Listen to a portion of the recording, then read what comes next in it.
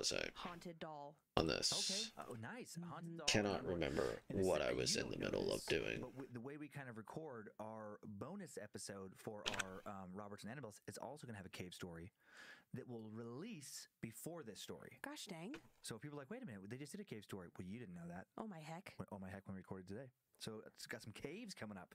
Cool. I have my two. The first one is pretty small, and then the second one is pretty big. Okay. First one comes from a few years ago in Houston, Got a Texas. pencil so that I An never unsettling lose that. Uber ride. I don't want to give away any more. Okay. The next comes from San Diego and is a series of encounters lasting over 150 years. A very famous haunted house, the infamous Whaley House, one of America's most supposedly long haunted buildings. Sounds very familiar. It's, you know, over the years, it showed up in a lot of like magazine top 10 lists, most haunted places. A lot of, you know, paranormal TV shows have sent their investigators there. Okay. And that's been going on for decades. Okay. So it's somewhere I've heard it. Yes, I bet you have. Okay. Sounds good.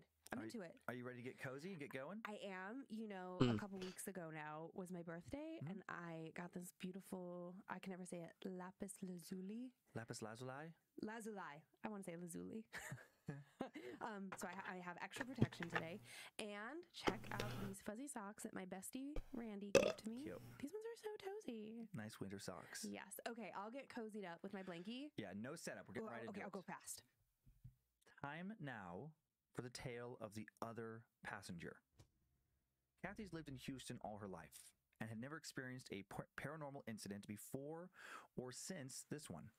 It was the summer of 2017. She was working downtown in one of the big high-rises in the accounting office of the headquarters for a massive international construction company based in Texas. And on a rainy July day, she left her office at about 6:20 p.m. when it was still storming pretty hard.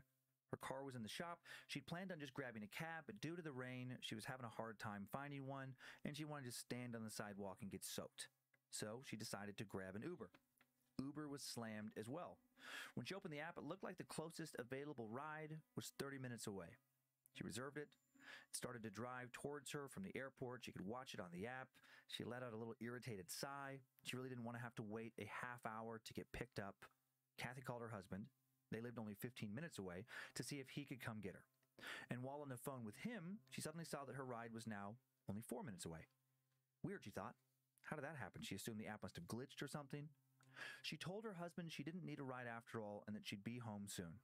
She hung up, wondered a bit more about how the driver, if he had been so far away earlier, was so close to her now. A few minutes later, she saw her Uber and hopped inside.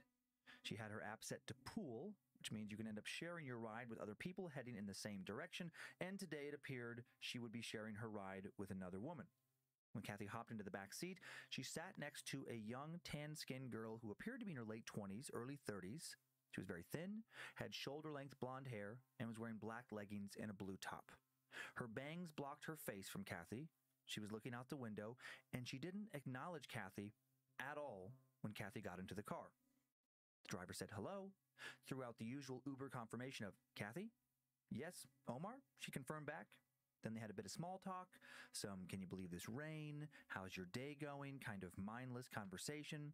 And the other woman in the backseat never engaged in any of it, or acknowledged that anyone else was talking or in the car with her.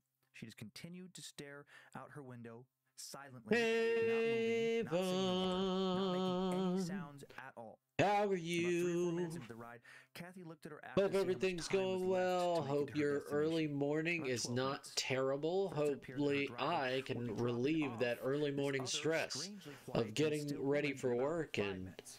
enjoying Kathy it gazed like out an her own old window, radio listening to a play. pop from some Spotify Like an playlist or old Pandora radio radio stations going coming out of on. the driver's speakers. She got lost for a bit, thinking about what she'd been up to at work I'm that day, good. I what learned work was about left the to do book on that the never current was project she'd until be it finishing up the was. following day, what needed to be done when she got home.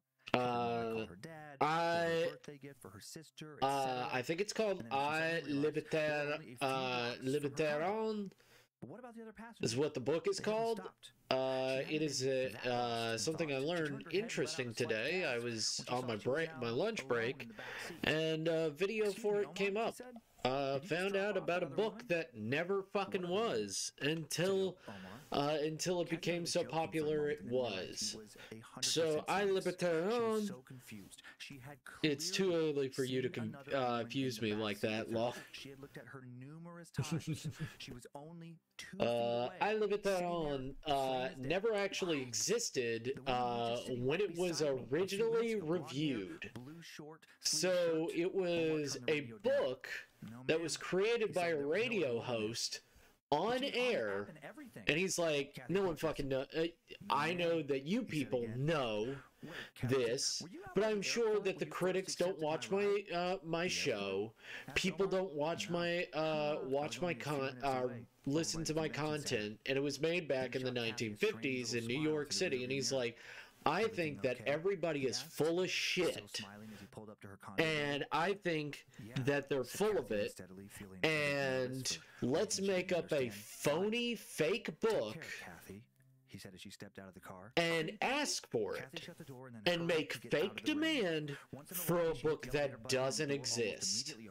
She got into the empty elevator, and when the door closed, muttered to herself, and it became New York's bestseller before it even was written. She was positive.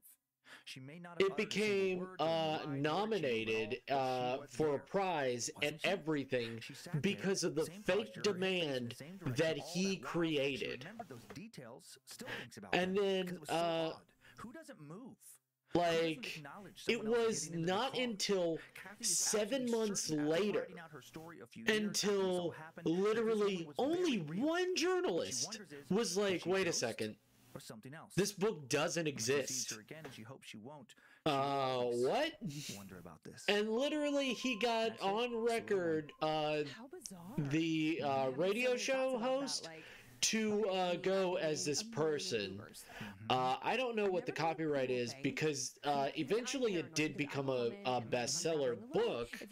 I don't know what the book, we should read it, because I think that's so interesting, of the book that didn't exist. I think that we should read it just to see, like, if it is, like, bestseller novel kind of thing, because it might just be bestseller just for the simple fact of, you know, the buzz around it. If I could afford, like, obviously I get it, like, sometimes so I mean, it might just be garbage, and that is totally fine. I would love to read garbage on here. People would talk about, like, oh, but aren't you nervous? But yes, it is a book that doesn't exist, and I learned about it, and I was like, ooh. I think that people, and I would love to just have a reference in it in my my comic, just because I think that that's so interesting and funny. Of a book that doesn't exist that became a thing.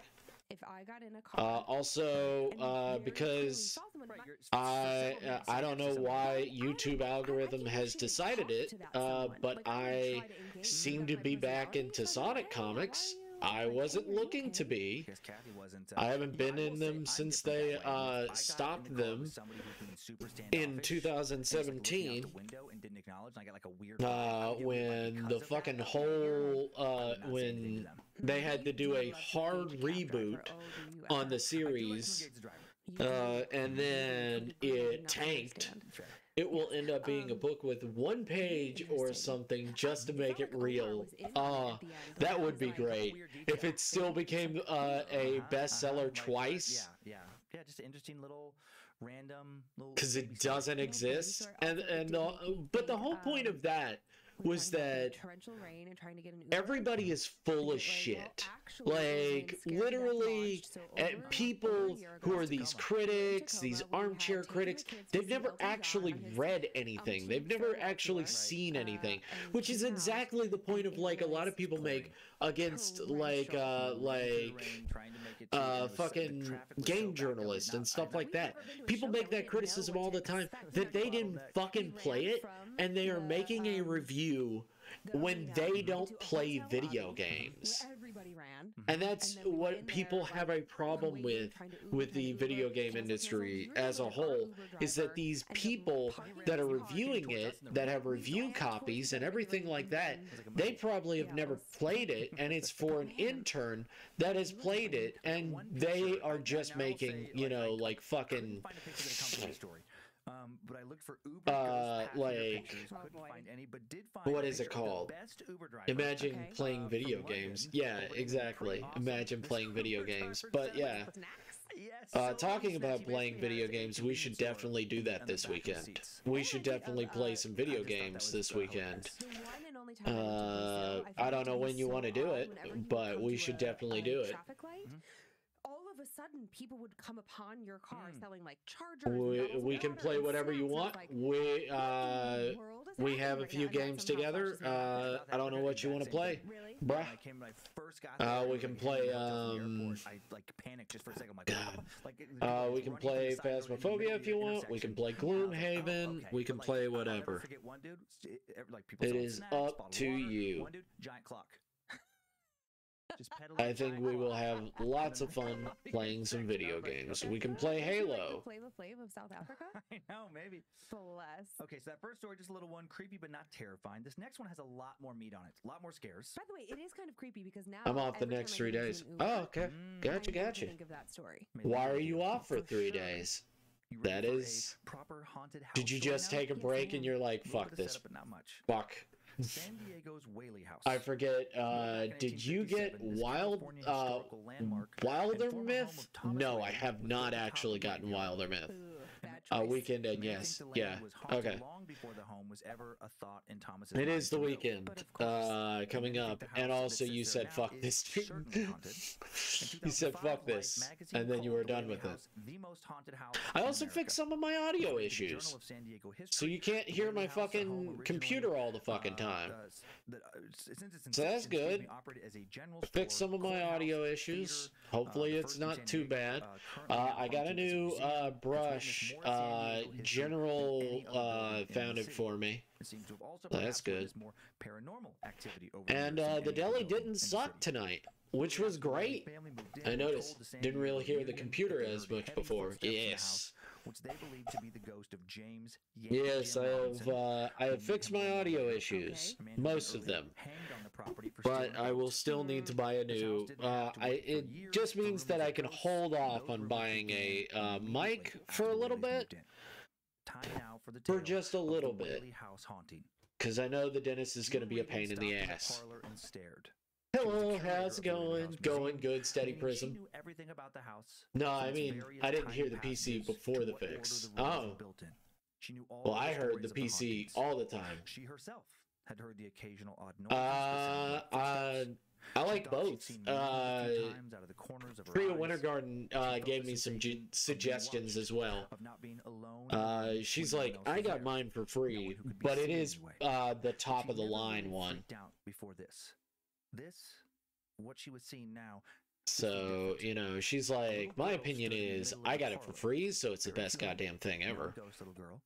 Just a moment ago, she'd been next to her mother, the two of them standing by a display. Hey, Abel, hey, steady. Oh, what'd she get? The one that was there. This was strange. It was raining outside. The Wave 3 Elgato. The Wave 3 Elgato is the one she got. Man outside, but there wasn't any man standing outside. The street in front of the house was empty. June asked the girl what the man looked like. Don't you see? He has gray hair. He looks old. There, she replied, I love the dot. That's very helpful. Love it. She said, chilled June to the core. Hope you're doing well, steady. Shorter work day for me today. Only 6.5 hours instead of the normal 8 hours. Shit yeah.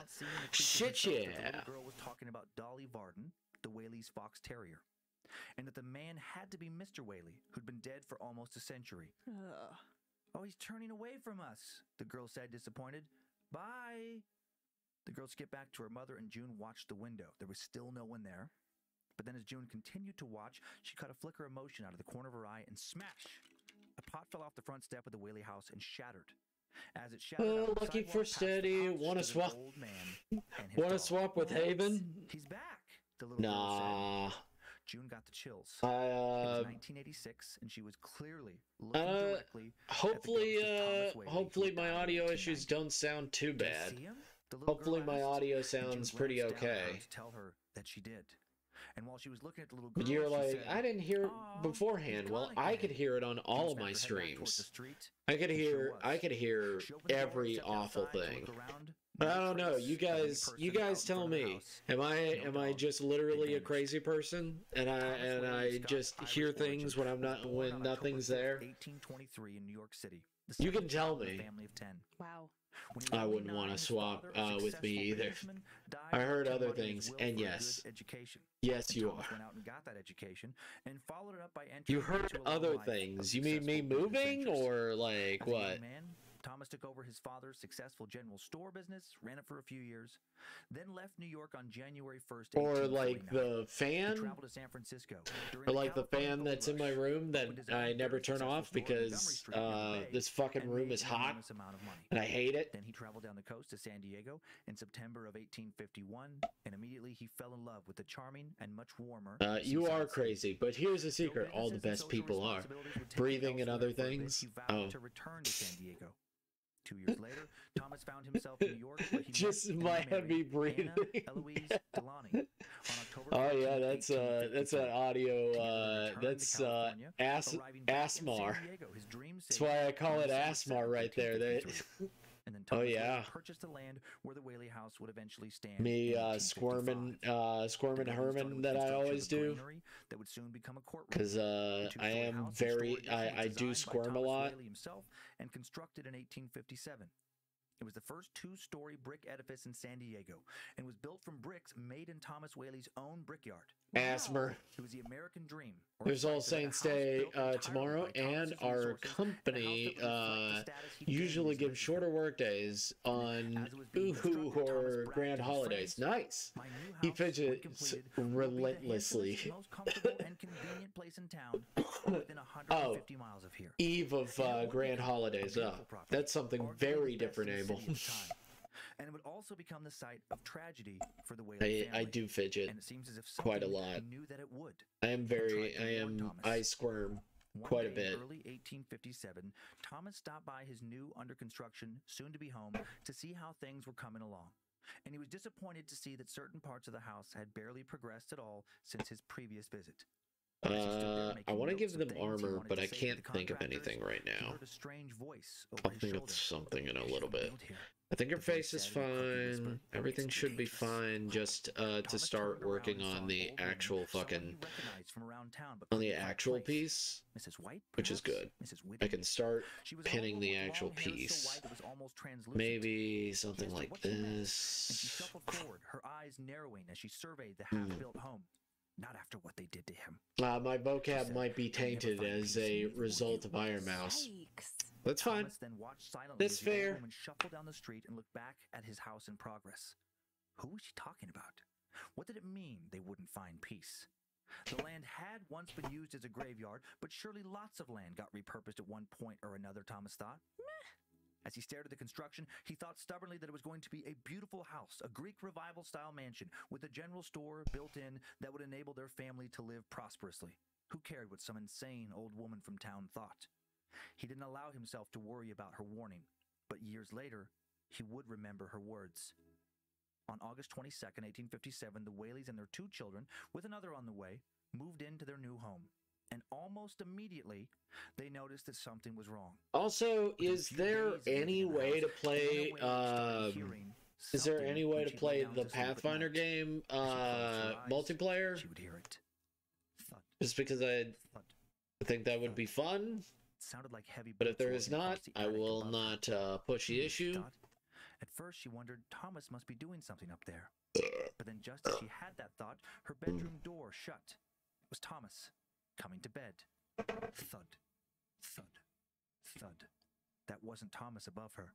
She looked towards her husband and could tell that Thomas didn't seem to register what she was hearing. Anna tried to ignore the sounds of footsteps. She reasons that there were many things she didn't know about the house, about certain pieces of machinery in the granary, for instance, and that she was just tired and probably interpreting Kingmaker, I'm not sure without mods. I looked at some of the mods.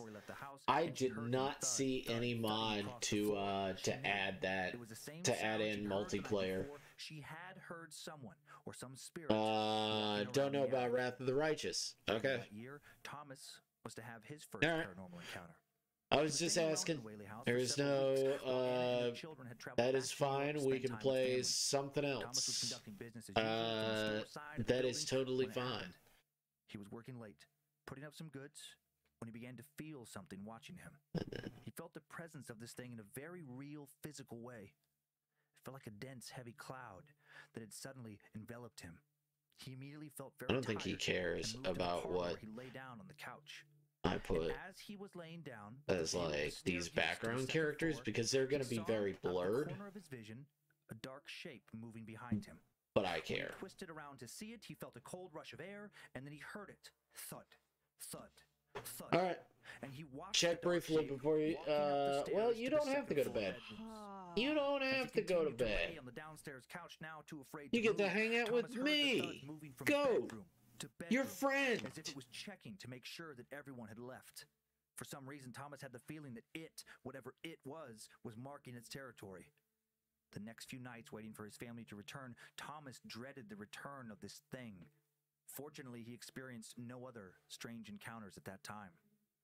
Not until his family returned. When Anna came back the following week, Thomas was starting to hear the footfalls from the attic at night. Every night. But yes, he was having a hard time sleeping. Hope you guys are having a great time.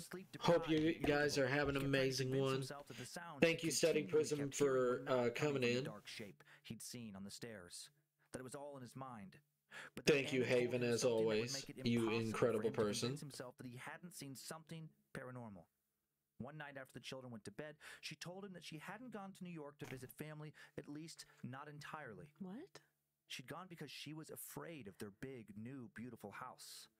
She'd been hearing the footsteps, and she felt that there was something sticking to her in the house. She knew that sounded odd, but she didn't know how else to describe it. It just felt like something from the spirit world had attached itself to her. Something that had come from the house, and she felt she needed to get away from it. She told him she still felt it, and she wanted to move. Maybe it was because of how tired he was, but Thomas did not handle this news well.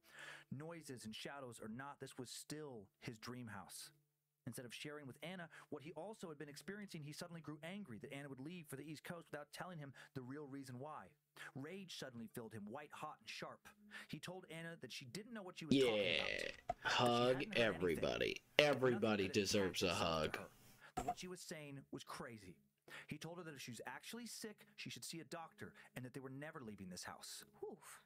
Just a few months later, on January 29th, 1858, he would begin to regret immensely his decision for them to stay. Their youngest child, Thomas Jr., just 18 months old, died of scarlet fever. Anna and Thomas were crushed. Then, just a few weeks later, the general store that was part of their home caught fire and burned to the ground. Their youngest child and their business had vanished almost overnight. Did illness take the children's lives all the time back then? Of course. Were fires more common and typically more devastating back before modern building codes and modern fire departments? Certainly. But the back-to-back tragedies didn't feel natural in origin to the Whaleys. Thomas kept thinking about the thing he'd seen on the stairs. Anna thought about the sounds from the attic, the feeling of something that had attached itself to her. She also couldn't shake a sinking feeling that the thing she'd heard had something to do with the fire and something to do with the death of her child. As they searched their minds for answers, Anna and Thomas now began hearing cries at night. Coming from the attic, just like the footsteps. It was agonizing. It sounded exactly like baby Thomas. When they weren't hearing crying, they were hearing giggling and cooing. They both were hearing this. Fuck that. And often, just as the crying would fade away, they would hear thud, thud, thud. Oh my God, it took their baby. They became convinced that something truly terrible had happened, something unimaginable, something neither would have ever thought possible prior to what they'd both recently experienced. They became convinced that their baby hadn't just died, not naturally. They now thought that something, so looked about, no mods for either I'm aware of. Gotcha. Taken their baby from them. Cool. And when Anna confided this suspicion that is fine. That is 100% or give her the A-okay. One gives a grieving mother searching for answers. Instead, the neighbor's face went ash white. She looked at their house and whispered, "Do you think it could be Yankee Jim?" What? Let's see, where's the settings? Where are you? 1852, and trouble had followed. Jim was a petty thief. Image resolution. A few times. No. He managed to snake his way Gonna make it a higher DPI. Stole the wrong thing from the wrong man, and this man made I'm gonna make it a higher DPI. That's too small. That's small fries compared to what I want. I want big. The town constructed a crude gallows out of a wagon, and Yankee Jim ended up standing on these gallows waiting to be hanged. Yankee Jim. At his request, he was given a quick Catholic baptism, and then the newly christened man had a thick, coarse rope placed around his neck by the executioner. The gallows wagon then pulled out from under his feet and dropped Jim within a few inches of the ground, where he kicked and twitched and writhed as he was strangled to death while many from town watched. Next best thing is, in lieu of those, would be either BG3 or Divinity Original Sin 2. What is BG3? What the hell is BG3? Oh boy. What in the heck? What in the holy heck is that? My friend? Baldur's Gate. Oh, Baldur's Gate. Yeah, we could try some Baldur's Gate. By all accounts, they were happy back up in San Francisco, where Thomas still owned a successful store. But then if anything, we can just play Gloomhaven, and we can have that existential nightmare looming over our heads. During the following decade, the Whaley House was used for several things. That'll be fun. That'll be fun of blaming each other, trying to be like, oh man, no, it was you. No, it was you. No, I don't think I would blame you anyway. The nickname for the neighborhood where the Whaley House stood, even if we fucking failed every 5 minutes. And now the big house in the corner, I'd be like, God damn it. Became cold and impenetrable. What am I doing wrong? Occasionally when the curtains fluttered as though something were behind them. The store was closed, the business was gone. By this time, the Whaley children had grown up, and 2 of the Whaley daughters had been married inside the house and moved away. And then one daughter would return briefly for the worst of reasons. Violet, the Whaley's younger daughter, married a man named George Bertolacchi, and the match was not a good one. Oh, no. Violet, so scared of the social shame and stigma she would receive from a divorce, instead shot herself in the chest in the Whaley House on August 18th, 1885. My God. Still in early access for that, though, so not all the classes and story isn't finished yet. Yeah, I know. I know. Anywhere out of this world. She signed it with her maiden name, Violet Whaley. Violet killed herself on the second floor in a bedroom that she'd hidden for most of her final years, trying to get away from the prying eyes of her family and her husband. And today, that door is locked, and visitors regularly claim to hear Violet behind the door, crying softly or simply rustling around. Oh my God.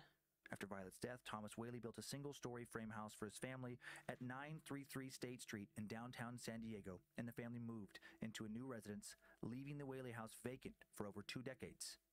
Did Yankee Jim now have the house all to himself? Was that what he'd wanted all along?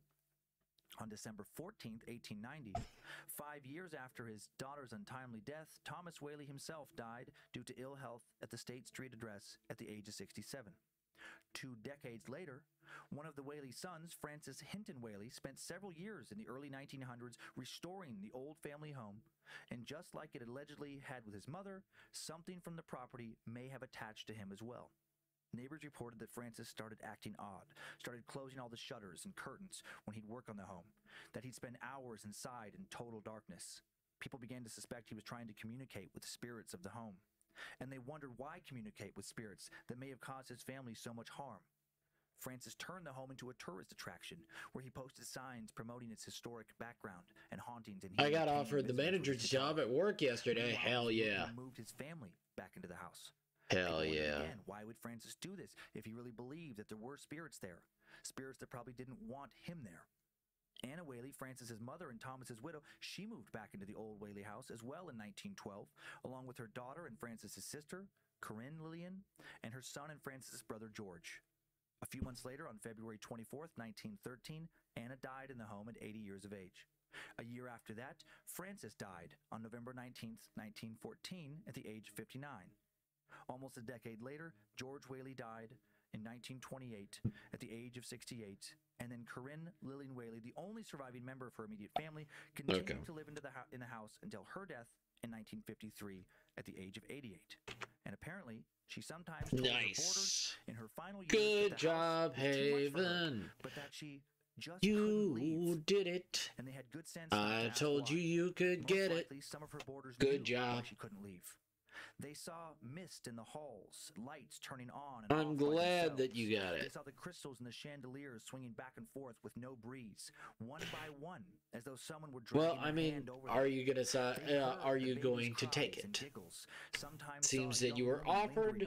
That is up to you. Sometimes the boarders mistook this. That's a lot of responsibility that you are already taking on to yourself anyway, so it's not like it changes much.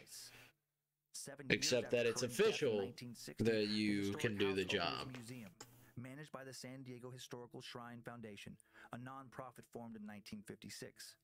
The conversion of the house to a museum also opened the house to not-so-casual tourists, mediums, psychics, paranormal investigators. In 1964, Regis Philbin, the TV personality who passed away in the summer of 2020, famous now for hosting Who Wants to Be a Millionaire, co-hosting that long-running morning show with Kathy Lee Gifford, he visited the house when he was just 33, hosting a local San Diego. I have the weekend to think about it and then have a meeting with the DM over Monday about it. Okay.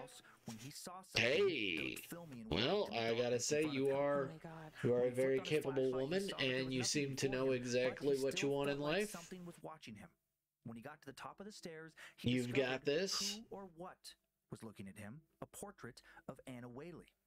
It felt like she was staring directly into his eyes from the painting. It felt like her eyes were alive. Had something filmy and white passed out of the portrait and just as quickly slipped back into Anna's painted face? When he was asked about the sighting, Regis said, I'm not sure about all that, though. Because they can't see it, but there was something. You're an excellent, wonderful, stupendous woman who seems quite capable in her day-to-day life. Saw a figure of a woman wearing a long, full skirt that reached the floor. And seems to know what she wants. The visitor saw, and the skirt had a calico or gingham print. She had a kind of cap on her head, dark hair, and small gold earrings, and then poof. She just inexplicably vanished in front of the visitor's eyes. No way. This woman didn't match any physical description of the Whaleys, but with borders I think I know about that. In the early 20th century, could she have been one of them? Was she from the days of Yankee Jim, long before the Whaleys moved in? Was she one of the beings that tortured the Whaleys? Before closing, due to the COVID pandemic... You say that as I literally just fell off a chair at the bus stop. Well, Steady Prism, you're pretty awesome, too. That she heard the disembodied pounding of a gavel, and then Steady Prism, you're pretty awesome. I know Steady Prism's awesome. I know that Abel is radical. Napalm Blade is also pretty cool. He's pretty epic. Down the next hallway, there was nothing there. Just more. How's Napalm Blade? How's the blade with napalm? She heard a child's laughter, which seems quite fucking dangerous. I must say, a blade with the napalm property is probably pretty dangerous. She realized how alone she was, how deep in the house away from her tour. How gray and flat the light was, how the sunlight through the stained glass windows looked like blood on the floors. Altogether, it was terrifying.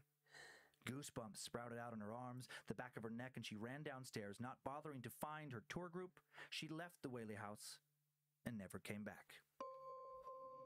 Damn. A lot of stuff going on there. A lot of stuff on one property for a long time. Long time, and still happening. I mean, if you believe it. Exactly. I mean, it was interesting that Regis Philbin, of all people, if Regis would say, says like, it happened. Yeah, I saw something that happened. he was a kooky dude, but in a fun way, just like a, you know, an upbeat kind of fun, not kooky and like really into like out kind of side the box thinking, but you know, like a goofy. Maybe it's a different term. Happy. I would call him happy. Yeah. I think just because we're, you know, maybe a little bit less happy.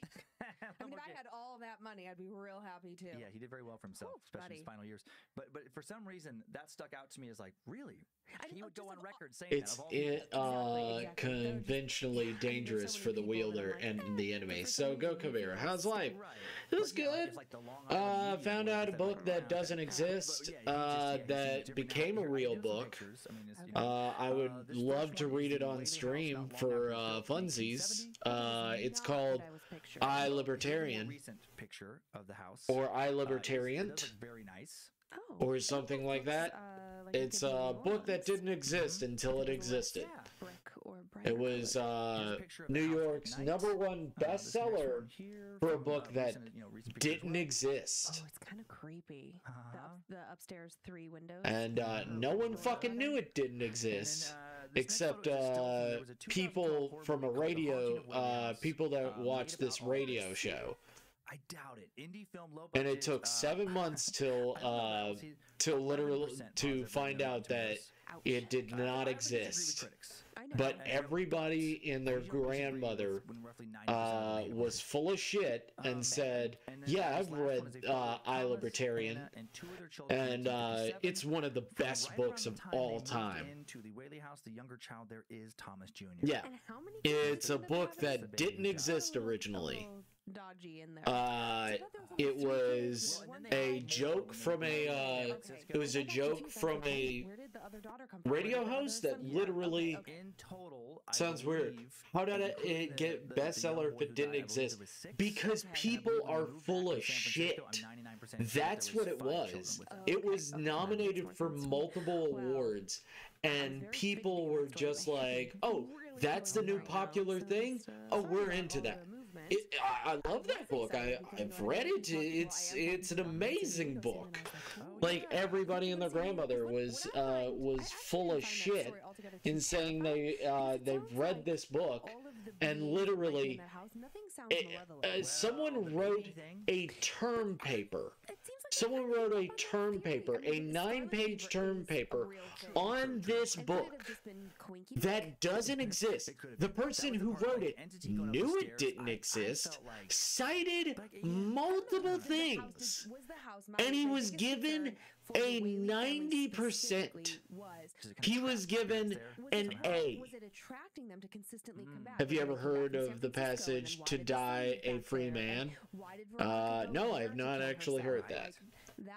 And if so, don't think I have. I had there was like, well, if the spirits are pissed off that they built this house on this land, then they're just constantly drawing this family back. Not just Thomas Whaley, but his whole family. His descendants. Kind of like just a curse on the family. Right, since he was the one who built it. Wonderful woman who knows exactly where she is in life. All of it. And because Regis Philbin said so. And because Regis, and we can trust Regis. No, but because of all of that. In Regis we trust, is what you're saying. Sure. Can I get that on a shirt? In Regis. Sheldon from Big Bang. That would be a super fun shirt. It would be so like, what? It would be hysterical if it's that, but then scared to death. Like, what? Is Regis scared to death? Oh, well, he is dead. I know, but he lived a nice long life. He was really ill in the end, wasn't he? I don't know. A ghost that had Scared to Death and Time Suck to next year. We will be sure to spread the word here on the Time Suck podcast. We'll get a different look at the dark legend of Fran. Said she had seen the same woman in the same in 1989. Let me get my passport. Okay, and then plenty of time to settle in. My passport is my blanket. Get your blanket. Bazinga. And then we have some scary setup while you yeah, no, it's a book that doesn't exist, and it was very funny. It's so interesting to see how mmany people are so full of shit and just want to fit in. Like, that's exactly why I've done it before, where I have said things where I wanted to fit in and stuff like that. Whispers disturbingly close to you.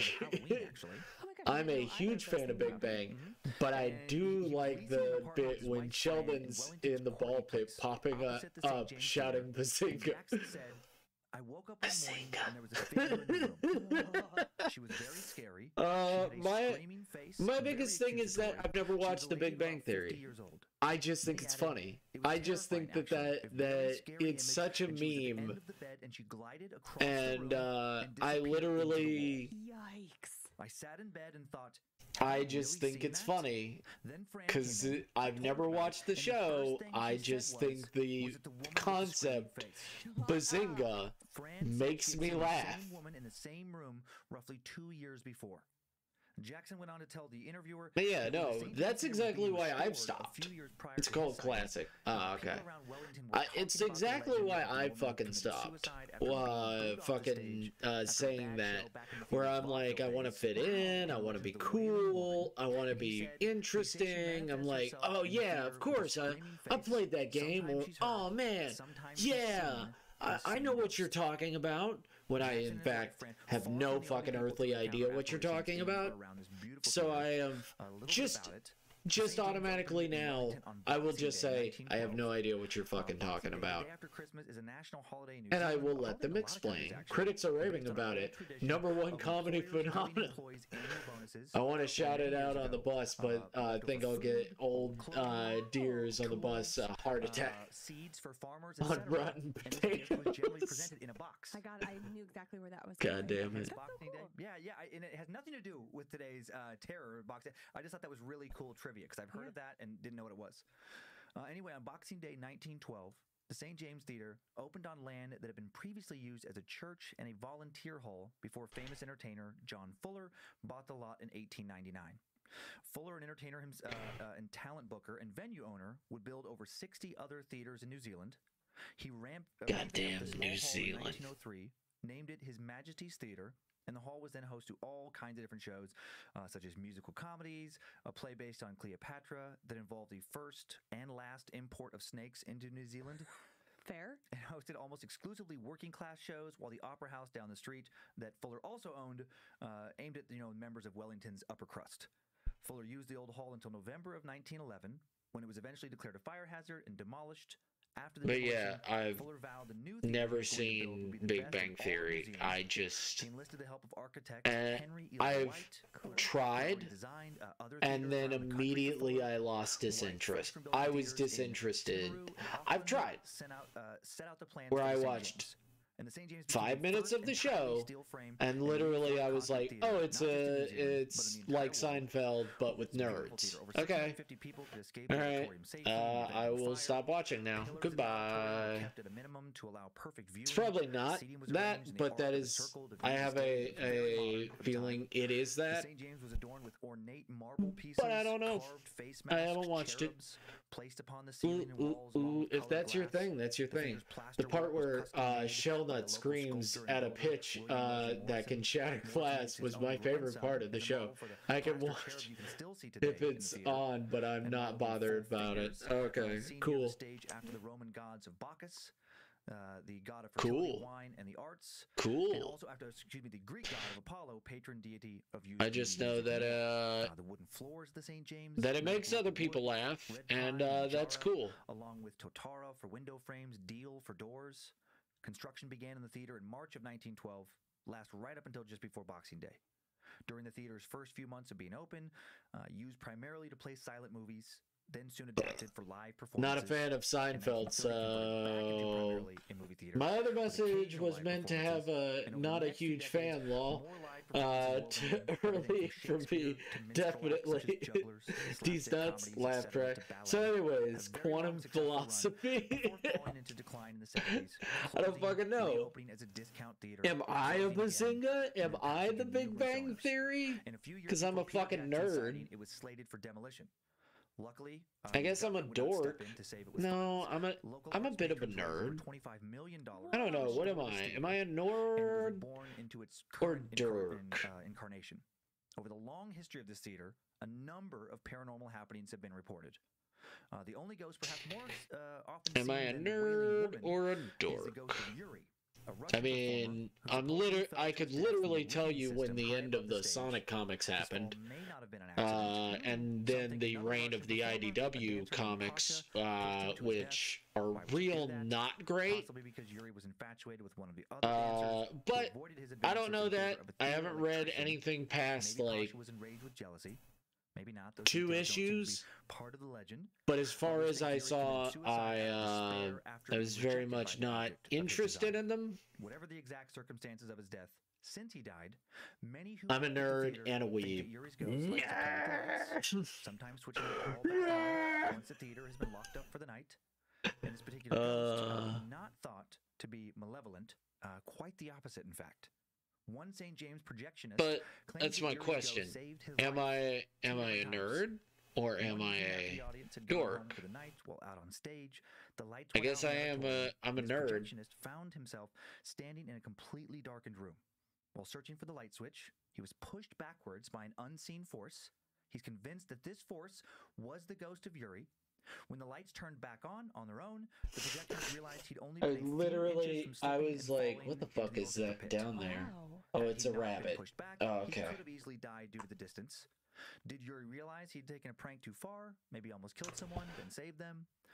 Is that why this, spirit saved the projectionist, or did a different spirit turn off the lights? Did Yuri intervene to save someone else from ending up with their spirit? Leonard, leave me alone. Sheldon, I'm trying to have sexual relationships with my girlfriend. Sheldon, Bazinka. I wouldn't have say you're a nerd, as they're meant to have no social skills, and you do. Oh, well, thank you. Oh, well, thank you. Wow. Did the ghost of a man who died? I thought a dork didn't have social skills, but I guess both don't have social skills. A dork is someone who just guesses like uncool, an uncool nerd.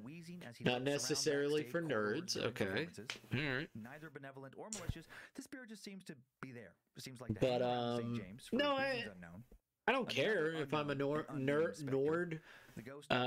VPN. Get your free Nord VPN. By the way, did you know that we're sponsored by Nord VPN? Associated with the St. James. And the most highly unlikely, probably, is the story of an entire boys' choir said to haunt the theater. The legend regarding why they haunt this particular theater is that the choir played the last song of St. Poindexter. During the Second World War.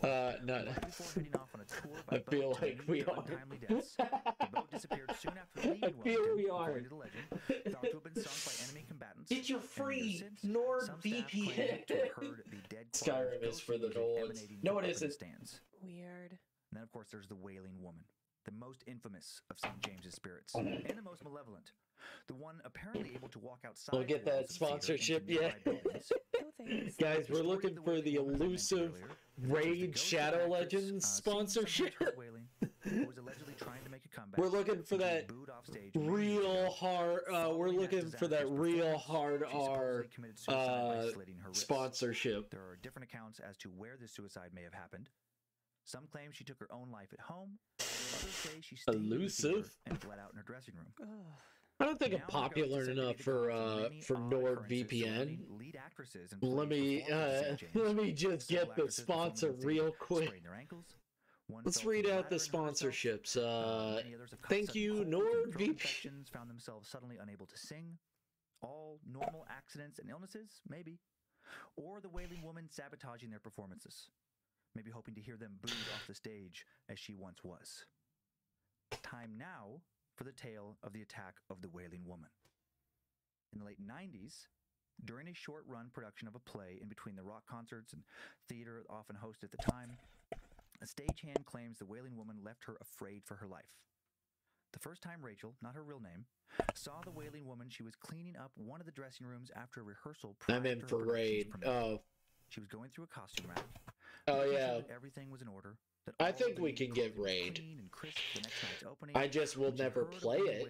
From somewhere by the stage. At first, she assumed it was either one of the performers goofing around. I'll fucking sponsor Raid Shadow Legends. I will never fucking play that game. That game's way. The game's just not for me. Idiot.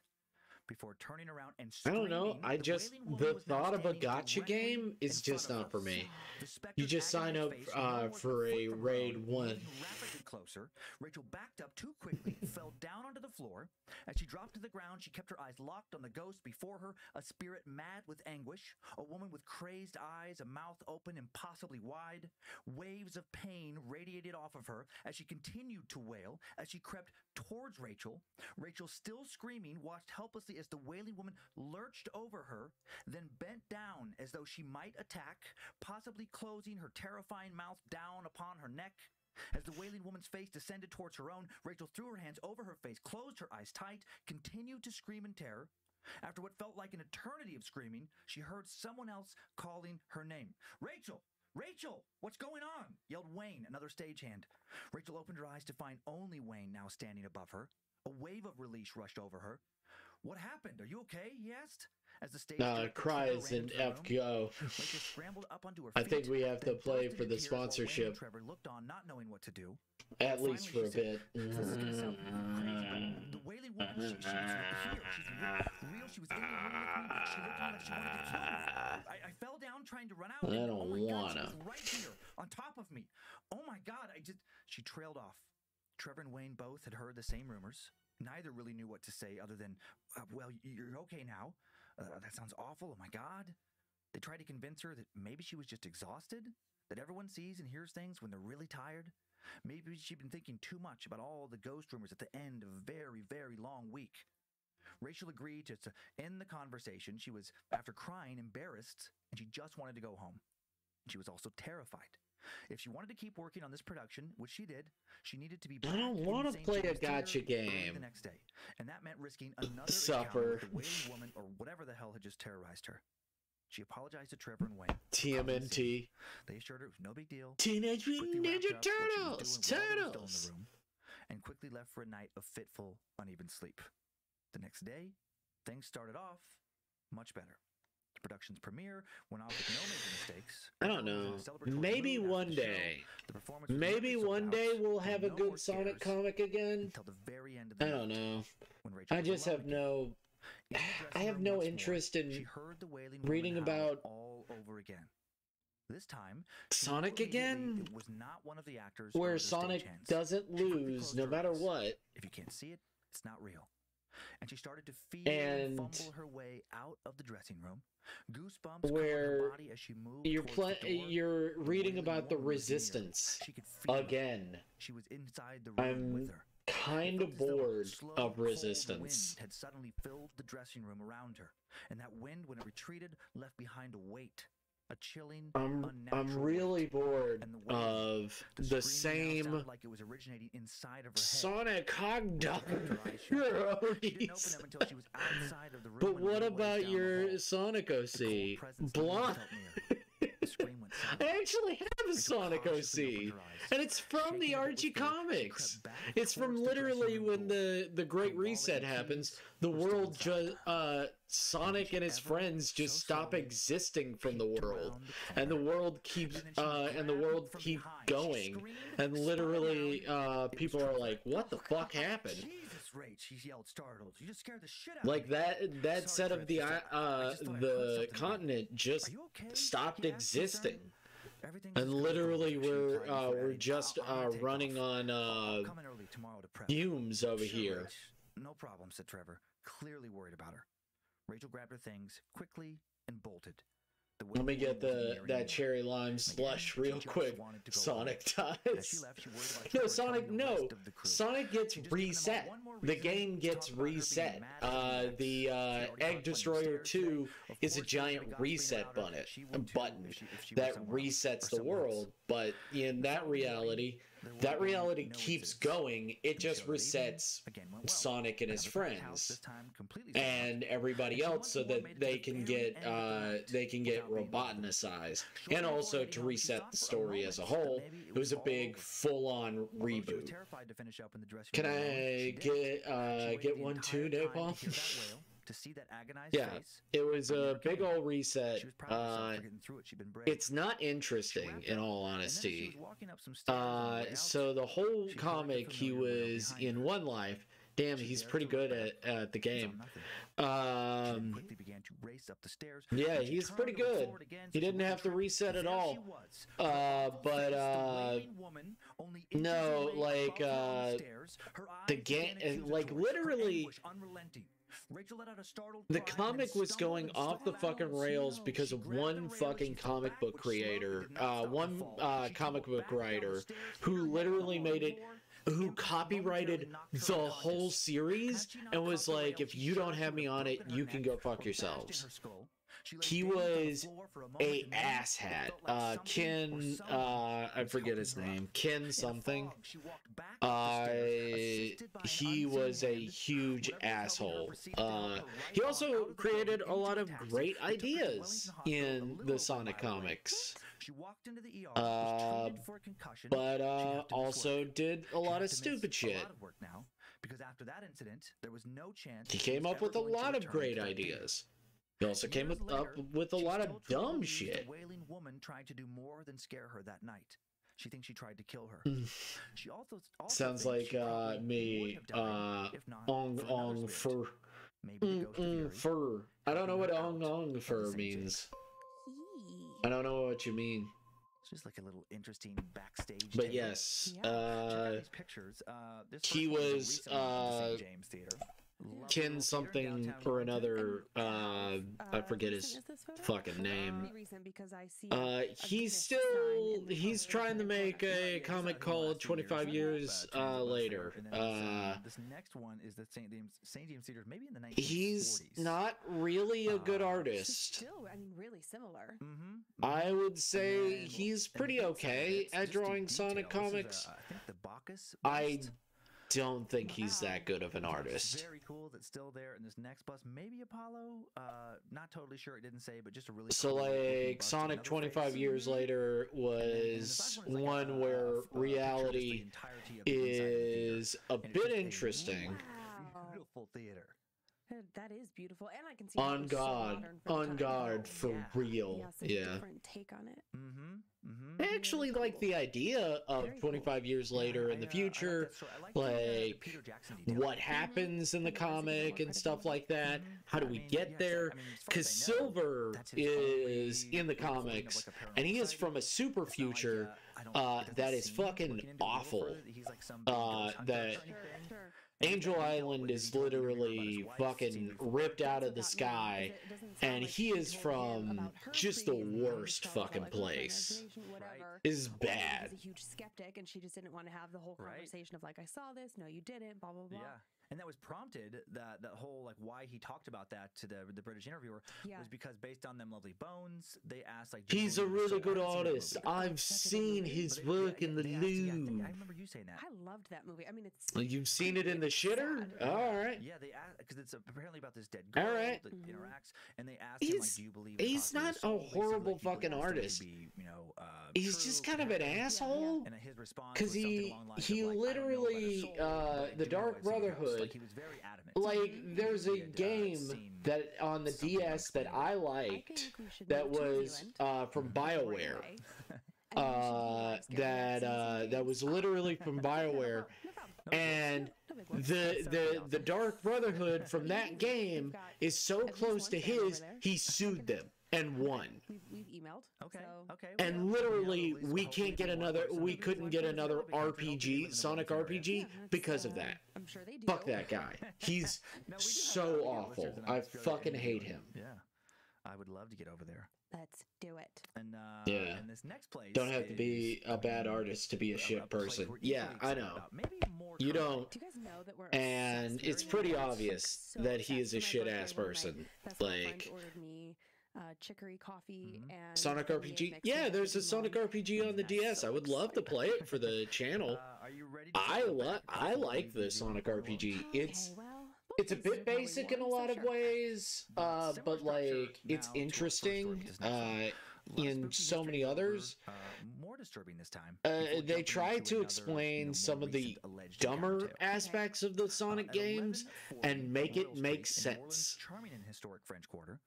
it's not half bad. It like gun, why the humans are there, and what the actual like Earthlings and like what species is Sonic, and like kind of an interesting set piece. I actually like it, and it also gives Knuckles culture, because Knuckles has nothing. He is the only echidna. By the time she turned 18, and the reportedly gentle and sweet where the Dark Brotherhood is actually an interesting concept, but instead of being like, emulation is theft. Okay. Alright, guys. We will just get a capture card for a DS game. Good thinking, Napalm Blade. We should. We should get a capture card for a DS cartridge. At just 14 years old, I'll get it right on that. I know, still weird. Don't you worry, I will. It will be. It will not be emulated. I promise. 100%. When she would just be a freshman in high school today. Oh my God. Spend your money on Nintendo Plus. To Jean-Paul Blanc, a wealthy Frenchman who was a banker, lawyer, but no, if Ken did come on to my stream, I would really like. There's a lot of things that he did bring up into the comic that made it more serious, made it more interesting, that I loved, that made it go for as long as it did.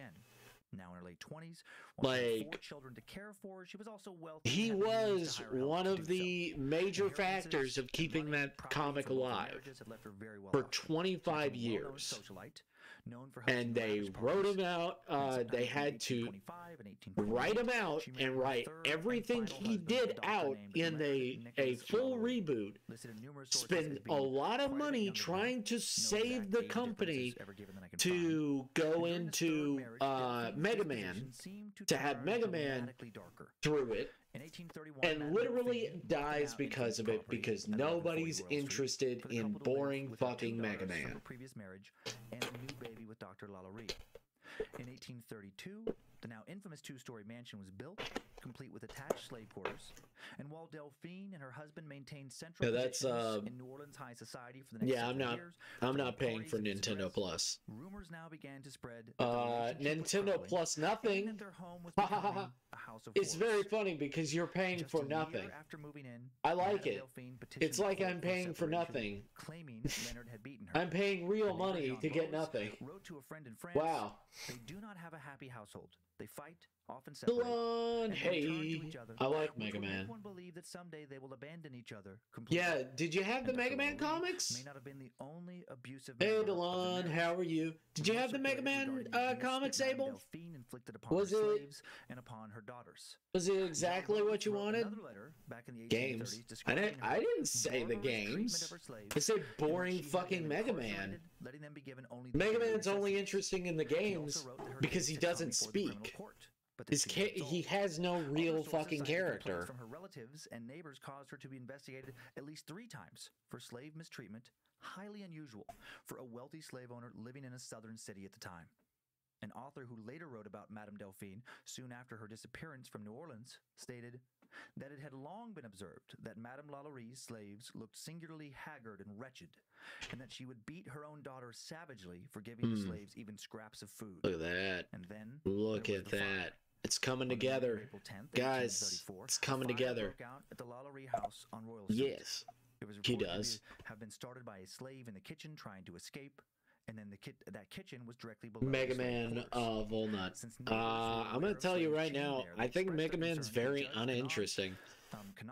I do apologize if that infuriates you, but I mean, I think he's very uninteresting. To have the slaves removed to a safer place, then he was rudely told to mind his own business. How odd. God damn it. There we go. He was told by Dr. Lalaurie. The judge then gave orders to break down the doors of the slave quarters, and that's when numerous chained, starved, beaten slaves were discovered. The condition of these slaves has been embellished and exaggerated through storytelling over the years, but it's important to note that newspaper accounts following the incident do contain eyewitness accounts from the day they were saved of their exact condition. And these accounts are sickening. The Courier described it and as in the comics, they don't make him that interesting either. Like, I think that what Mega Man is kind of uninteresting, but you can write him correctly. Like, I think he is uninteresting because every writer I've ever read so far, he is very uninteresting as a character. Luigi be like, well, I wouldn't blame you on that, and it is fair. How are you doing so far?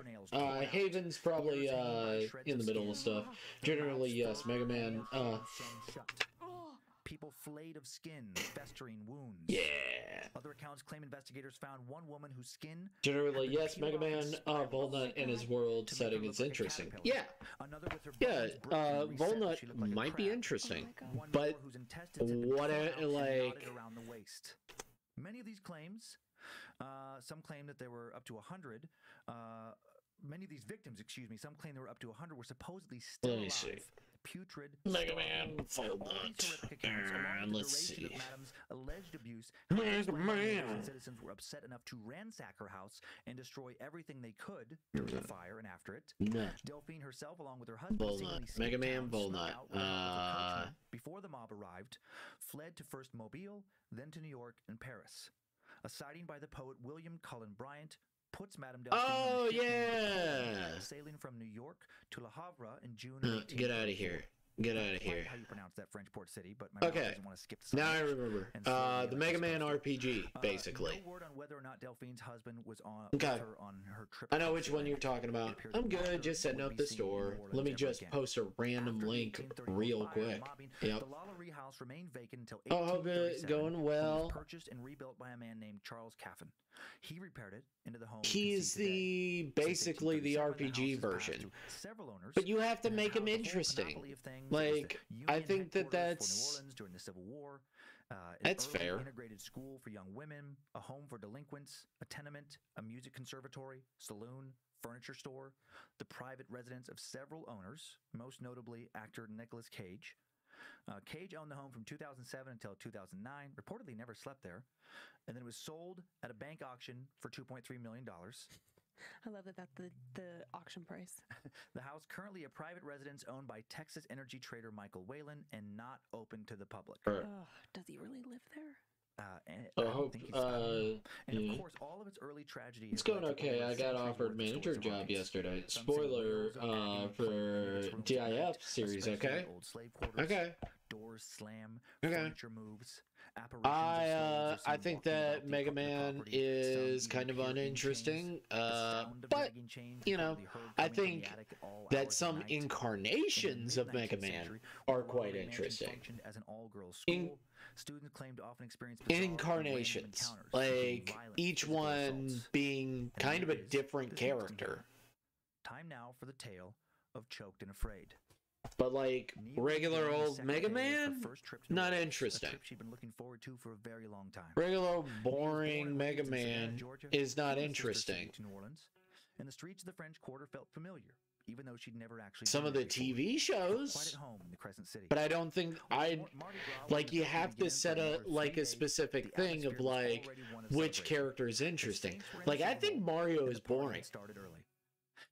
Doesn't mean all of his games are boring. I think a lot of his games are fun and interesting and exciting. I think Mario as a whole, as a character, is real fucking boring. With no particular destination in mind, just enjoying the day, they eventually found themselves on Royal Street. Like, that's just one man's opinion. I might be wrong. Gorgeous antiques and beautiful historic homes, and me and Ken hit a lot of these shops. And they also enjoyed some Mega Man in the Zero series actually becomes a villain. Yeah, which is fun and interesting. And the day took a very strange turn. I have the weekend to think about it if to take it or not. He right. My favorite Mega Mathin is the cover art one for Street Fighter X Tekken. She began to feel ill, confused. First, her husband Napalm, that's not an answer, and we know. Maybe she was just a bit dehydrated. Oh my god. Panic. Her head was pounding. The beads suddenly felt like heavy chains. It felt like they were choking her. Aware that she was beginning to make a spectacle of herself, make a scene, but not caring, she worried that she was dying. She felt hot, very hot. It felt like you do when you're standing next to a fire. She looked back at her husband, unable to speak, and then towards the windows of a house she later learned was the Lalaurie House, 1140 Royal Street. She could see flames inside the home. She could hear screams. She could see shadowy figures darting back and forth behind mostly closed curtains. Then the entire intense scene began to get blurry. She was having trouble breathing. Her vision was fading. She finally was able to grab the beads around her neck, the beads that felt like chains, and it took all her strength to pull them up and over her head and toss them to the ground. Her husband, Ken, now came back into focus. He was in the middle of calling 911 to get an ambulance. Nurse, she said, I'm okay. David, I see it. I'm rooting for you. Yes, no, don't matter, Mario do be kind of boring. We all hope you feel good about it. Even better when you consider that the OG games, time-wise, go into the X series, then into the Zero series. It's me, Everlasting Anguish, and it's all the same Mega Man. It's all the same. It never ends. Don't worry, we'll keep going in the Mega Man verse. It looked vacant. She scanned the windows and at first saw nothing. But then, right before turning to leave, her eyes landed on a dark shape in the upstairs window, the one closest to the corner. A woman, perhaps a mutilated woman. It was hard to tell in the low light, but she felt that something horrible had happened to her, had disfigured her, stood with what seemed to be a chain around her neck, and as Nia stared at her, she felt first afraid and then sadness. Ken, trying to keep her moving, pulled on her hand, and she reluctantly turned and followed. When she looked back just a moment later, the woman was gone. Once back to the hotel that night, she told Ken everything. They got on their phones, determined that the building was the Lalaurie mansion. Then they read enough to learn about the fire and about the horrible history behind it. Nia and Ken stayed in town for Mardi Gras, but they avoided Royal Street the rest of their trip. While Nia still loved the city of New Orleans, it of course no longer felt quite as festive. Her mind kept drifting back to one of the darker chapters of its history as thousands drunkenly celebrated around her. She kept wondering, did the woman in the window just want her to feel her pain? And how long had that spirit been trapped inside that house? How many others were trapped with her? How often did they relive the darkest days they once spent there? I like Mighty Number 9. Wow. Tried to cleanse that house? Okay. That's a cycle for you. Into the Megaverse. Eggman Mega. No problem. Just be careful and we'll hug lots of cheers. Yes. Thank you, Delon. I think it's been a private residence for as long as there's been the ghost tours. So okay, yeah.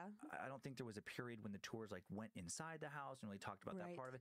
And the last few owners don't seem to have said much about what currently goes on there. Yeah, it's weird that they don't seem interested in. Excuse me. I was going to say it seems interesting or odd that they don't want to share what goes on in the house, but then also, like, do you just want more and more people coming to your house? Because it's the ghost tours already go past it. Everyone knows where it is. It's a very famous location. So if you were the current energy owner guy, you don't really probably want to share like, oh, this happened and then that happened, because then it's just going to cause more attraction to your... I mean, if you're a wealthy person and you just love to be in the French Quarter and it's a beautiful house... But I would not fucking sleep there. No, but if you're someone who just doesn't believe, there are plenty of people who have no belief at all in the paranormal. It does nothing for them. And if you're one of those people, it just doesn't bother you. I guess. You're not going to have any interest in like... letting curiosity seekers come around your house any more than they have to. It's good that I don't want to live there. You know what I mean? Let's go to some pictures. In my imaginary world where we can afford that. This first picture is of Madame Delphine. And then a painting. I mean, I hate her, but sure, thanks. And then this next one is the residence at 1140 Royal Street. So yes, I mean, it is. So I'm excited for. I am excited for our good friend Haven to get the job. Second story. I'm very excited. Yeah. For some reason, I remembered it being red. Well, wish I could stream, but man, OBS effed me up good, but it'll be fine, but needs to figure out why it ain't doing that work. But before that, well, 2 words, YouTube video, 2 more words, 3 p.m. Eastern. Got you. That is totally understandable. That is totally understandable. Does look familiar. But yes. No, Mario do be boring though. Earlier days, a little horse and buggy there. But still, more or less, exactly the same. Yeah, exactly. Which is so cool. And then I don't know why they're trying to make another Mario movie. And with an entity that may have.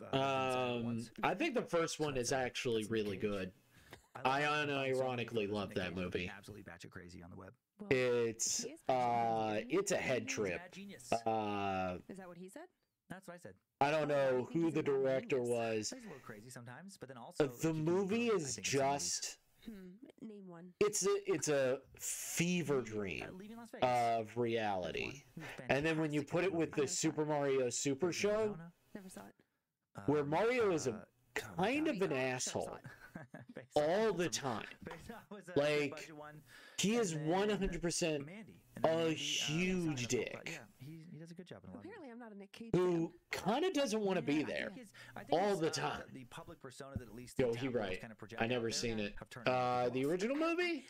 The original movie, it's fine. It works. It is. I like it.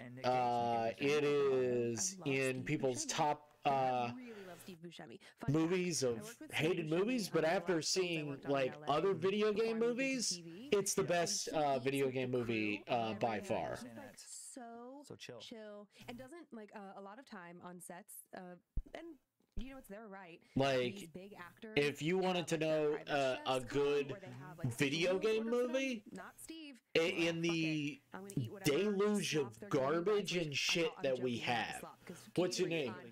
Mario. But, like, it was just cool, and he would. Awesome. And your name? He would just be in line. He didn't cut the Luigi Mario. He doesn't have an accent. I think he's Luigi does not sound, look, or even like resemble what you would think Luigi looks like. Mario looks. He looks a lot like what you would think Mario would. He looks very close. He looks close enough. Kind of weight. What about the Sonic movie? Well, I haven't seen it, so I can't say it. Mario's always talking pasta, like, calm down, bro. I'll take you to Olive Garden. Luigi Mario. I've never actually seen the Sonic movie, so I couldn't tell you. I mean, the Sonic movies that they have, the Japanese one I saw, I was immediately confused, and no prior knowledge actually fixes that fucking movie. That movie it has a good moment in it, and it literally kills itself before the movie ends. And that's the original Sonic movie, the animated one that I remember. It's not good. Sonic Boom, I have not actually seen the show. I know the video game is horrendous, but I like the idea of the video game. I love seeing the rest of Sonic World. That would be cool, and in an RPG setting would be really radical, with people that are actually made Jak and Dexter, and not people that failed a business to make a company. And instead of splitting the teams to make a DS version and a regular video game version, you should have put the teams together because they needed all the help they could get. Looking for at you, Assassin's Creed. Okay. So this first story, okay. Damn it! My favorite Sonic movie is The Phantom. Oh no! I looked at the pic, and then I thought of the yelling cowboy. And I was just curious, like, have you ever brought something home from, like, have you ever actually really shopped thrift shopping? Oh yeah, when I was younger. I think I will get copyright strike for that, even though it's the memeiest fucking thing ever. It's fucking amazing. I love that. Yeah, furniture items, clothing. I mean, definitely like lots of records, things like that. And things afterwards, I'm just blanking on what they are now, but yeah, many things over the years. Okay, Sonic memes are running in my my world of my mind. Gotcha. Energy attached to it. I never thought of bad energy. I'm more just worried about Ram Ranch. Ram Ranch. You know what fucking show that we could watch that I'm pretty sure we will not get copyright strike is that cowboy show. The one with the cow people. And there's a whole. I wish I could remember what episode number. We could totally do that. They bring home an office chair. I've talked Don't think so. As your sound is clipping at the pitch. Yeah, this story takes us down a little path of like what could come home with you. Okay. All right. Hello, STD fam. I just started listening to your podcast and now am. But nobody likes listening to Lindsay, so once I listened to the episode, I'm gonna change it. I knew I had to send poor Lindsay. No one likes it. No one likes her voice. So sad. Heading to Germany for some ancient folklore and a modern encounter with what may be cow people entity. No, not Barnyard. Cowboys of Moon Mesa. Yes. Cowboys of Moon Mesa. We could watch that. That one's good. That one's a weird show. No way. Very recent. The last update was from December of 2018. It genuinely is a good show. It might have set me off to be who I am. I'm not sure. Just on the other side. It might have been one of the factors. It was super weird. Almost as weird as the Beetlejuice TV show. Yeah. Almost as weird. Quite a bit of setup to lay down for this first story, so settle in. You know that movie where Beetlejuice was the villain and basically everything bad happened because of him? Or elven-like spirits, ghosts perhaps, beings from some other dimension maybe. No one seems to be able to agree on who or what these things are. It was seem to believe that pretty good movie all around. Let's make him a funny comical character, and you know where they sent him back, sent him to the surface of fucking Mars. Yeah, let's get rid of that. And can be seen sitting in the sunshine, brushing their hair, or maybe bathing in a brook. I mean, I'm kind of glad that when I saw the what is it, that new show that's supposed to be coming out? What is it? The fucking dominant religion in the area, doomed to live in perpetual invisibility. Not hell. It's the same creator as Hell of a Boss. BRB, time for breakfast. Get the breakfast now. It's the same creator as Hell of a Boss. Their show reminds me so much of Beetlejuice. It's not even funny. Frauen have been reported as recently as 2012, spotted near the towns of Freihugen and it reminds me so much of Beetlejuice. Claim to have seen these white ladies. Has been Hotel. Yeah. Vizzy Pop. Yeah, Vizzy Pop's the creator. Tough one to say. More aggressive. But yes, it has been Hotel reminds me of Beetlejuice. I'm like, it's just a modernized version of Beetlejuice. Some locals seem to think and literally they have a Beetlejuice. Among other things, they have two. The Gustav Ilta. They have multiple Beetlejuices. Happened around there in recent years. They have Beetlejuice Eye of the white woman in the 1970s. Beetlejuice Eye. Ilta Post. I vibe with that show so much. Feels good. Feels good. I like Has Been Hotel. I like the pilot. No explanation for why the American troops rather than German authorities or even for what it was. But like I'm glad that I didn't watch it when I was younger because I would be a huge fan of it because I love Beetlejuice, and it's just more of Beetlejuice where it's way more mature. It's the spirit of the actual movie where everybody's a shitbag except like a few characters. Lucas, but they intentionally made it so everybody's a shitbag in their shows, which is totally fine. Lucas was born in the Make some shitbag characters. That's fine. Never seen it. Only fan art. Ah, gotcha. Eventually settling in Scotland, it's all right. Where he works for a tech it's company. worth a watch. Life for his father, But Peter, I'm as a not young going to man, tell you to had been watch quite it. a bit different. Growing up just outside of Munich in the 50s and I'm not going to 60s, tell he'd you to spent do most of his anything you life don't near want his to. family's small farm. When Lucas was still a young boy, his mother, Peter's wife, insisted that the family live in an apartment in Munich where there were better schools and more opportunities for their child. Peter agreed, but he still worked on the farm. For years, he commuted about an hour from their apartment in Munich out to the farm at the crack of dawn, and he often returned to their apartment late at night after his long day's work was done. And one night, when Lucas was only 6 or 7, Peter was late returning to the city. He'd had some problems on the farm that day, some tools had gone missing, and trying to track them down had taken up most of his day. He ended up getting to his evening chores much later than normal. He considered just staying on the farm that night, but the following day they were having his wife's parents over. I will do it. Watch it. Ready, so he decided to head Yo, home. it'd be good the hell of a boss be like, yo, let me zoom and smoke the real quick. Yeah.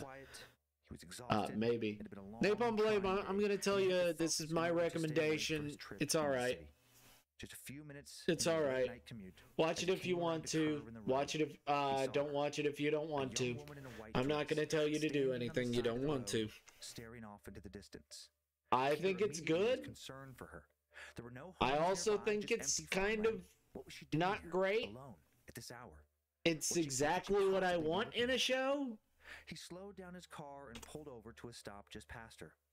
It has some great, quick, funny moments that don't feel, they feel really good. I'm not watching. Looks horny. He could no longer see her. It was dark out and his taillights were a bit wet, check out the Beetlejuice musical. Oh yeah. Oh yeah. Beetlejuice. Oh yeah. He rolled down his no, I mean if you don't want to watch it, exactly. If it's like it's too horny. Okay. All right. Opened his door, all right. And stepped outside. Fair enough. Don't watch it. Are you okay? He shouted into the darkness. Watch. Ma'am? Still nothing. He turned on the small flashlight feature of his phone and shined it towards where he'd seen her standing. And she was surprisingly not that horny. Actually, surprisingly very horny. I would say almost too horny. You must not know how we roll.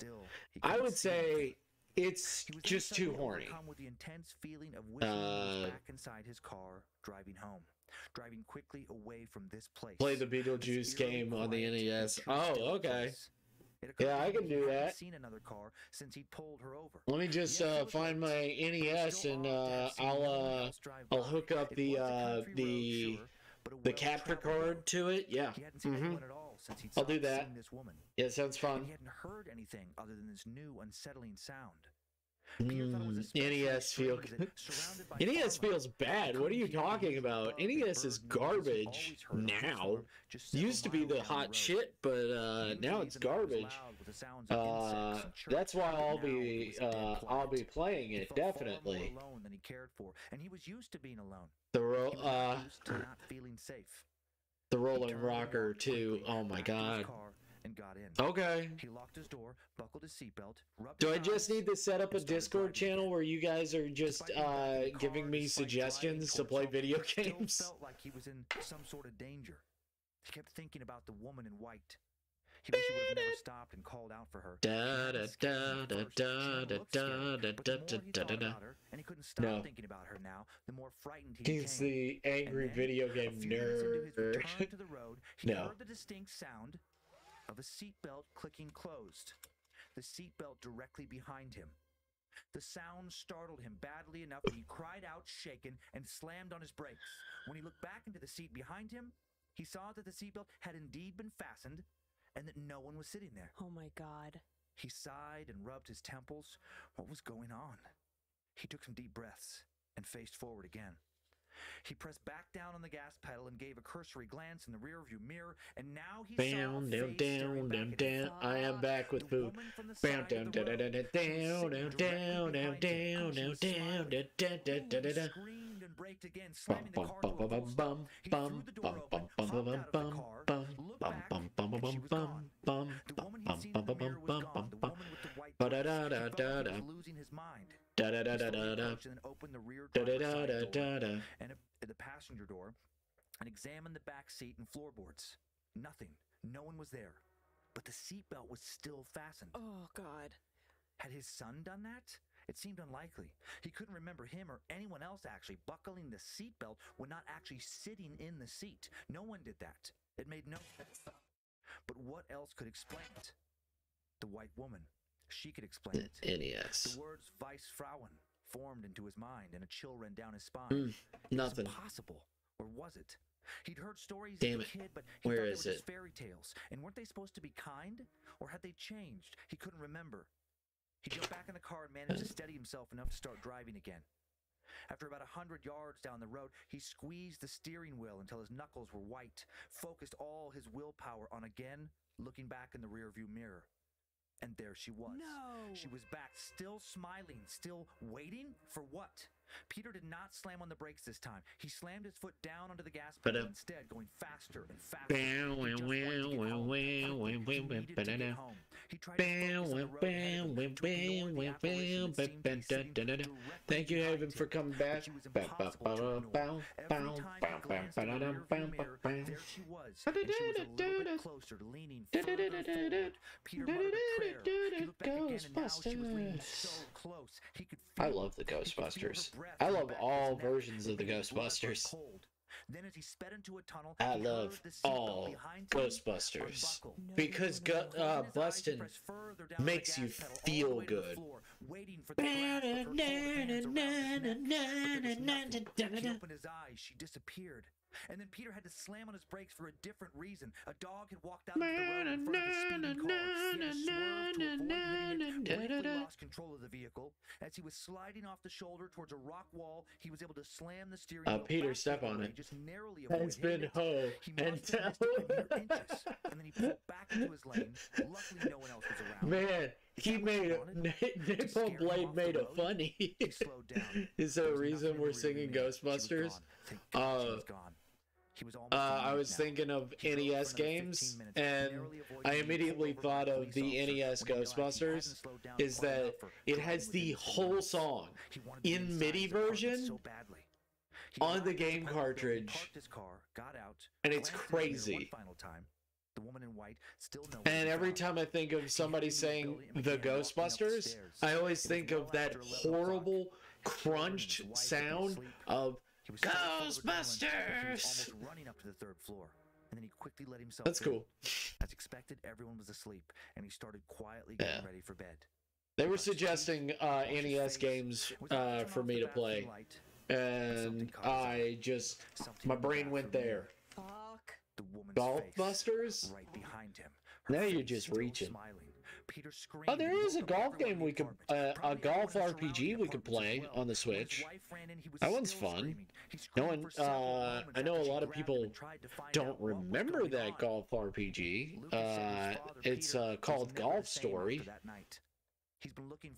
It's literally a golf RPG, which I'm totally down for a Garf. A Garf, no, I don't want a Garfield RPG. No, I do not want this. I do not want this because I know. Well, the last time someone made a game like that, they made Yonoid 2, which is really an excellent game. You mean the Garfield creepypasta game? Oh god, yeah, pretty much hit. The dread of the unknown might I only play Leisure Suit Larry on the Switch. Yonoid 2? Yeah. I already am The creepypasta game. Yeah, Yonoid 2 is... It's ironically an amazing fucking game, which needs to be sponsored by Domino's. Because fucking... This reminds me of that story we told. They fucking put heart and passion into that goddamn game. She was white. And she was white. And then dab on them. Story. I think we did tell her it was the Patreon bonus episode. So I don't know if it was a regular episode. Okay. But it was about in Malaysia of that. Okay, I will. Fine. That was so good. And the boy there, and it's like. Was that the fine there? See, I dab. I think I know they kind of blur. I think it was, but it's. I dab. I just find it interesting that like Germany, bam, Malaysia, I dabbed. Hawaii. You can't see it, but I dabbed. Theme around the world is kind of fascinating. Do it. Thank you. Thank you. I don't know if it makes it less it's like that JonTron video. This first picture is a medieval illustration of a Weissfrau. Okay. She looks a little bit also like Mary. Also, I'll pass on golf game. Golf RPG. Too many RPGs in your life. I understand. You've got a few. You've got Shin Megami Tensei 5 that's coming out. Just standing there on the side of the road, similar to our not a golf fan. Wow. Wow. When I thought of like rural what did golf ever do to you? We take to go across Camas Prairie when we're returning from Riggins to Coeur d'Alene. Tolo Lake. By Tolo Lake, that little road where I'm offended that you don't like what I like. Bunch of farms around. Golf gotcha game? Yeah, it's not a gotcha game. That's why he doesn't like it. If it was a gotcha game, he would be down for a while, and then there's that little like dip, and at the bottom of the dip there. Almost heard people playing golf. If I saw he would be down for a golf gotcha game. It is creepy. Putt golf. Junk, but it also has this vibe of like, oh man, putt golf is fun. Putt golf is fun. Yes, if I saw her there, my instinct would be like, do you need help? That's where you go wrong. You cannot stop for help. One more picture. Okay. This is a little scarier. This is a German illustration. Okay. Yeah, I just thought it was interesting. I mean, there's not a lot of pictures about this. Well, I don't think there can be. Yeah. Well, I mean, it's not a lot of illustrations even. It's like that are easy to find. More obscure kind of bit of like recent sightings, a little bit of folklore. But I thought it was this is an interesting one. When I first glanced at it, I was like, I don't know. Like when I first just read the initial kind of folklore part, I was like, that doesn't seem scary. But then it's interesting how it kind of morphed into a scary story. It sure did. Yeah. Okay. Any questions before we move on? Oh no, I was just thinking about if I have to go anywhere in my car tonight. My favorite golf game is Error 404. Not even joking. Ro and I play, which is called "Is it 4:30 okay. or is it midnight?" Because that's how dark it is. It's truly so painful. Putt golf. Yes, it exists. For this next story. Ooh, buddy. All right. That's good, right? All right. If everybody's gonna shit on my putt golf, all right. It's gonna be fine, I guess. Hey, we all have different opinions. First, you see the person by the road, and then you can't. I like it, but if nobody else is into it, that sound. God, that little click. Yikes! That alone. Forget everything else in that story. I know. Everything that happened afterward. If you just thought, I mean, I guess up to that point. If you saw someone like an apparition-looking possible person, whatever, side of the road, can't find them, then you're driving away and you just feel something off, and then you hear your seatbelt click, pull over and look, and your seatbelt is suddenly buckled. That alone would be so intense. And then forget the mirror stuff. I know, and then it just keeps building. But I think what made it even worse is that she's somehow gone from the car and then she's back in the car, right? Is that right? Do I have my sequence correct? And then she's just gone, and then she's in the house. Right. She could be anywhere. Well, to me, then it's like, oh, she's attached to me. Right.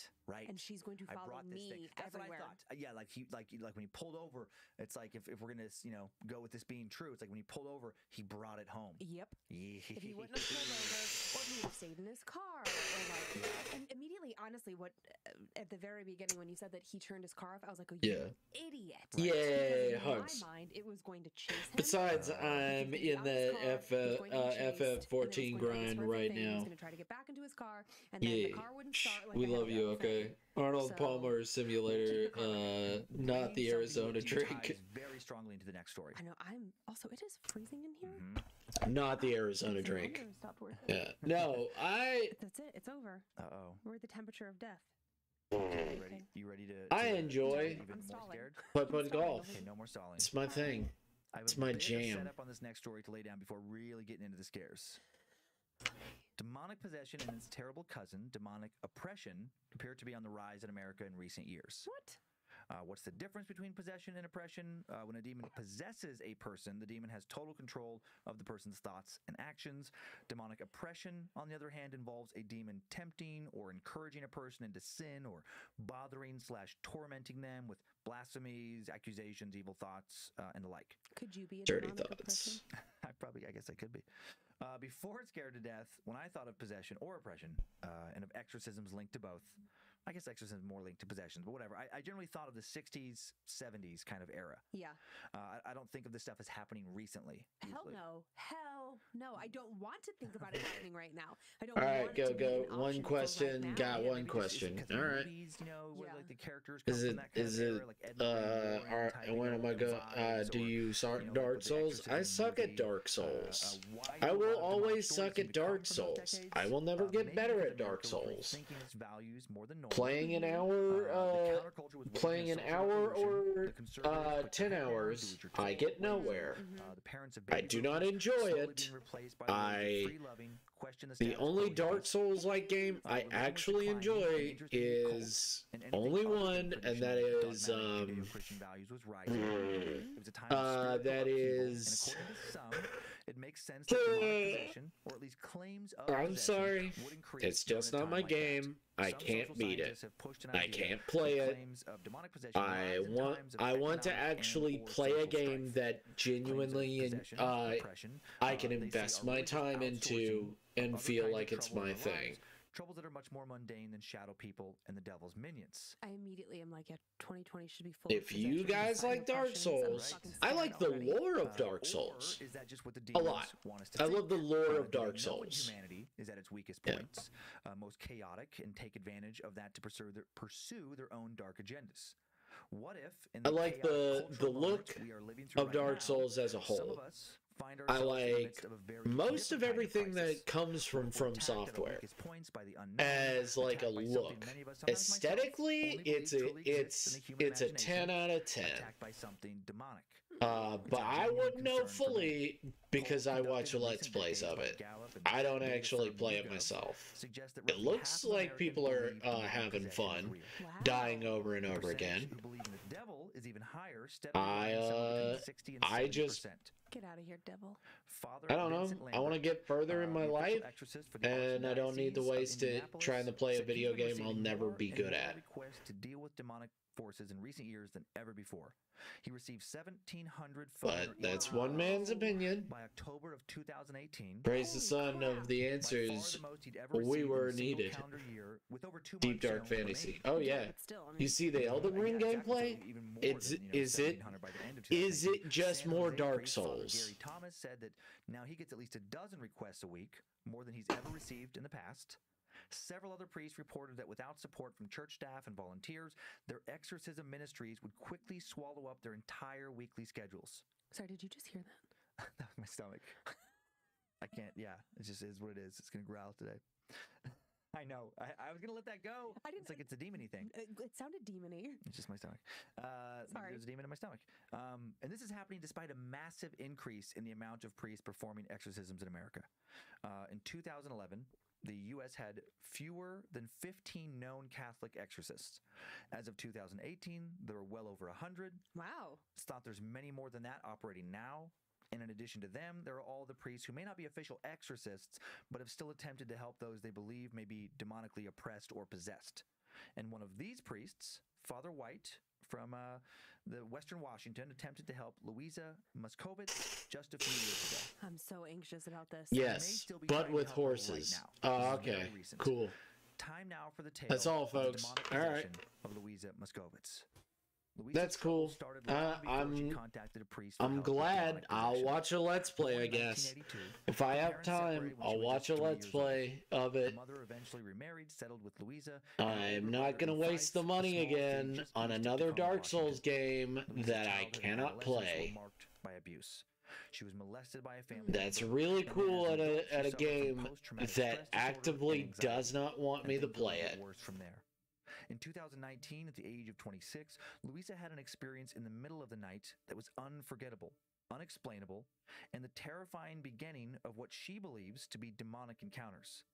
Louisa lived in Orlando with her husband, Stephen, at the time, and the two had just had their first child, a son. Sleeping in bed with Stephen and their son tucked between them, Louisa awoke in the middle of the night and found herself completely paralyzed. All she could move were her eyes, and they darted around the room and the floor. Shortly after finding herself trapped in this state, she saw it. At the foot of her bed, the black shape of a man, crouched so that only the top of his head was visible. Fuck. As Louisa watched in horror, he started pulling himself up and crawling onto the bed. She opened her mouth to scream, but nothing came out. The shadow crawled over her legs, up towards her face, up towards her infant son. Maternal instinct made her want to attack it, to rip this thing apart, to get it away from her baby. But still, she couldn't move. She couldn't make a sound. After this monster hovered for a few dreadful moments above her child, what was it doing to him? Enveloping his tiny, sleeping body in its darkness, it began to crawl again towards her face. She felt so much fear. Then, all at once, just as the darkness now hovered above her, just as my favorite Souls game is 3, since that's the only one I have. I never beat it. Yeah, I know. The man was gone. I know you didn't. She grabbed her son, held him to her chest, and sobbed. I'm good. Friends and family about this episode. Most just shrugged it off. Don't hate people that play it. The lingering effect of having just I can't play it. Others mentioned sleep paralysis. Most thought she'd only had a nightmare. And for the next couple of years, Louisa decided that they must be right. But when she'd feel the Shadow Man again, she'd think differently. 2 years later, in 2011, she was finishing up. Actually, several years later, just 2 years. 2 years later, in 2011, she was finishing up her undergraduate degree in women's studies at Washington State University. As part of her program, she needed to complete an internship, and she chose to travel to Kathmandu, Nepal, and work for an organization that provided aid to impoverished women and children in that region. After a month in Kathmandu, Louisa was infected with E. coli and had to be hospitalized for 2 full days. I always pick the caveman. I can't play it either. Well, that's fine. That's fine. I watch other people play it. They seem to enjoy it. I just get mad because I can't do it. Annapurna Base Camp Trek, a long hike through the Himalayas that takes somewhere between 7 and 12 days, depending on pacing. I know a lot of people are like, you can practice. It's like, no, that's not it. It doesn't matter how much practice I have. And it was weirdly quiet outside. I always can't. First, she thought it was just an emotional response to the. I hit a roadblock, and they're like, that's where you learn and you grow and stuff like that. It's not a fucking game. Played, beat, all good. She also felt can't say the same. Familiar dread. And go ooga booga. A feeling she thought she eat, sleep time, love ya, flops on bed. All right, get some rest. She flashed on the thing at the foot of her bed a few years I genuinely do not feel good, and when I do beat a boss, I don't feel good. That's also another fucking thing that I've felt. I have beaten bosses in Souls games. I never feel good about it, because I'm always like, well, what does it fucking matter, because I'll fucking die in the next fucking room. I never feel good about it. I always feel like, oh god, great, I'll have to fucking keep playing the game now. Awesome. After a lot of tossing and turning, man, I wonder what nightmare they have for me next time. Hours later, she awoke in the darkness to the sound. I don't feel good about it. I feel fucking terrible. She felt their hot exhalations. I can practice and get frustrated, or I can play Animal Crossing and be happy. Yeah, exactly. Like, Gloomhaven is fun because it doesn't matter, like, what my levels are. I have all the, every character you have the tools to beat the game. It feels like in a Souls game, you're doing something wrong when you die. It feels like you are doing something wrong when you are defeated. You are probably doing exactly what the game asked you, and you just didn't do it fast enough. That's a Souls game. The first boss is hard, bro, and the 3 since I never played a Souls game besides Let It Die. Yeah, I don't like Let It Die either. Let It Die is just, it's not my game either. A heavy rhythmic rasp. Then after I've tried it. A hand brushed against her I just don't like Souls games. Ran to turn on the light. She flipped the switch on. Where like some games that are Souls-like have some interesting mechanics, some interesting thing or something like that. And when she tried to return to bed, she felt more than breathing. She felt the touch again. She felt a phantom hand. But I just feel like in Souls games, it was ice cold and I have done a claw brushing against something wrong, a cold finger, and I don't feel good when I beat the boss. She closed her eyes. That's not good. She tried to like, I don't feel like I accomplished anything when I beat the boss. I feel like, okay, what's the next thing that's coming? At dawn, Louisa cleared out of the little apartment quickly, walked several miles to the U.S. Embassy in Kathmandu, and she took the next flight home back to Orlando. No hiking trip. She wanted to leave this thing across the globe, but there would be no escaping it. In 2013, just after giving birth to her second child, that's just me. Everybody has their own thing. I'm very bad at video games. Got the touchdown hammer and lightsaber, but never beat the game. Hey, that's pretty. You got pretty far. And stop on the ceiling directly above her mouth. No way. You got pretty far, it seems. Eyes to look, but she knew if she could, she would also see the dark man standing at the foot of her bed. He was with her again. He was watching. He was connected to the spider somehow. To her horror, the spider above her now slowly began to descend. She couldn't move. Closer and closer to her face. She felt a tickle in the back of her throat. As I keep getting sniped in one of the levels. I have to fight a zombie version of myself just to get killed and do it all over again. Yeah. She also felt again in her collarbone. Yeah, no, I genuinely do not like Souls games. Especially when Souls games, the gimmick is worse than actual Souls games. Something had bit her just behind her tongue. Poor English. There in Orlando, the thing in Nepal, it all felt connected. This story, no. Was following her. Okay. Wanted her. Nope. Her sanity, her life, and her family. She waded into some dark internet waters looking for answers after this. Fine.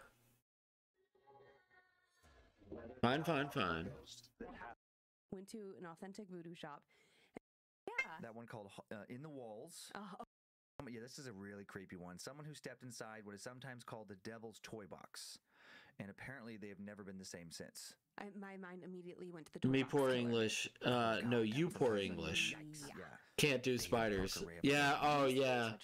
I was like, didn't seem that's... Okay, alright. Spiders, yes. Spiders and Mr. Abel Roberts do not mix. And I have, I don't know, fire and skulls and a boxing glove, maybe. It's a cat. It's a boxing cat. He's breathing flames out of his mouth. There he is. Yes, he is. I have a fire-breathing cat who's boxing. Which is totally fine. Skulls and Santa hats. Spiders don't like him either. Sweaters that have skulls on it. This is what you get. That was one of the things that came up, and I thought it was hysterical. I love it. Okay, I'm gonna take He this is off very because much I feel like I can't take us very seriously. arachnophobia. Christmas hats? Okay. I know, but maybe it like... I got some setup while you get ready here. I'm saying that right? Yeah, I'm saying it right. You know what? I should be more confident in myself. I said that right. Items, the proper desire to interact with something beyond what we can normally see. You just might be able to make contact with something else. He is very much a arachnophobiac. Something many don't even believe to exist. An exciting prospect for some. Nice Christmas socks.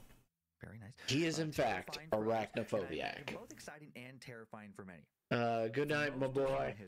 Good night. Our spiritual lives Sleep tight. Rituals. Ancient rituals guide Think of my rabbit. How they paid I like to grab dandy long legs and let them make webs. Appropriate sacrifices, and they relied on rituals to feel protected from the gods or spirits or black magic that meant them harm. Religion today continues to be built on that's your thing, that's your thing. Guiding the faithful and how to worship the gods of the current age. Humans still rely on rituals when it comes to where and when to pray or what to say to open a dialogue with the celestial. and what to do or say in order to feel protected from evil. And there are also other darker rituals. There are rituals designed not to please some god or seek protection, but just to make contact. Well, I gotta be heading off now. Thanks for streaming. Have a great rest of the day, everyone. Thank you for being awesome. Steady Prism. Be awesome. Stay awesome. We hope to see you later. Keep it real out there. You know, be the best you that you can be in the world. For many reasons, I guess maybe crazy. Maybe you think you can gain something, some kind of magic. We hope to see you next time. Love ya. You desperately just want to talk to a deceased loved one. PogChamp. Oh. Maybe you're just really curious. Rest well. You just want to know for certain that something, anything does exist out there in the darkness past what all of us can see. They're not spiders. Oh. The ritual we're talking about today, one for the intensely curious. For those Granddaddy Longlegs are not spiders. Okay. Alright. Granddaddy Longlegs are not spiders. About to watch the horny has-beeners. I told you not. If you didn't want to watch it, you don't have to. As the Devil's Toy Box. Don't be forced to watch it. Don't be like, everybody's saying to watch it, so I should watch it, you know, just to be a part of the crowd. Use a box with its interior completely covered in mirrors to try and make contact with the spirit world. There should be complete trust between the witness and the partner, and both must be mentally strong. Watch it. People not, easily terrified or prone to panicking. To construct the Devil's Toy Box and carry out the ritual, you'll need 6 large square solid sheets. Ideally, these sheets are made out of metal. The important thing is that they're very strong with perfectly flat faces for attaching mirrors to. The sheet should be slightly taller than the witness, but should not exceed the height of the witness with raised hands. Additionally, one sheet should be slightly taller than the other 5. So building this box. For maximum effect, choose sheets made out of graphite or lead alloy. 6 mirrors. One should be slightly larger than the other 5. It will be the mirror placed on top of the Devil's Toy Box. All should be as flawless as possible. The mirror should be mounted on the insides of the box, one per side, the largest mounted to the top. I'm Mexican though, so it's fine. You get a bean pass. Oh, okay. Every single inch of the interior is perfectly reflective. You need one light source. The source should be capable of emitting pure white or bright yellow light in all directions. Should not require access to an outlet to function. Candles not recommended. This light is for the witness to be able to see any visitors that may appear inside the box. 2 synchronized alarm clocks. 1 small object for the witness to hold on to. The object must not be religious in any sense or a weapon.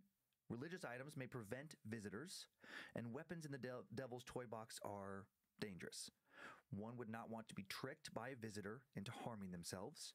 There are rumors of a young woman who brought in a small knife, ended up slashing her face up severely inside one of these boxes. Supposedly, she didn't make a sound when she cut herself. She was fine when she went into the box, and then 10 minutes later, when she was let out, her face was carved up, blood was everywhere, and she was laughing. All she would say is that as she was driven to an emergency room was, over and over, "You'll meet it too. It just wants to make us beautiful. You'll meet it too. It just wants to make us beautiful." What the fuck? Whatever object you do bring inside the box, it should be small, something that can fit in the palm of your hand. Why bring it at all? Because often the item apparently will disappear while you're sealed inside the box, proving that your reality has been altered. And then it will return once you leave the box. Why does that happen? No one knows. You'll also need 2 ladders, blankets, water, and a first aid kit. That's a lot of shit. This is an involved ritual. Yeah, you're committed. And then once you've constructed this large Devil's Toy Box, you can begin the ritual. For maximum effect, begin it at night during a full new moon. The witness will use the 2 ladders. She's got a bit of a PogChamp face. Once the witness is Wait, I said intentional instead of unintentional. One alarm clock. Got you. The partner should keep the other alarm clock. He or she should also confirm that the blankets, water, first aid kit are easily accessible should the need for them arise. The partner and the witness should then agree on a signal to be released from the box. Once the signal is agreed upon, the witness needs to give confirmation they are ready to be sealed inside. Oh, God, no way. Once this confirmation has been received, your partner should remove the interior ladder, close the top of the box. After both the witness and the partner set their synchronized alarm clocks to go off in 10 minutes. Please don't cancel me. Sealed, okay. The witness should turn on That's the fair. light. The witness then That's fair. And just silently stares ahead, waiting for contact. No canceling. Already. And Don't worry. Partners, if there are more than one, silently wait outside the box for either 10 minutes to pass or until they receive a signal from the witness to be let out early. Oh boy. If the witness has not emerged by the time the alarm Don't worry. Open the no box canceling involved. Do not open the box from anywhere other than the top. Do not remove the sides or the bottom. Do not break the box. The witness must not, under any circumstances, remain in the box after 10 minutes. The witness may plead to remain in the box, insisting that opening the box will be more dangerous than remaining inside. Do not listen. Do not trust anything the witness may say to convince you otherwise. Staying longer than 10 minutes can apparently lead to too much contact, to a connection too strong to ever be fully reversed. Do not allow the witness to stay inside the box. Do not believe anything they say about their experience inside the box. Be especially wary if they claim nothing happened, or if they recommend that you should try it now. Do not ask them for the time or where the Antumbra meets. There is no light for the curious. Beautiful art, by the way. Goddamn. Oh, thank you. The moon shadow thank you. Do appreciate it, Napalm. This is a dangerous ritual. To go inside the box is to risk bringing something back with you when you, return, when you leave the box, something that may change you forever. Going into the box may prove to you that there are absolutely worlds beyond this one, but it also supposedly might destroy you. Time now for the tale of AJ and the Devil's Toy Box. Oh, God. I am scared already. One young man named AJ would find out just exactly how powerful the mirror box ritual is several years ago. AJ grew up in the suburbs of Chicago, and for whatever reason, around the time he and his friends became teenagers, they started to dabble in the occult. It all started when someone took out a Ouija board one night along with a few stolen beers, and pretty soon they were doing some version of a summoning ritual almost every weekend. Mostly this ritual involved candles and AJ and one or two of his friends sitting back to back while they waited for something to emerge out of the shadows of AJ's parents' basement. Sometimes someone would say something in a low, guttural voice, and even though they knew it was one of them, they would all pretend that they'd made contact with some kind of actual demon. It seemed like harmless fun, and even their parents didn't mind. They seemed to prefer them prefer them doing weird shit like this in AJ's family's basement instead of doing something out around the city, something that could get them hurt, maybe tossed in jail. It was all harmless fun, until, of course, it wasn't. One Saturday night, a couple weeks into their senior year of high school, the trio of friends no longer needed to make some spooky sounds and pretend they just heard a demon, or try to 5% on my phone. Got to go. All right, get out of here now, Napalm. Have a beautiful one. Bye-bye. Have a beautiful one, Napalm. Basement and got out the Ouija board, just like they've been doing for months now. By this point, AJ had gotten good at being able to tell when one of his friends was moving the planchette. But this time, when he looked at his two friends' faces, Jess and Tommy's expressions were both entirely slack, as were their hands, as the planchette started moving beneath them. This time it felt different. He could tell his friends were genuinely spooked and excited, and he knew he certainly wasn't moving it himself. "Guys, I think it's doing something," Jess said. They all looked at each other. Was it really happening? After so many nights of never experiencing anything, they'd all begun to give up believing that a Ouija board could contact anything other than their imaginations. They hadn't been prepared for this. After a few beats of silence, Tommy cleared his throat and asked, "What's your name?" And the planchette, still seeming to move on its own, carefully spelled out, R-G-M. Maybe that's their initials, Jess suggested. "Are there any other ghosts here?" Tommy asked. The planchette quickly dragged over to, "Yes." "Do you talk to them?"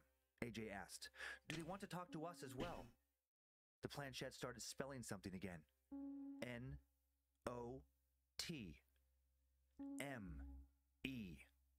And then AJ's mom called down that Jesse's mom was here to pick her up. Damn it. Annoyed at having to drop what seemed like their first moment of real contact, they turned the lights back on and Jess hopped up the stairs. After Jess left, AJ said to Tommy, "I wonder what it meant by not me." "Yeah, right?" Tommy nodded, shoveling a handful of pretzels into his mouth. "Does that mean it doesn't like the other ghosts for some reason?" "No idea," said AJ. Then they looked at each other wide-eyed and then burst into laughter. They both suddenly felt silly about the whole thing. They agreed that one of them must have been moving the planchette, or they just hadn't noticed. Maybe Jess was messing with them. After a few more attempts at making contact over the next few weeks with these entities, and never again having another similar experience, AJ packed up the Ouija board and put it away. He and his friends' interest in the occult had faded. Tommy and AJ got jobs to save some money for college, and Jess, a varsity athlete, got busy with sports, and life moved on. And for the rest of their senior year, the three didn't see each other as much as they used to. They ended their senior year still good friends, and the following Thanksgiving, they were all back in town, home from the 3 different colleges they now went to. And they found themselves sitting in AJ's parents' basement again, talking about the things they used to do. Remember, we used to use that Ouija board all the time, Jess said before asking, "Do you still have it?" "I don't know, probably," said AJ. He hadn't touched it in months. "Hang on," said Tommy. "I heard about something different. I heard about a ritual from one of my hallmates at school. Somehow we got on the topic of ghosts, and he told me about something called the mirror box." AJ and Jess hadn't heard of it, so Tommy explained, finishing with, "If the witness has any serious wounds or discoloration, we need to call for medical help." Whoa, Jess said. "Medical help? Like what?" "I don't know," Tommy said honestly. "The last thing he told me was it is free real estate, General. Oh, man. Never trust what they say about their experience, and never ask them for the It's time General. or where the encounter meets. All right. It's General. Jesus Christ, AJ said. "This dude How's sounds the creepy. General? Should we trust him or not?" "I don't know," Tommy said, shrugging. But How's every little thing? They all looked at each other. How are you? Then slowly Hope Jess said, everything is "My dad going has a bunch of excellent. weirds I because of hope construction everything is company going going out of excellent dance for studio everybody last else, but I'm down if you're hope down." you're doing all right, "I'm down," General. Tommy said. And then Well, AJ pleasure to agreed. meet you, Mr. Tired.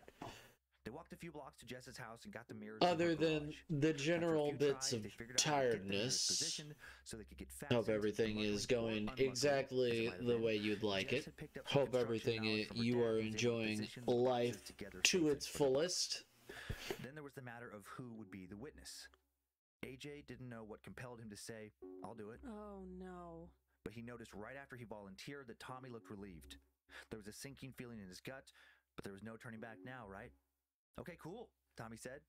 They synchronized 2 alarm clocks, and Jess gave her necklace to AJ to hold as his item. He put it in his pocket and climbed into the box. Hope it's everything you wanted "Ready?" and He heard from more, outside. you know? "Ready," he said. And then the top of the box slid closed, and AJ turned on a camping-style battery-powered lantern.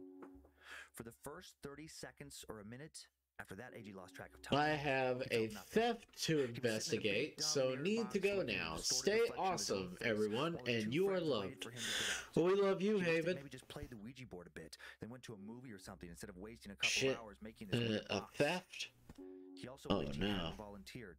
He hated to admit it, but it was Doing starting to alright, freak him out. and, well, I feel Then, a complete. strange Oh, that's feeling fell sweet. over him. He no longer felt like he was alone in the box. Something else was inside. I love your It felt like he was cold as persona. left, but when he moved his eyes, he couldn't see anything. The reflections made it hard to tell where he was looking, though. It was all pretty disorienting. He looked Glad all that around him and you're couldn't see getting it anything, all done. but he felt like it was there. It was the strangest sensation, and then he suddenly felt hungry. But it wasn't a normal Hope it comes hunger, out it wasn't his well as own well. hunger. He felt like this other thing with him was hungry, and he could feel its hunger. He could feel that it desired something so greatly that only that thing and so much of it would satisfy Yee. it. He knew the hunger wouldn't end until it had consumed what? It was not a hunger for food or drink or even any material thing. No words can properly convey what AJ was now feeling inside the devil's toy box. AJ had heard of people hallucinating sounds, sights, smells, and touches, but emotions? Could people hallucinate emotions? Slowly, as if to remind himself that he was just a person sitting in a quickly thrown together box of mirrors and not in some sort of magnet for the paranormal, his fingers crept into his pocket, looking for Jess's What about necklace. you? Did you manage to wasn't get there. the new brushes? Yeah, Where was it? I got them. He turned his pocket inside out. I No got 'em. necklace. How could he have forgotten it? There was no way. He looked in I his other got pocket, 'em. scrambling, trying to find it. When he locked eyes with Downloaded them something and else. everything. Something that They're wasn't right his over own here reflection hovering just in over his shoulder. Brushtown, He USA. couldn't I rightfully could call the probably thing in the mirror he was practice staring with them. at human. It was a Let's distortion, a see, shadow with two where- lighter spots where is his it eyes this should have one? been. He now remembered that the whole point Let's of see, getting in the box where I can get was to make Elma. contact. And now it seemed Come he'd on. done that. Come Trying on, to there hide we the go. intense fear he now felt, he started asking questions. "What's your name?" The thing just stared at him. Let's get a "What's your picture of name?" Elma, asked and again. then let's And then he heard a go. voice. R. G. Holy shit, here. RGM, the entity he'd spoken to almost a year ago. Test him out. Excited, he replied, RGM, right? Nothing in the shadowy shape changed. Yeah, see? AJ had the distinct feeling that it was happy. A cold current Need to actually know how to do it. What the hell was going on? Yeah, like that. A voice in his ear whispered, yes. He started to stand up. Something like that instead. Yeah, that'll be way fucking easier. He was starting to sweat. His heart was starting to race. Then he felt a hand shoved down on his shoulder hard. So they were. Sitting back down on the floor. He didn't want to be, but he was. He couldn't stand back up. The invisible hand on his shoulder wouldn't allow it. What's going on? That'll be AJ nice. asked aloud. He yelled, "Hey guys, let me out!" He pounded on the side of the box. Nothing happened. "Jess! Tommy!" he yelled. "Let me out!" AJ's heart was really racing. He was panicking. He worried that he was never going to get out, that he'd be trapped in this box of mirrors forever, that he'd die in this goddamn box. Now, in addition to still not being able to get back up, his body felt different. Hell yeah. Yeah. What was happening? "Jess! Tommy!" he yelled again. "Let me out!" Still no reply. Yeah, it's something. Like it's got a lighter and darker version. Following a sudden urge to touch the mirror in front of him, he gasped when his hand simply. And I could use either one. A tear rolled down his cheek. He was crying. Why was he crying? Was all this really happening? His panicking was intensifying. "Let me go," he pleaded with whatever was still touching him, trapping him. "Please," he begged. "Please, just let me go." Then he heard the thing speak again. "You gave me a name, AJ. That wasn't why." I don't know how he makes them, though. That's something I want to learn. You know, when you give something a name, it becomes personal. Because I would love to make my own. But this works. This is fine. Yeah, it works fine. It works. It does what it needs to. Not ever. What had he done? AJ wondered. He'd only said 3. It is what it is. He just said the first 2, and it led him to spelling the third. How was that enough to invite this, whatever this was? AJ, it's time to get out. It was Tommy. AJ could finally hear Tommy's voice from outside. He banged on the box. AJ looked up and watched his friend take the Donut top saves. mirror off. "What happened in there?" Jess asked. "You were so quiet." It didn't feel like AJ was answering with his own voice when he said, "I saw RGM." He wanted to scream, "Couldn't you hear me in there? I was yelling to be let out." His videos, really. Yeah, there's a few videos that I could watch on how to fucking do it. "Oh, damn, RGM from last winter?" Yeah, asked. that's where I am right now. Did it have anything cool to say? Oh. AJ, without meaning to, shook his head no. What about you? Did Jess you? Shrugged, told the others he was going to grab a soda from the fridge in the house and be right back. As he watched her go, AJ reached in his pocket and felt Jess's necklaces somehow mysteriously returned. Oh, man. Then again, her necklace. Then again, then against his will, he crushed the necklace until he could feel the twisted metal in his hand. He felt rage. He was so angry all of a sudden. He was hungry. What was happening to him? "Everything okay?" Tommy asked. He had a concerned look on his face. AJ wanted to say no, everything was not okay, not even fucking close. He tried to scream with his eyes, but instead he heard himself say, "Yes." And then as Tommy turned to follow Jess into the house, AJ felt his fingers yearning to reach for Tommy's throat. "Oh, "Please," he squeaked out, please just let me go." Tommy turned around and seemed scared by what he was looking at. "Dude, what the hell happened in there?" he asked. AJ had to use all his willpower to stop himself from attacking his friend. He wanted to kill him. He wanted to kill both of them. "Run," he told Tommy. "Run." This is getting done. Then Jess showed back up and dropped her soda in shock. As it hissed and soda bubbled out from the can on the ground, she said, "AJ, what happened in there? You don't look right."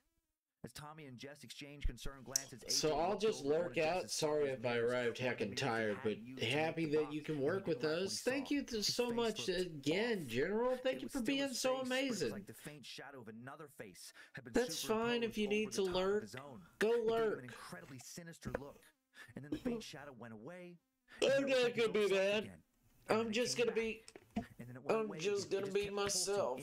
Gonna enjoy myself. Gonna be tired. What his friends were seeing too was the thing as well. It was like part of him somehow. But we're gonna get stuff done. His friends.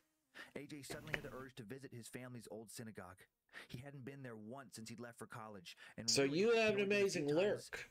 Thank you for being awesome. Thank you for being stupendous. And go get some rest, man. Until it got any later. I know it's difficult. He told his friends through gritted teeth, fighting off this new dark hunger. "I have to go. I have to go right now." He then ran outside and started running down the sidewalk. The synagogue was actually only about a half mile away. He ignored his friends' repeated texts and calls as he ran for a few blocks. They'd run after him before some traffic separated them further and they gave up. AJ ran all the way to the synagogue. The door was unlocked and he ran inside, running past the pews, up to the bema where he began to pray, and the shadow within him and the murderous anger began to subside. His rabbi soon came in and after talking with him a bit, began to pray with him. AJ told his rabbi about the Ouija board, the mirror box ritual, all of it. And his rabbi told him to throw away the Ouija board and never, ever dabble in the occult again. They spoke together and prayed further. And by the end of their prayers, AJ felt like his old self again. That thing from the mirror, he told himself it was gone. He didn't fully believe that, but that's what he told himself. He called Jess and Tommy, told them he was done with all the occult dabbling for good. He didn't tell them what he'd seen and felt. It was just too hard to explain, and he didn't want them to worry about him, or to worry about him wanting to kill them. He went back to college a few days later, and everything was fine for about 2 weeks. Then he woke up in the middle of the night feeling that strange hunger again. Oh, no. He suddenly wanted to go out into the hallways of his dorm and kill the first student he saw. He knew that would end his hunger. Actually, he didn't want to do that. He thought that was crazy, whatever was still inside of him did. He hopped down from his bed and flipped on the light in his room, looked at himself in the mirror, and there it was, the shadowy face. The thing from the box still inside him, pulsing in and out of his reflection. He fell into prayer. He prayed for what seemed like the entire rest of the night, eventually falling asleep on the floor, and when he woke up, the thing was gone again. But he knew it wasn't gone for good. It had just retreated into hiding again. When would it return? This happened less than a year ago. AJ says that similar episodes have occurred since. And now AJ wonders if whatever he accidentally invited to attach to himself inside the devil's toy box will ever leave him alone for good. He wonders if one of these days when it returns, what if he doesn't have the strength to fight it? What happens if he ever gives in to its hunger? Yeah. It's a different story, huh? Do you want to get inside the devil's toy box? I don't actually. At first, when you were explaining it, I was like, okay, like this could be cool. This could be cool. Like I could do it. And then I was like, who am I kidding? I It's so can't do that. disorientating. Just like all the reflect, like that funhouse kind of That's mirror. what I was thinking of. Mm-hmm. Fun houses are creepy. Oh yeah, they are inherently creepy with all those mirrors and just like they just mess with your mind, seeing yourself in all these angles and just not being able to tell like where you're looking at and that like you know and depth. Everything just is so off. It just it truly messes with your brain. Don't like it. No pictures accompany this story, but I did find two cool and creepy, just like altered kind of mirror photos. Yeah, looking for something. Isn't that creepy? That is creepy. Just that. Oh, that looks like it's gonna move. Like it's coming out. The hand's coming out of the mirror. I don't like it. And then one more. Yeah, I just thought these were cool. Just like looking for something else. Is that a bat? No, but you can see her face in the top, in the middle. I know. I think it's a bat. And then the hands, Yeah. I think it's the face of a bat. I'm sticking with bat. I'm sticking with lady. No, because like, see, and then it's like, its head's cocked and it's got like webby arms. Look at. That's a person. It's not a bat. It's a face. You can see her mouth, her nose, her eyes, her hair. I see a bat. 5 fingers on the hand. I see a bat. The breast, right in the middle. The breast in the middle. Thank you, Joe. Saw the breast. I think it's a bat with giant boobs. Okay, that's what I think. It doesn't. Well, I think it's because of the way that like cracked, like the nose or whatever. It just. Yeah, the cracked mirror. Yeah. Yes. That sounds like a terrible idea. The mirror box ritual. Yeah. And there's smaller ones too for like those familiar with this stuff. I should say this. The devil's toy box is usually referred to a small box with mirrors lined inside. Like a box that you can't get in? Right. The box that I think like you put like charms or different like other rituals where you're trying to basically like invite a entity inside of the box, and then you open the box and whatever happens. I for sure do not want to invite any entities into my world. Right, yeah. Like one. Don't want to chance it. No. Because it doesn't sound like it's not called like the Angels toy box. So, right. So I sincerely doubt you're getting something good.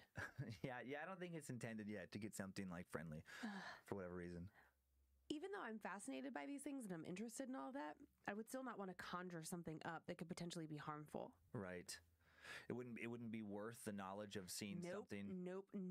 Because I was thinking as you were describing, so I was like, okay, if Dan went in the devil's toy box and I was the witness, yeah, no, you'd be the partner, the partner, yeah. whatever, the person on the outside. I was like, I could handle that. And I was like, no way. Because then you would want to kill me and it would be bad. And I wouldn't know if I could believe you or not. And then. Well, that would be the thing. If you really like get into this, is when the person comes back out and if you're like, do you see anything? And they're like, no, I'm fine. But it says never believe. I know. Would you trust them? It would just mess with your brain. I can't. But if it was like someone we didn't really know and we lived in different states, so they couldn't really, it would be really hard for them to come find me and eat me. How freaky would it be then if you just did it with some like random person somehow, you met some paranormal site, across the states, and then like 6 months later you're in a coffee shop and you see them, oh my God, just staring at you from across the room with like a weird look in their eye. That's like horror movie shit. That would be a great horror movie. Got the chills. That's a great premise, actually. Oh boy. Oh, buddy. We just tossed out a I know, screenplay. That's it. We just lost millions and millions and millions money of dollars. Gone. I know. But I do think I would watch it like maybe if someone else was doing it, like someone else was the witness and someone else was the partner, I would watch it like through FaceTime. I gotcha. Like a very big distance. Now I'm thinking of another horror movie. You're watching it through FaceTime, and then the person comes out and everything seems fine for a second, and then the witness, just really quick, just reaches up and just snaps the person's neck, and then they just walk off frame. Well, there's another good movie idea gone. That's a sequel. Man, God, now we're starting a whole franchise. You should calm down over there, Steven Spielberg. Are you ready to move on to the next story? I am. I lost my pen during that story. I heard something fall. Well, yeah, I got excited and scared and all the things. I know. I got excited and I kind of fumbled, so I felt I was getting into that one. This next one is creepy, but far less terrifying in my opinion. Not a supposedly true encounter. It's an old English ghost story written by a long dead author. I'm so sorry. I didn't mean to yawn. Let's get into some Victorian-era ghost fiction. Let's do it. Time now. There's no setup. Just just telling the story. Time now for the tale of the ghost's summons. Wanted, sir, a patient. It was in the early days of my professional career when patients were scarce and fees scarcer. And though I was in the act of sitting down to my chop and had promised myself a glass of steaming punch afterwards, in honor of the Christmas season, I hurried instantly into my surgery. I entered briskly, but no sooner did I catch sight of the figure standing leaning against the counter than I started back with a strange feeling of horror, which for the life of me I could not comprehend. Never shall I forget the ghastliness of that face, the white horror stamped upon every feature, the agony which seemed to sink the very eyes beneath the contracted brows. It was awful to me to behold, accustomed as I was to scenes of terror. You seek advice, I began with some hesitation. No, I am not ill. You require then? Hush! He interrupted, approaching more nearly and dropping his already low murmur to a mere whisper. I believe you are not rich. Would you be willing to earn 1,000 pounds? 1,000 pounds! His words seemed to burn my very ears. I should be thankful if I could do so honestly, I replied with dignity. What is this service required of me? A peculiar look of intense horror passed over the white face before me, but the blue-black lips answered firmly, to attend a deathbed. 1,000 pounds to attend a deathbed. Where am I to go then? Whose is it? Mine.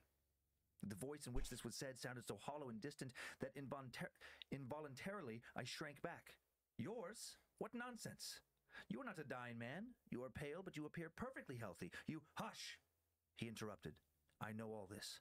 You cannot be more convinced of my physical health than I am myself. Yet I know that before the clock tolls the first hour after midnight, I shall be a dead man. But he shuddered slightly, but stretching out his hand commandingly, motioned me to be silent. I am but too well informed of what I affirm, he said quietly. I have received a mysterious summons from the dead. No mortal aid can avail me. I am as doomed as the wretch on whom the judge has passed sentence. I do not come either to seek your advice or to argue the matter with you, but simply to buy your services. I offer you 1,000 pounds to pass the night in my chamber and witness the scene which takes place. The sum may appear to you extravagant, but I have no further need to count the cost of any gratification, and the spectacle you have to witness is no common sight of horror. The words, strange as they were spoken calmly enough, but as the last sentence dropped slowly from the livid lips, an expression of such wild horror again passed over the stranger's face, that in spite of the immense fee, I hesitated to answer.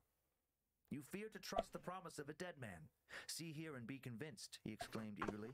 In the next instant, on the counter between us lay a parchment document, and following the indication of that white, muscular hand, I read the words, I gotta stay up and to Mr. Frederick be Keene comfortable. of 14 High Street, Alton, I bequeath the sum of £1,000 for certain services rendered to me. Have to be comfortable. I've had that will drawn up within the last 24 hours, and I signed it an hour ago, in the presence of a competent witness.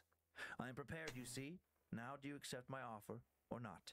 My answer was to walk across the room and take down my hat, and then lock the door of the surgery, communicating with the house. It was a dark, icy cold night, and somehow the courage and determination which the sight of my own name in connection with £1,000 had given me flagged considerably as I found myself hurried along to the silent darkness by a man whose deathbed I was about to attend. He was grimly silent, but as his hand touched mine, in spite of the frost, it felt like a burning coal. On we went, tramp, tramp through the snow, on, till even I grew weary, and at length on my appalled ear struck the chimes of a church clock. Whilst close at hand I distinguished the snowy hillocks of a churchyard. Heavens! Was this awful scene of which I was to be the witness to take place veritably amongst the dead? 11, groaned the doomed man. Gracious God, but 2 hours more, and that ghostly messenger will bring the summons. Come, come, for mercy's sake, let us hasten. There was but a short road separating us now from a wall which surrounded a large mansion, and along this we hastened until we reached a small door. Passing through this, in a few minutes we were stealthily ascending the private staircase to a splendidly furnished apartment, which left no doubt of the wealth of its owner. All was intensely silent, however, through the house, and about this room in particular there was a stillness that, as I gazed around, struck me as almost ghastly. My companion glanced at the clock on the mantel-shelf and sank into a large chair by the side of the fire with a shudder. Only an hour and a half longer, he muttered. Great heaven, I thought I had more fortitude. The horror unmans me. Then in a fiercer tone, and clutching my arm, he added, Ha! You mock me! You think me mad! But wait till you see! Wait till you see! I put my hand on his wrist, for there was now a fever in his sunken eyes, which checked the superstitious chill which had been gathering over me, and made me hope that, after all, my first suspicion was correct, and that my patient was but the victim of some fearful hallucination. Mock you? I answered soothingly. Far from it. I sympathize intensely with you, and would do much aid you. You require sleep. Lie down, and leave me to watch. He groaned, but rose and began throwing off his clothes, and watching my opportunity, I slipped a sleeping powder, which I had managed to put in my pocket before leaving the surgery, into the tumbler of claret that stood beside him. The more I saw, the more I felt convinced that it was the nervous system of my patient which required my attention, and it was with sincere satisfaction I saw him drink the wine, and then stretch himself on the luxurious bed. Ha, thought I, as the clock struck 12, and instead of a groan, the deep breathing of the sleeper sounded through the room. You won't receive any summons tonight, and I may make myself comfortable.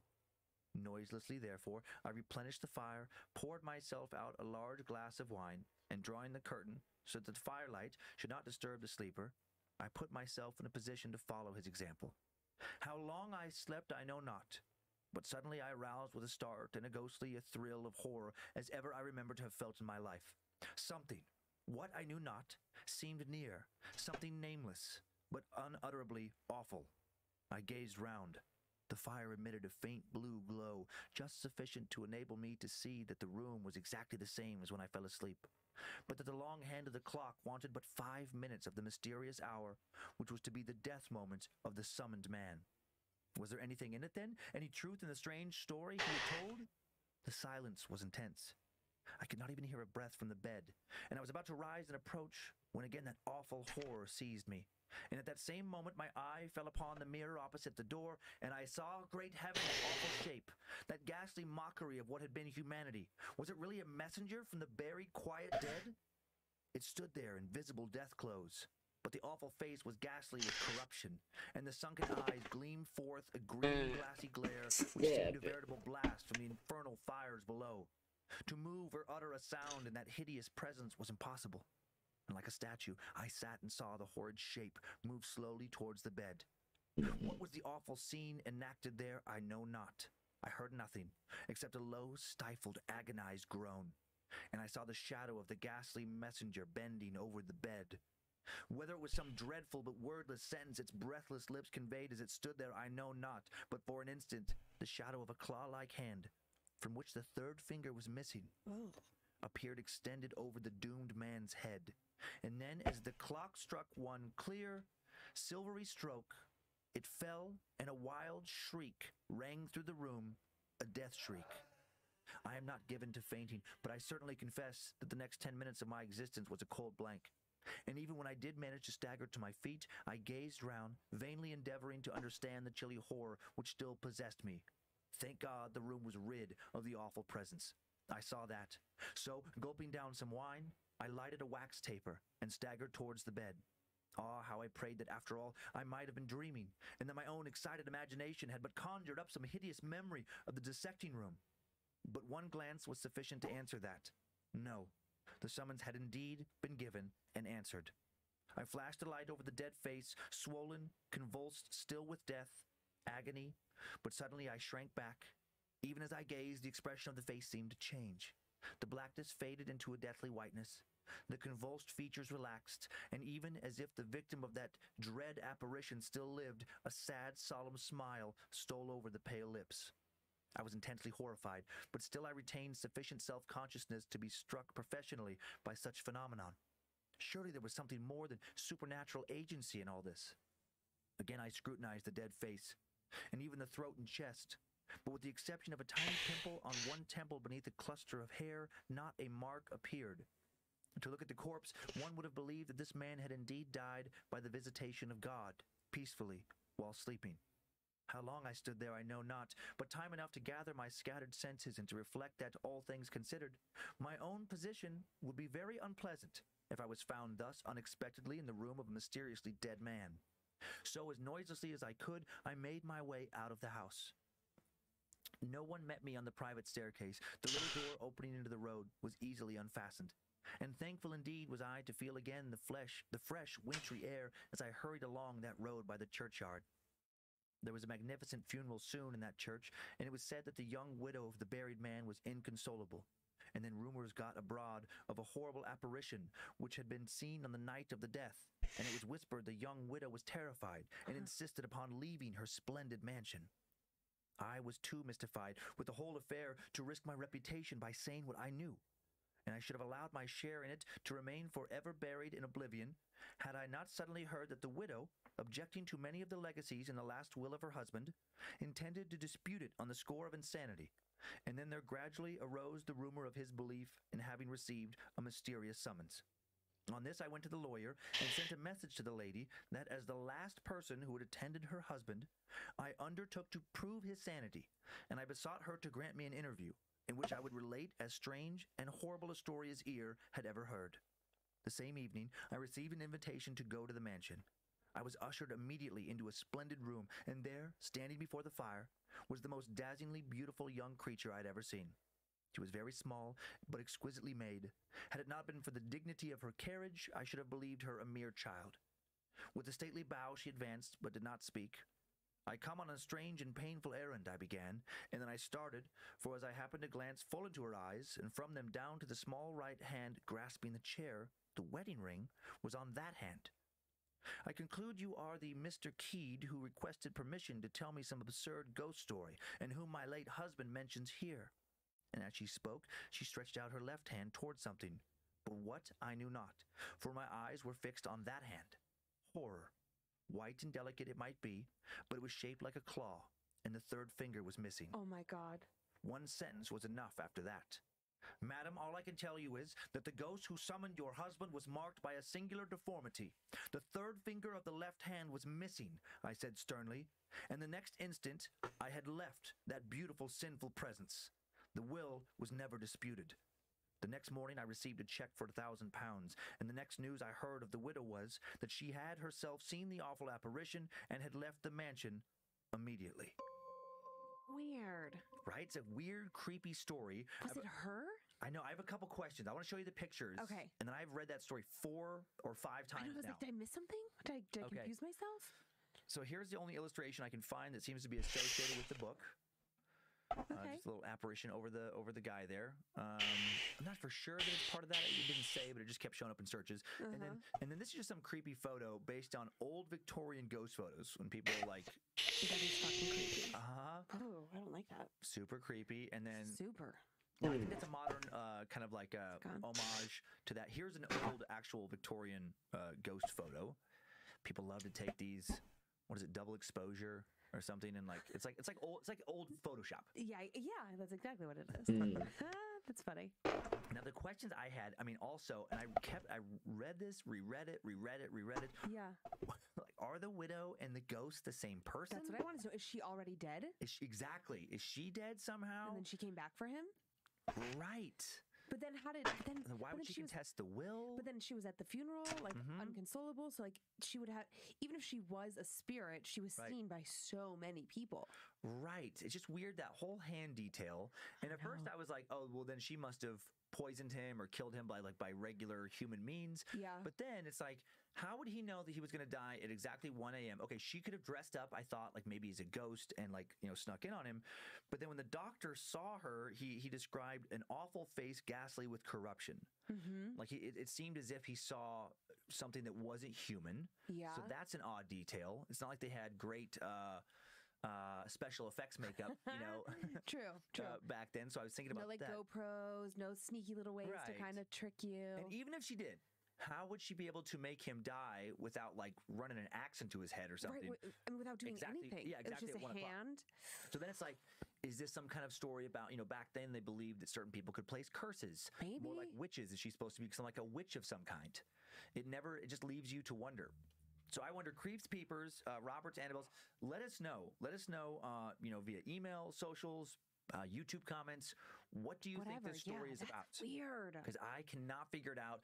I tried to find some kind of interpretation online. Yeah. It's not a very well-known story. So there, to my knowledge, is no interpretations of what the story is supposed to be about out there on the web. It's kind of a forgotten Victorian ghost story. But I liked it. I like it. It was just odd. It's just odd. Yeah. Yee. I know, because at the end I was like, where is he going? Like, who cares? Okay, and I thought like, oh, he's just going to collect his money, like whatever. Do we need that detail? But then the hand thing. Right, I know, and that's obviously weird. Obviously, there's a connection. Right. Obviously, it's the same entity, but then what is it? Is it a widow pretending to be a ghost, or a ghost pretending to be a living widow? Okay, and or something else I'm missing. And then tell me, okay, the person who wrote it, it's not supposed to be like a first-hand account, right? It's supposed to be. No. This is fiction. Okay. Yeah, this is like this is that the tradition of Victorian writers and then writers, going on into the early 20th century. In the UK, that just because a lot of it was a kind of a tradition thing where even if the author wasn't primarily a horror-based author, it's just something they would do. Yeah, like something they would submit to magazines and different things, little compilations. Yeah, for these kind of Christmas ghost stories. The one we're telling in the December Patreon bonus episode, I'm doing one author, 2 stories. Yeah, and now I feel bad. Now I'm blanking on his name, but he was a guy who was really well known for like romance novels. Oh. Well, I guess they kind of have like the same elements. While he was alive, he was known for that. He was based primarily in Italy, but then in death, what's been remembered are his ghost stories. Like he just wrote a few, and they're like the lasting, the ones that have kind of held the test of time. Yeah, interesting. Yeah. Interesting, Dan. Thank you. Wow. What kind of squishy do you want to use this week? I'll use There's Layla. like a crystal right there if you want a crystal. No, I'm good. I like Layla. You guys, I got a Christmas present in the mail yesterday, and Dan, he has feelings about it. I'm overall now because I know that you're not going to go too much further into the whole crystal territory. It's funny you say that, but then I keep inching along. I think I've learned to not be overt with it. I've placed crystals in our house that you don't even know about. Oh boy, our new sister-in-law. Yes. You're one of your new BFFs. BFF. Emily. She sent you a care package full of crystals and then some kind of, I don't know. Well, it's new to me, so I'm excited to learn about it. Yeah. I mean, I've heard of it. It's a crystal grid. It's a cloth piece of fabric, and it has this sort of like black design through it. It reminds me of something, but I can't. How funny would it be if you're fucking around with that kind of stuff, does accidentally like bring something to attach to you? No, that's not how crystals work. You don't know that? I do, actually. Maybe that's what they want you to believe. And then you're the one telling. How funny would it be if you're the one telling me, don't do these rituals, don't do these rituals. No. Meanwhile, then you're like, but honestly, stories? But I have a crystal grid. Where's the stories? I'll find one. Somebody playing with crystals brings the spirit in. I want that story next week. Find it. You're going to be that story. Oh, man. I doubt it. Because ever since I brought crystals into our home, the activity died down. This is going to be the third movie in the trilogy that we started today on the show. Yes, James Wan. This is going to be, now it's going to be, it's like it starts with the mirror box, and it goes to more mirror stuff, and then it moves into like crystals, and then crystals have reflective properties, and so you actually inadvertently build a more powerful devil's toy box. And then for the third one, you bring in the real devil. What you don't know is that right now this is a movie. The movie is like inside a simulation. Well, the movie is like couple starts podcast about horror. Wife gets into crystals. Husband is like, wife really believes. And meanwhile, husband doesn't know she's doing occult things behind his back. Ooh. And really trying to have the demons get him. What if there's a twist? So pretty soon you're going to be like fucked up. What if there's a cool twist in that movie you just thought up, where then it's like I didn't just think it up. You're in it. I know. Okay. The cool movie is real. Then you're doing the cool stuff, and then you're like, now we're gonna get him, and then you like sneak me out to the woods. Oh yeah. And then once you get there, you find out I'm the fucking leader of the cult that you're a part of, and you get killed. Well, no one dies. They do in my movie. Oh. You just got thrown in a pit. Aggressive. You got thrown on a burning pyre of wood. No. And then you got sacrificed to bring the demon into the world. My movie was supposed to come to a head when you were going to do your big hike to the top of a mountain. Something was going to come down and show itself to you, but then in my movie, you had to go and get COVID and not go on the hike. So now I have to come up with a different climax. In my movie, when I go to the top of the mountain, I do get something and I bring it back and I throw it on you. Oh, okay. Is it like chicken fingers? Maybe. Oh my God, that's a whole nother story. Okay. Would you like some spoopy stories? I do. Okay.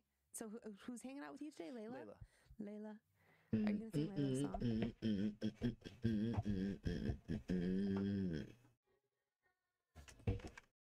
Possessions, oppressions, exorcisms, poltergeists, shadow people, black-eyed children, creepy cryptid encounters with monsters like skinwalkers, terror-based folklore stories, the Bunny Man, right? The 8-foot-tall woman, the po. Stop. That one still gets me. Especially creepy for some reason. Is. Supposed alien abductions and sightings, anything and just about everything that can be scary and maybe also not real. I think you covered it all. Yeah. I think you named every last one. No true crime unless it happens to line up with ghosts, possessions, etc. Scared to Death is the sharing of campfire horror tales, where you need to suspend some disbelief to get into them, enjoy being scared. These aren't stories I think for sure happened. They're stories we think maybe happened. And even, if just one of them is true, like we used to say, in the beginning more, the world is a lot more mysterious and perhaps more terrifying than a lot of people want to believe. That sounds right. And I tell my horror tales 2 a week, typically to my wife and co-host, Lindsay. Hi. Try to scare the hell out of her. Which generally you do. And then starting just a few months into the show, she started telling me supposedly true tales of paranormal terror. A lot of T's there. Or not even T's. Paranormal. It's just an odd rhythm. Paranormal terror. My mouth just made a weird noise. Did you hear that? I did that little squeak. The listener sent in creeps and peepers. And she tries to scare the hell out of me, and she has done that numerous times. Yeah. The fan stories oftentimes have a certain element to them that I can never quite put my finger on that scare me more. And I don't know if it's that 1 degree of separation kind of feeling where it's like this person feels so real to me because they've sent me this email. Right. Even though I've never met them, I've never, in some instances, I don't know who they are. Yeah. Right? Yeah. But it really adds a certain level of like eek. And I love how they rounded out the show. I love how we have, people who listen mostly for your stories, the listener stories. People who mostly listen. People who mostly listen for the beginning. It's all. No one's listening for the beginning. Oh, geez. This is going to be in 2021. It's going to become a solo podcast. It's just going to be Lindsay telling. Okay. All right. Okay. I'll go hang out on Absolutely not. I'll go fish. No, can't do it alone. No, but I love that. It's become a very cool thing, and I love that we have this great community now behind it with the Facebook group. Creeps and Peepers keeps growing. And a little bit of terminology, again, if you're new, so you don't have to, you're like, what? Why do they keep saying creeps, peepers? Yeah, you can fast forward too if you're like, I know all this stuff. Yeah, this will just take a second, and then we'll get to the previews and right into it. Creeps are people who can't get enough horror. People who can watch a good horror movie by themselves, alone in the basement, still sleep just fine that night. Peepers are those who do watch and listen to and or read horror, but then end up sleeping with the lights on. That's me. The covers pulled up over their heads. All the time. But they keep coming back for more. They like what also scares the shit out of them. And then Darren's haven't definitely all the time. Oh, Darren. Get real scary. Terrorized by something paranormal, and instead of doing anything to help themselves and get away from it, they keep just doubling down and making it worse and worse and worse. So don't be a Darren. Don't be a Darren. And that's scared to death. That's it. So if you're new, we hope you like it, and if you are not new, we hope you keep sticking around. Yeah, please don't leave. How many stories do you have? You said you have 3? Yeah, I actually have 3 today. I have a possible attachment of sorts. Okay. That was really interesting. Has a particularly kind of ending. Okay. And then very odd. I'm trying to stay up. We haven't had one of those in a little while. I know. And this one, it has a twist to it that I have yet to ever hear. So I'm really intrigued by it. And then the third story is, sleep paralysis. Yeah. You said it was a very unusual sleep paralysis. Yeah. So what I found with the stories this week is that all 3 of them are things that maybe we've heard before, but all have a little twist to them that make you think, okay, maybe I hadn't thought about that angle before. Cool. Looking forward to hearing those. Yes. I have, as usual, 2, no old-timey horror fiction, no Victorian stories this week. No these and thous. No.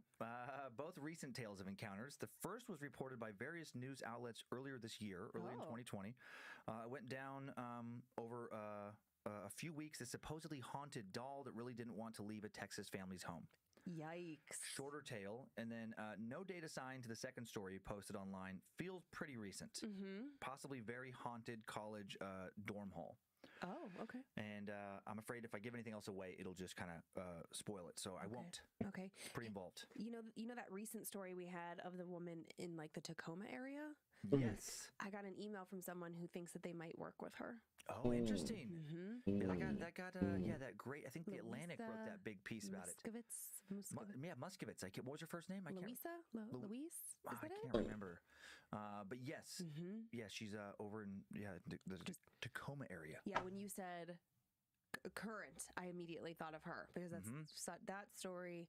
That's the story. I think you're right about her name too. Yeah, that is the one that really got you. Yeah, if you didn't listen to that one, I mean, obviously we think all the episodes are great, but that was a recent episode just in the past few weeks that really, Yeah, and that was interesting to have such a contemporary exorcism and also be located near us. The person that's supposedly going through some kind of demonic oppression. Yeah. You ready for our first tale? I'm ready. I've got my fuzzy socks on. So cute. I've got like some pink. Are they penguins maybe?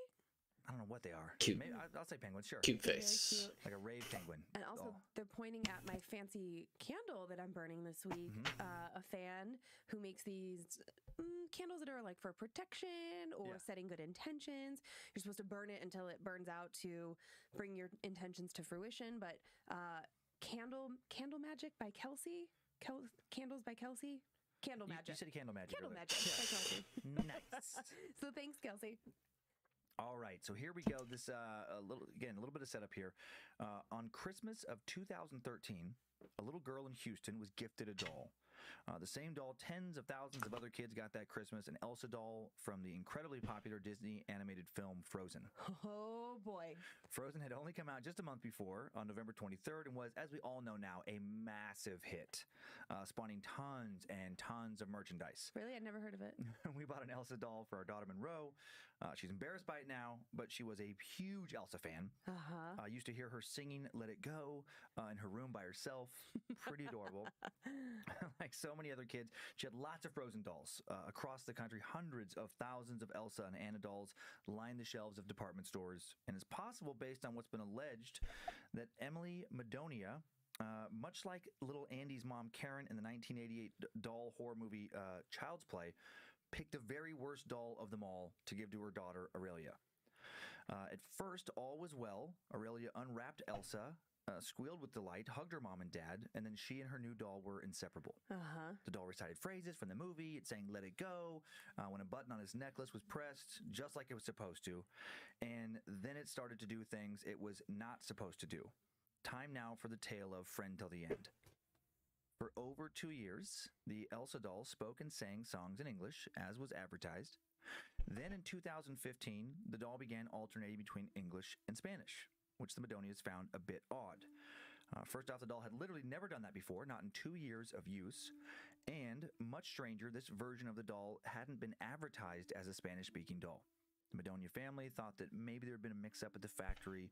Maybe some setting just had never been accidentally changed in the first 2 years their daughter Aurelia played with a doll. Or maybe some wire had gotten knocked loose. Maybe that was why it now alternated between English and Spanish. Maybe. But Emily still didn't like it. She found the timing of it suspicious. 2 years after receiving it, when it started, Aurelia was just starting to leave Elsa and her other dolls behind for other hobbies, like playing sports. She was starting to grow up. She didn't want to play with dolls like she used to. Emily wondered if this had somehow motivated the doll to change. The doll kept speaking in Spanish and English for about another 4 years, 6 years after they bought it. It would also randomly speak and sing when no one was near it. And then one day, tired of listening to it, Emily picked up the doll to turn it off, and she got the chills when she saw that it was already turned off. And this was just last year, in 2019, when this happens. I see you look concerned over. So 2013. No, I'm freaked out that she picked it up and it was off. Yeah, so she picked it up. It was off. Possibly more concerning, when she opened the doll, she realized that almost 6 years after first bringing it home, still running on the same batteries that they put inside it before wrapping it for Christmas, thinking there was no way the batteries could last that long. She put the battery in a TV remote to test them, totally dead. Oh no. Now she's freaked out.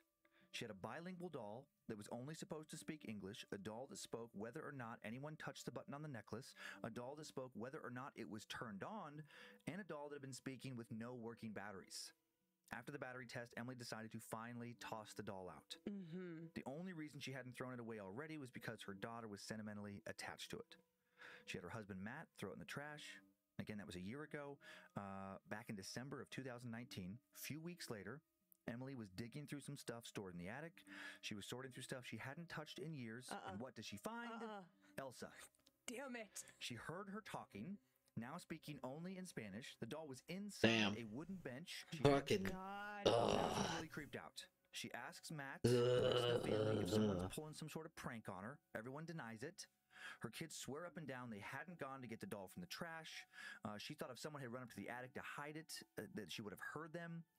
She would have loved to have been able to tell herself that someone else had just bought one of the same Elsa dolls, but she claims that this doll she finds has the exact same marks on it that her daughter had given it.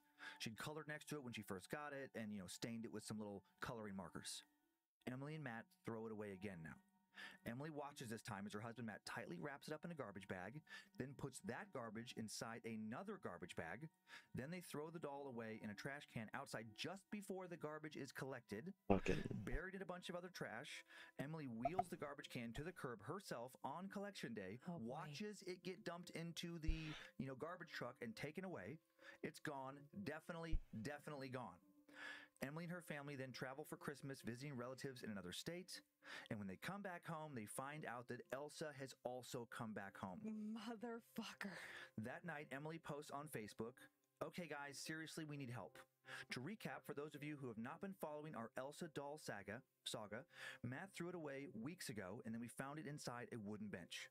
Okay, so we were weirded out and tightly wrapped it in its own garbage bag, put that garbage bag inside another garbage bag filled with other garbage, put it in the bottom of our garbage can underneath a bunch of other bags of garbage, wheeled it to the curb, and it was collected on garbage day. Great, right?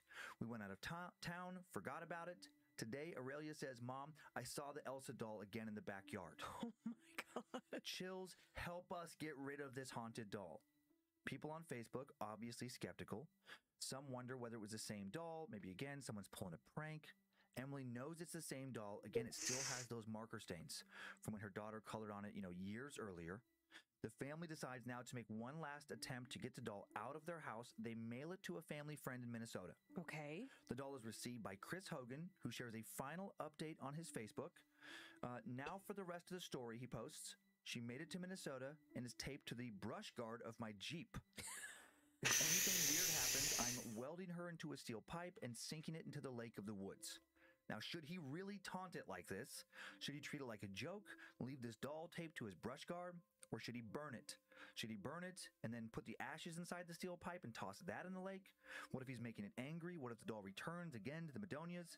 What if Emily or her daughter wake up to hearing the sound of small footsteps? Or wake up to see a small Elsa-shaped shadow on the other side of the bedroom, waiting, watching, maybe getting ready to strike? Emily Madonia also posted that the doll, this is super creepy, laughed for 30 seconds straight as she was putting it in the box to mail to her friend in Minnesota. What? She says in over 6 years, it had never, ever made that sound before. Oh, buddy. She also told a reporter at KPRC, a Houston NBC affiliate, if the doll comes back, I might have to open my mind to more supernatural solutions. She said she kept trying to rationalize the whole thing as not being paranormal, but eventually couldn't do that any longer. She told a reporter, most logical thinkers believe it's a prank, but I don't understand how or when it was done, especially because the garbage truck had taken it away. After her story made the local news in Houston, after more skeptics messaged her saying that there was no way her doll could be cursed or possessed, she posted again on Facebook, either the doll is haunted or some crazy psychopath has dug the doll out of the garbage that was already taken away and broken into my house multiple times. I am going to go with the haunted thing. Yeah. I'm trying to remember if it's my story. I think it's actually this week's bonus episode. Yeah. There's something about taunting spirits, about like, you may not want to do that. I would just burn that fucking thing. I don't know what they're waiting for. I didn't include it in the story, but she addressed why she hadn't burned it, because apparently she got those messages. Just because that fear of the unknown of like, what if whatever is inside this thing she lets out? That was her rationale for not burning it. Okay, I would maybe try. Okay, I can wrap my head around that. I might even actually feel the same way in that moment, because it's easy to say when it's not happening to you, like, oh, just do this, do that. But if that was one of the kids' toys from their childhood, oh my God. I'm thinking of like little Pandy that Monroe has had her whole life. Yeah. If something like, it would be so hard to burn it. Yeah. Right. The sentimental value plus the fear of what would happen would I release it. So what I think I would do is I would take it and I would put it in some sort of container and then weight it and throw it into the bottom of the lake. Because if it comes back after that, well, like the one guy, like the guy in Minnesota was going to put it like in a pipe, in like a lead pipe. Well, he said if it gives him any trouble. Yeah. I wouldn't be waiting for the if. I would just do it. Maybe he wants to see something. Yeah, maybe he's a true creep. A few pictures. This is a picture of the doll as it was allegedly found in the backyard after being thrown away the second time. So they come home from their Christmas, vacation, and there's the doll waiting in the yard. It just would be so different if the doll had been like on the top of the garbage and maybe the garbage person. I was going to say maybe the garbage person saw it, but honestly, I mean, I know the way our garbage is now. It just gets dumped in. Yeah, it's no longer like two dudes on the back of a truck evil and throwing things. Just it's evil. A mechanical arm. Yep. So that's well, maybe it's just creepier. I want to be with my friend forever. It goes to landfill. Here's another picture of the doll. Close up. I mean, it does look very creepy. A little creepier when you look at it closer. Of course, that's not Elsa. That's 1991's Dolly Dearest. One more picture of the actual doll. Very creepy doll. I know, because it's like an old lady face. Yeah, not old lady, but older. Now this is. I thought you said Abel for a second. No. Yeah. Just show that. Little I mean, if you want me to say Abel, I can say your name. I've always thought those dolls. We can chat about your name. Yeah, the weird proportions. Yeah, it just always freaked me out. I just know you're in the middle of Final Fantasy right now. They look kind of human, but not human, and it just like it messes with our brains. Which is why, doll, outside of paranormal, the uncanny valley effect does explain why a lot of people are creeped out by dolls. Hope the newest DLC has been fun. Which is just inherently kind of creepy. Did I tell you about... And people's inability to get it right? A bell? Yeah. I don't know why they keep calling you Abel when it's obviously a bell. Because we had like a little kid that we were shopping for, like infant child, right? And it butts up to the baby doll section. Is it out? Is it out yet? Okay. All right. It would start Fair crying, enough. And so Monroe and I are here, and over here is like the electronics video game section, and there's a Target worker over there. And every time I walk by it, I'm kind of like, ugh. And he goes, I know that doll is creepy, right? Tria named me as Albert the other day. Oh my God. Yeah. And so I was saying, I'm like, oh yeah, it's so weird. That's great. Is that doll like motion sensitive? And he's like, it's not supposed to be. I'm like, well, it's certainly. Oh my God, like, that's fucking. And he goes, yeah, you should be here at night when we turn off. That sounds like Tria. She would definitely do that. Weird. And I was like, oh, buddy, I'm like, you need to take that off. Unintentionally be the funniest thing. I'm going to write that up as a customer request. Because he was so freaked out. I mean, his eyes were like out of his head because clearly he is by that doll like just across from it all day, and he said it would just go off randomly. Funny. Which could be faulty batteries. It could be, you know, when you get those. I can't wait they have that little till you actually start streaming, and then people are like, "Oh yeah, Roberts." In Target. She realized like 30 minutes later. Oh my God! What if you started like full on like doing collabs with people, and literally they're like, Roberts, thank you for coming in. Thank you so much for streaming with me. Oh my God, thank you very much. And every time I go over like a speed bump when I go to get coffee, in the back there's just chorus of like just like weird little whatever I don't even know what kind of dolls they are, but they're talking back there. It's like oh no. If I take those things, actually I have to take them today, and then nothing's back there. Oh my God! And then you find out that none of the dolls talk. Or that you still hear it like weeks later. But it would be funny. I think it would be great. Okay, so another haunted doll. People not knowing your fucking brand at all. Not sure what to put this next one in. So this is another haunted doll? No, I'm sorry. Just referring to this last one. Sorry. So we just told another haunted doll. Not sure which category to put this next story in. Definitely gave me the chills though when I was working on it. I like this next story a lot. Are you ready to hear it? I am. Bring it. All right, let's head back to college. Not really much setup for this one, so I'm just going to jump right in. Go for it. Time now for the tale of the screaming hallway. That's right. Goat camera. No, you exercise that Cooper hated. Goat camera. His RA sat on why would you need a goat camera? 15 guys and girls. He wouldn't get anything from it. One by one, they had to go around and say their names, where they were from. I don't know why people think that would be a fun fact about interesting. All the kinds of information at all recycled since he'd gotten shown up and began his college life the previous day. Excited to start his freshman year. But before he could, he had to go through the same boring orientation with everyone else. Maybe he thought as his hallmates gave their names and facts, he was just grumpy because he didn't have something cool to say. Cooper was from the suburbs, lived nearby, didn't know what he was studying, didn't think he had any interesting facts. When it got to him, he said, I'm Cooper, I'm from about 20 minutes away, I don't know what I'm majoring in, and a fun fact about me, I've never been out of the country a single time. It was objectively a lame introduction to the rest of the group. Looking at the bored faces around him, he knew that. But at least he'd gotten it over with, and now the girl next to him was speaking. I'm Michaela, she said. I'm from around here too. I'm pre-med, and my fun fact is that I was supposed to start last year, but I had to take a year off. Why? Asked Cooper's new roommate, Alex. Alex was the kind of person who seemed to say whatever was on his mind with no regard to whether or not it was the right time or place to say it. Cooper didn't really know him well, but he seemed a bit off socially. He was supposedly super intelligent academically, an engineering major who came to college with 2 years worth of credits he'd earned in high school, and Cooper had seen him move 3 computer monitors into their room the day before, but Alex didn't seem super socially intelligent, not someone he saw as having gotten out much. Kind of a long story, Michaela said, but my roommate passed away at the beginning of the year. Everyone looked at her, surprised. Ooh. Your roommate, like, here? At this school? Zoe, a girl snapping bubblegum, asked. Actually, we lived on the floor right above this one, Michaela said. Okay, maybe that's enough fun facts for now, their RA, a guy named Patrick, said. Why don't we all head to bed for the night and start on a scavenger hunt across campus bright and early tomorrow? Cooper went back to his bedroom while Alex lingered in the hall. Alex didn't want to go to bed because it was barely 9 p.m., so instead of going to sleep, he got on his phone. Cooper didn't want to go to bed because it was barely 9 a.m., so he got on his phone, started scrolling. He got so lost in his videos that he didn't even notice at first when Alex came back into their room. It was about 2 hours later. Where have you been? Cooper asked. It seemed impossible from the looks of him that Alex would be making fast friends with Michaela, but maybe there was more to him than he thought. Maybe he hadn't given him enough social credit. I wanted to hear more about Michaela's thing, Alex said. Behind his glasses, he seemed to have kind of a dazed look in his eyes. Maybe Cooper was just imagining it, though, he thought.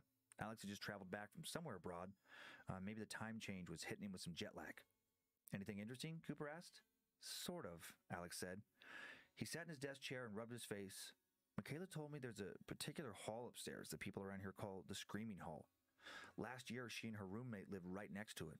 She said that people hear screams there at night sometimes and disembodied voices calling out, or they claim to. Michaela's deaf in one ear, so it never really bothered her, she said. But her roommate was freaked out by it. Over the first few days of term, she stopped sleeping entirely. And then she, Alex frowned, shaking his head. That's really sad, Cooper said. Yeah. Alex still had that strange, mystified look on his face. Cooper ignored it. It was finally around 11, a reasonable enough time to go to bed, so he started getting ready. They'd agreed that Alex would have the top bunk, Cooper would take the bottom bunk. When they settled in that night, Cooper closed his eyes, tried to sleep, but a few minutes after they turned out the lights, he heard a sound. It was like a squeaking, or a quiet groaning. The bed was shaking a little, and Cooper could hear part of Alex's body, his hand or his foot, tapping against the wall. Tap, tap, tap, tap, tap. Was he actually? No, that was disgusting. No roommate would do that to anyone, especially not on their first night together, would they? Now, it didn't sound like, that. Then Cooper heard something else. Muffled wails? Is that what he was hearing? Or did he just think he was? Sounded like maybe Alex was having a bad dream. But they'd just only gone to bed. Who fell asleep that fast? Cooper shoved in some earplugs, tried to get to sleep. Over the next few weeks, this would happen again, on and off. Every couple of nights, he'd wake up to hear Alex having some kind of dream, he hoped. Once he tried to ask Alex about it, but Alex just stared at him like he wasn't speaking English. Eventually, he said, I don't have weird dreams. I don't even remember my dreams. Cooper chalked up the strange noises he heard and his anxiety over them to the stress of starting off in college.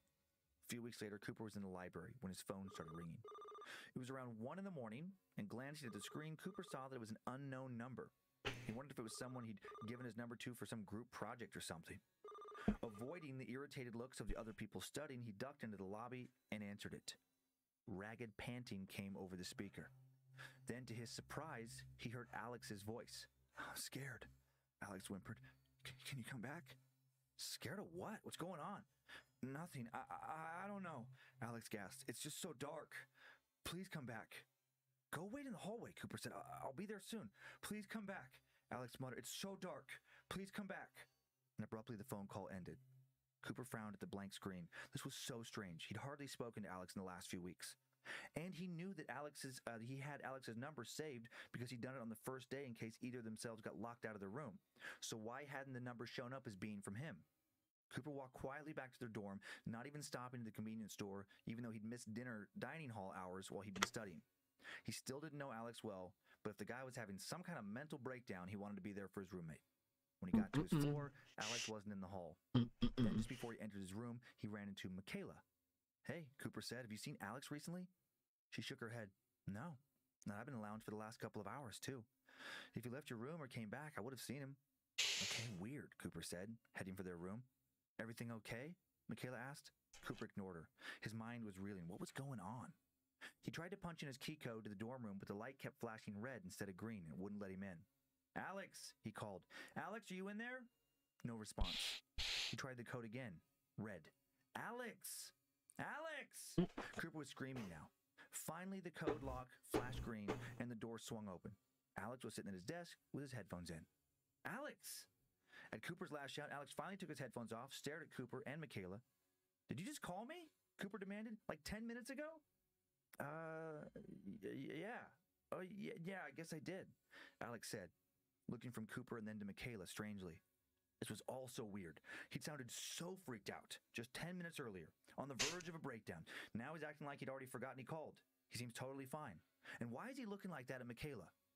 Sorry about that, he added. I just got kind of freaked out here alone. I was listening to some music to try and calm down is all. Cooper was relieved, kind of. Maybe he was right about Alex at first. Maybe this guy was just super awkward.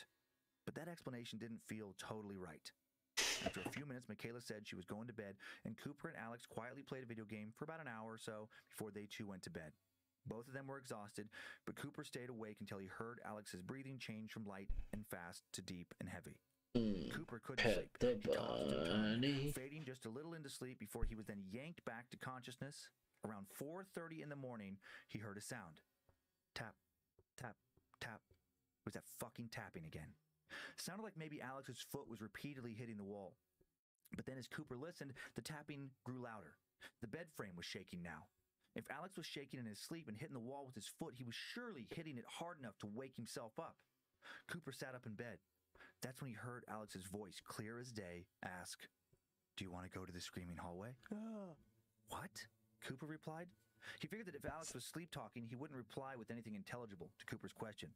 But then he heard Alex say, "You heard me." "No, I don't want to go to the stupid screaming hallway," Cooper said, resisting the urge to groan into his pillow.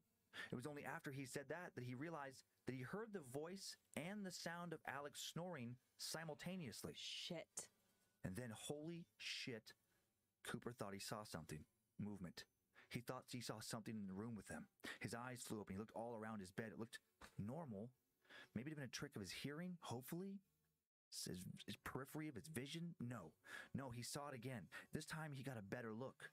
A blurry black figure climbing down from Alex's bed. Cooper watched with wide eyes as his brain screamed, holy shit, what the fuck is happening? The figure slunk to the other side of the room and then melted through the wall. Something had been in there with them, something on Alex. Cooper jumped to his feet, wrenched the door open, peering down the hall. Nothing. The figure was gone. "Cooper!" Alex's groggy voice came from the bed behind him. "What's going on?" "What did she do to you?" Cooper demanded, looking wildly around the room.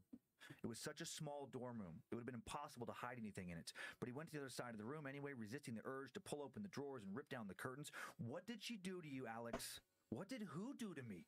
"Michaela," he said. "What did she do?"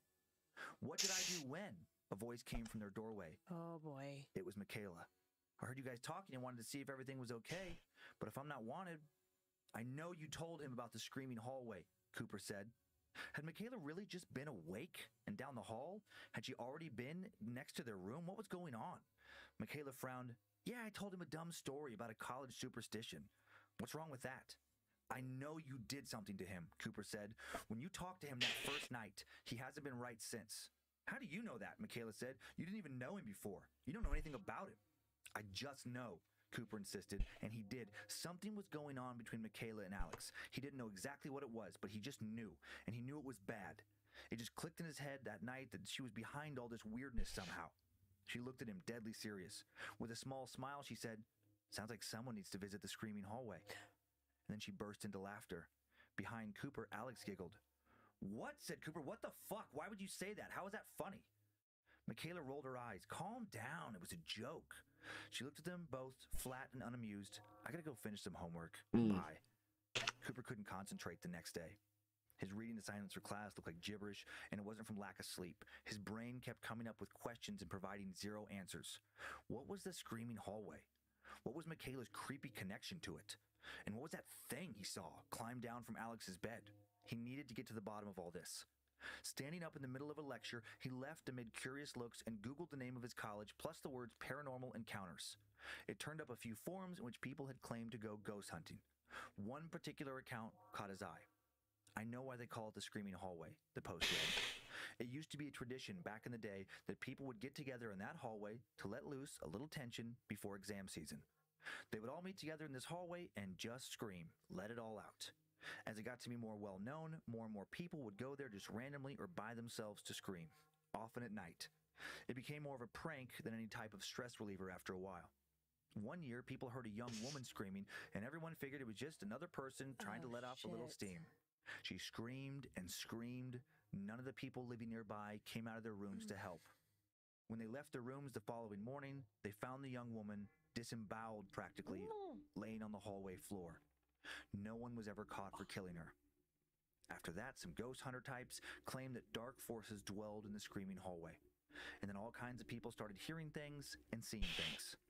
I read someone's post who said they won't bother you if you make a pact with them. Those who refuse to make a pact, well, I guess I don't have to tell you what happens to them. But honestly, I think the people who do make the pact with them have it worse. Supposedly, if you make it, you have to kill someone else and contribute to the screaming hallway if you don't want to die. Cooper felt a chill run down his spine. What the fuck? He would have normally thought this whole thing was stupid nonsense. Just ridiculous folklore, people telling crazy stories to feel cool. But he'd seen that damn shadow. He'd seen it clearly. And he'd been hearing these muffled wails and the tapping. He knew it wasn't just all dreams or his imagination. And he knew it all connected to Alex and Michaela somehow. He thought about Alex's strange phone call when he'd sounded so scared. He thought about his connection to Michaela and about what had happened to her first roommate the year before. Suddenly, he was worried about Alex. He felt like he was in danger. That shadow, was it the thing rocking their bed? What it had been doing to Alex? He had to get back, had to save Alex from whatever it was that had a hold on him. When he made it back to his dorm, standing just outside of the building, looking up at the floor above his, he swore he saw a dark shape move between windows. Even though the windows belonged to rooms separated by thick walls. It was a thing from his room that night. He knew that's what he had just seen. He went in, pressing the button for the elevator with a shaking hand. The numbers blinked as he went up, 2nd floor, 3rd floor. As soon as the door slid open, he felt an overwhelming sensation come over him. He felt as if he had no control over his body. Was he shaking? Something was rattling. Then he looked down the hall and saw Alex and Michaela standing in the middle of the hallway. Incredibly, the dark figure he'd seen moments earlier now lurked behind them. Oh, man. You made it, Michaela said. We knew you would. What the fuck is that? Cooper demanded. Michaela grinned and then said something that chilled Cooper to his core. That's my roommate. Oh, God. Then the lights flickered and went out. Oh, God. Cooper heard the screaming before he realized he was screaming too. It was so loud, slamming against his eardrums. He had to get out of there. He turned and started to run, then felt like he slammed into a wall. When he stuck his fingers out to feel it, the wall wasn't there. Where the hell was he? Was Alex trying to give him to that dark entity? Was Michaela trying to give Alex to it? Where did this all end? He fumbled at a door, praying that it was the staircase, wrenched it open. He could hear Michaela's screaming laughter behind him and Alex's giggle. They were gaining on him. Go, go, go, go, go. He wrenched the door open, grateful for the light that spilled out across the floor before bam! The door slammed onto his hand. He cried out in pain and then heard Michaela behind him. Go on, Cooper. Scream. Let it all out. Fuck you, Michaela, he groaned, throwing himself into the staircase. The pain in his hand stung, but adrenaline was flooding through his body as he scrambled down the stairs. When he burst outside into the quad, he was surprised to see that it was still sunny, the middle of the day. He'd made it away from them. But what about Alex? Even though Alex was with Michaela and had just helped her chase him, he was still worried about him. Alex was still with that thing. Cooper scrambled for his phone. Should he call 911? What the hell was he going to say to them? Should he call his dad to come pick him up? What do you do in a situation like this? Before he could make a decision, something from an upstairs window caught his eye. It was Alex. Oh shit. He was standing in front of the window. He crawled out onto the ledge. No. And then he fell. As he heard a few other students scream as he watched some of them run towards Alex's not moving body, he glanced back up at the window he'd fallen from. Michaela. Michaela grinning, now moving away from the window, the shadow with her. Cooper called his dad. He needed to get away from campus. He needed to get away from all of this right now. The next day, the story of Alex's untimely death ran in the newspaper. And then he got an email that there was a mandatory assembly about suicide prevention and mental health for all students. Cooper didn't go, for obvious reasons. He got permission from his professors to take a week off and stay home. A few days later, he was eating a bowl of cereal at the kitchen counter when his phone rang. No. Another unknown number. He picked it up. Hello? You don't have to leave, you know. It was impossibly Alex's voice. This time he didn't sound scared. He sounded strangely happy. Cooper felt like he was going to pass out. He felt dizzy. This was impossible. But impossible or not, Alex kept speaking. You gave them me. Michaela already gave them her roommate. I didn't give anyone to anything. I'm never coming back to that place, Cooper spat. Please come back. Alex's voice now turned into a growl. It hardly sounded like Alex's voice at all. Please come back. Come back. Come back, Cooper. You don't have to leave. You gave them me.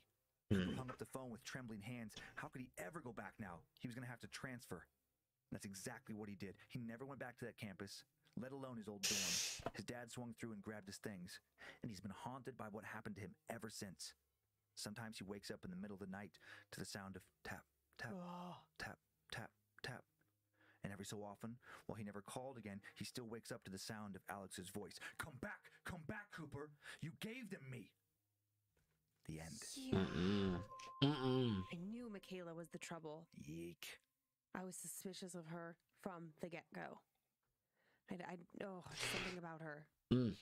Yeah, that was an interesting story, right? It just felt different than I think. It doesn't remind me of any of the stories we've told before. I was thinking that Michaela and Alex were working together to kill Cooper. I was not expecting Alex to die. Yeah. Yay. No pictures associated with this, anonymous posting. Okay. But looking for images for Screaming Hallway led to images of women screaming. Weird. Which led to pulp horror pinup art, which led to this picture. I just thought it would look cool. Like an old horror, like a Pulp Fiction kind of cover. Yeah. Like old pulp novel cover. No pinup element, but... Yeah, I guess, just a little bit. Her figure, it's from that era. I guess she's not wearing, traditional pinup clothes, but she's wearing like... Well, there's nothing... I don't find this photo to be sexy. Yeah. The skeleton's arm is pinning her up. He's going for a little butt action. That's funny. I didn't even notice that. The skeleton's, holding her up there. He's like, here you go. Here's a gift.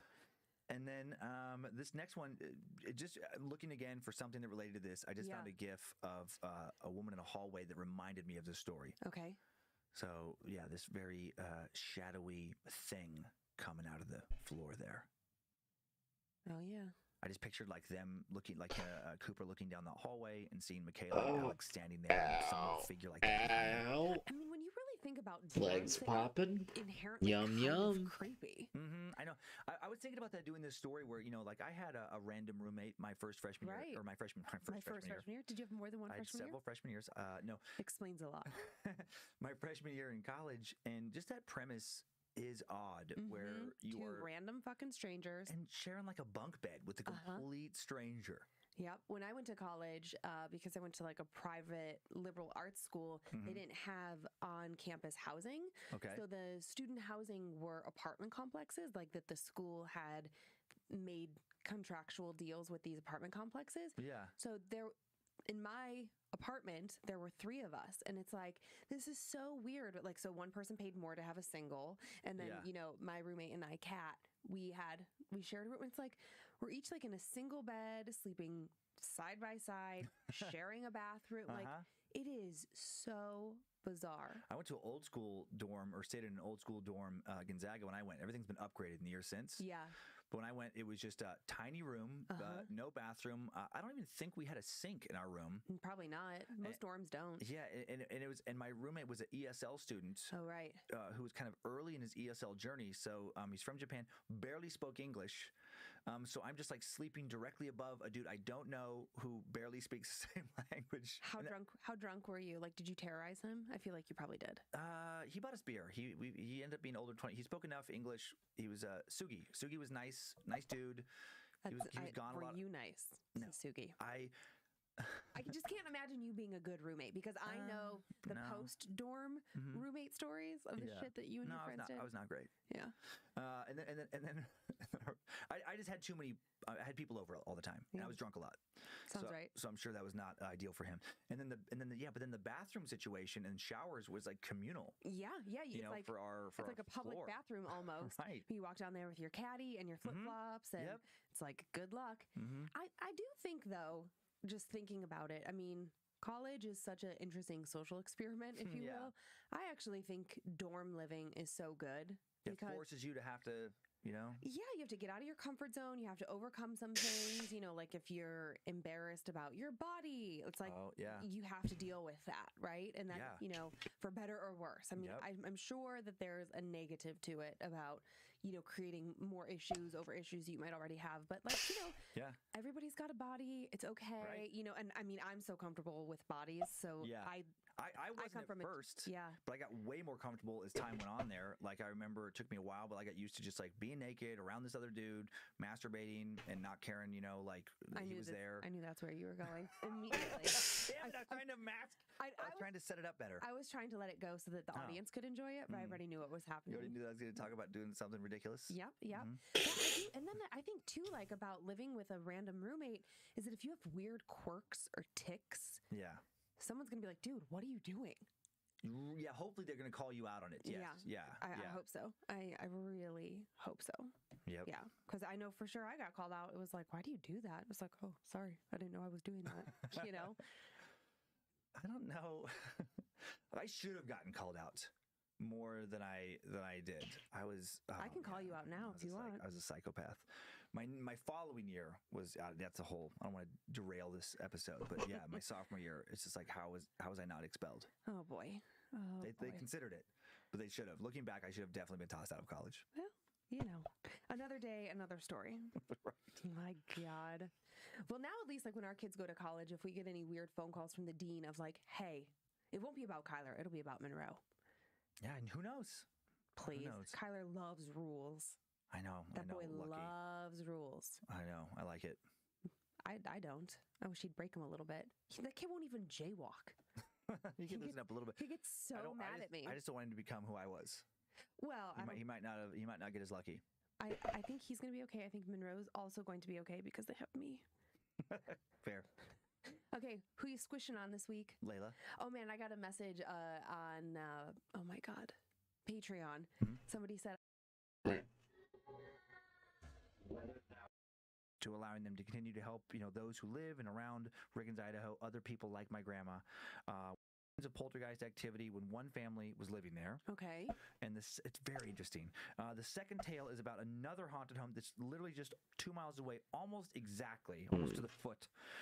17993 Dice Road, the former general store of a town that no longer exists, maybe full of all kinds of poltergeist activity to this day.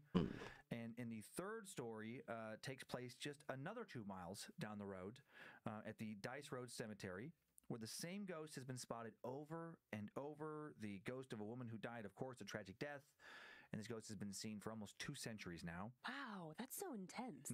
It's a really interesting sequence of stories. Yeah. I think there's going to be some good stories to kick off another year of horror. I mean, the only thing I'm like frustrated about is that, I'm from Cleveland and like Michigan. There's that the rivalry thing. Of the Buckeyes. Yeah. Just kidding. Just kidding. Now, before we head to Michigan, I believe you have some socks and other gifts to talk about real quick. I do. Well, first of all, look at these socks. They are hysterical. Can you guys really see them? Let me just really get into that. Okay.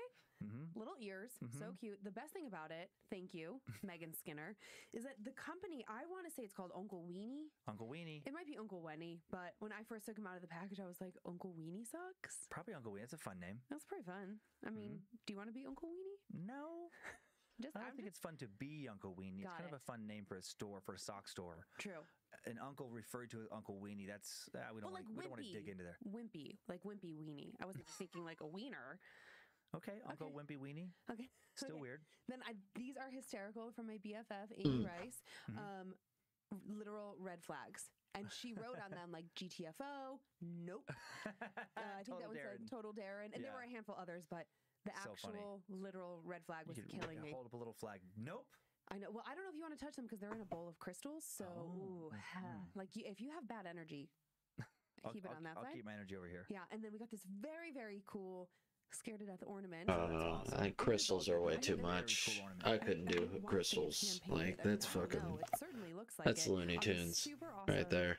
That's Christmas cards that actually looks like this. Bit too much. Sketched it too together. much for me. So cool. But 3 friends who work together, Megan, Kim, and Amy, they sent us that. Oh, thank you. And they live in Michigan. So much Michigan today. So much Michigan. So there we go. We've got a whole theme.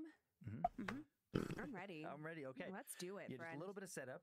We've talked about haunted roads on Scared to Death before, at least twice. Missouri Zombie Road, and then Ontario, Canada's Texas Road.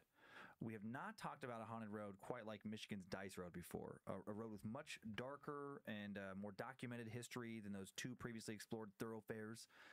Dice Road has 3 reportedly haunted sites on it, and some believe a less than 5-mile stretch of this road either is or has become some kind of paranormal corridor or conduit, an area where, for whatever reason, it's easier for spirits to access our world or stay in our world.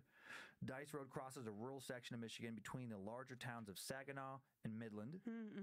And the haunted places we'll explore today sit just a few miles from the little towns of Merrill and Hemlock. The road only stretches for approximately 13 miles total. And during that less than 5-mile section, reportedly very haunted house, haunted general store, haunted cemetery. The haunted house on Dice Road is where a poltergeist reportedly began terrorizing the Pomeranian family in the mid-1970s. Their farmhouse located near the little village of Merrill at 19931 Dice Road. Harold Pomeranian built a home in 1951 for the family, the same year he and his wife Mabel got married. Harold and Mabel. I mean, come on, those are the best old-timey names ever. Perfect for a 1950s married couple. It's like out of a sitcom. Oh, unfortunately, my mind just went 20-year jokes. Mabel. They quickly had 2 children, and for over 20 years, life with their family was great. All was good on Dice Road, and then because this is our show, of course, it wasn't. I mean, of course. Time now for the tale of Dice Road's Hell House. In 1974, strange events began to happen to the Pomeranians. Their name is so close to Pomeranian. It literally is almost exactly the spelling of Pomeranian the dog.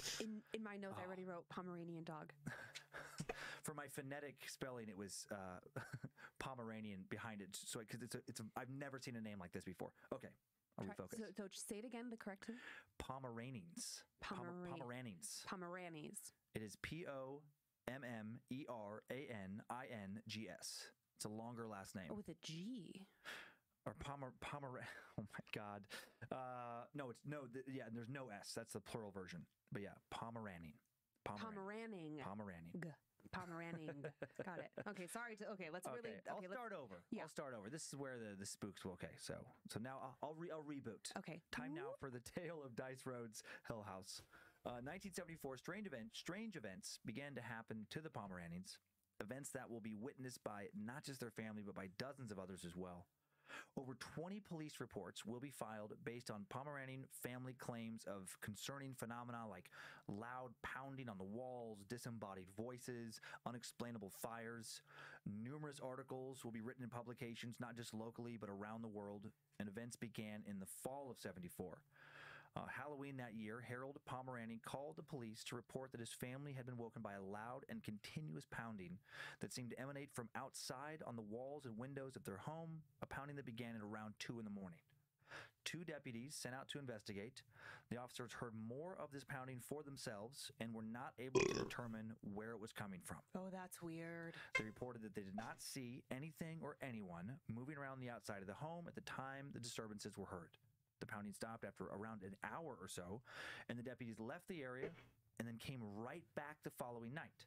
Because the next evening, around the same time, more pounding heard again by Harold, his wife Mabel, and their 2 young grown sons, Dwayne and Terry, who both still lived at the family home and worked at the family farm. Again, all of them woken up, and again, no source of the sound can be found. No footprints found in the muddy lawn outside where the pounding seemed to originate. No one saw anyone running towards or away from the house, or anyone lurking about the property. And someone should have been just wish I didn't get so tired so quickly. Because the house is way out in the middle of rural farmland. I'll show pictures later where other houses nearby are few and far between. Mm-hmm. Not many places for someone harassing the family to run off and hide.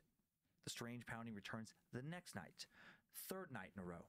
The family again hears knocking on the windows, the window frames, all on the walls of the east side of the house where it also originated the previous 2 nights. And again, noises last for around an hour. Terry describes it later as being very loud, impossible to sleep through, like someone took their closed fist and just slammed it against the walls and the window frames with force, over and over and over again. The police came out that 3rd night. Again, they find nothing.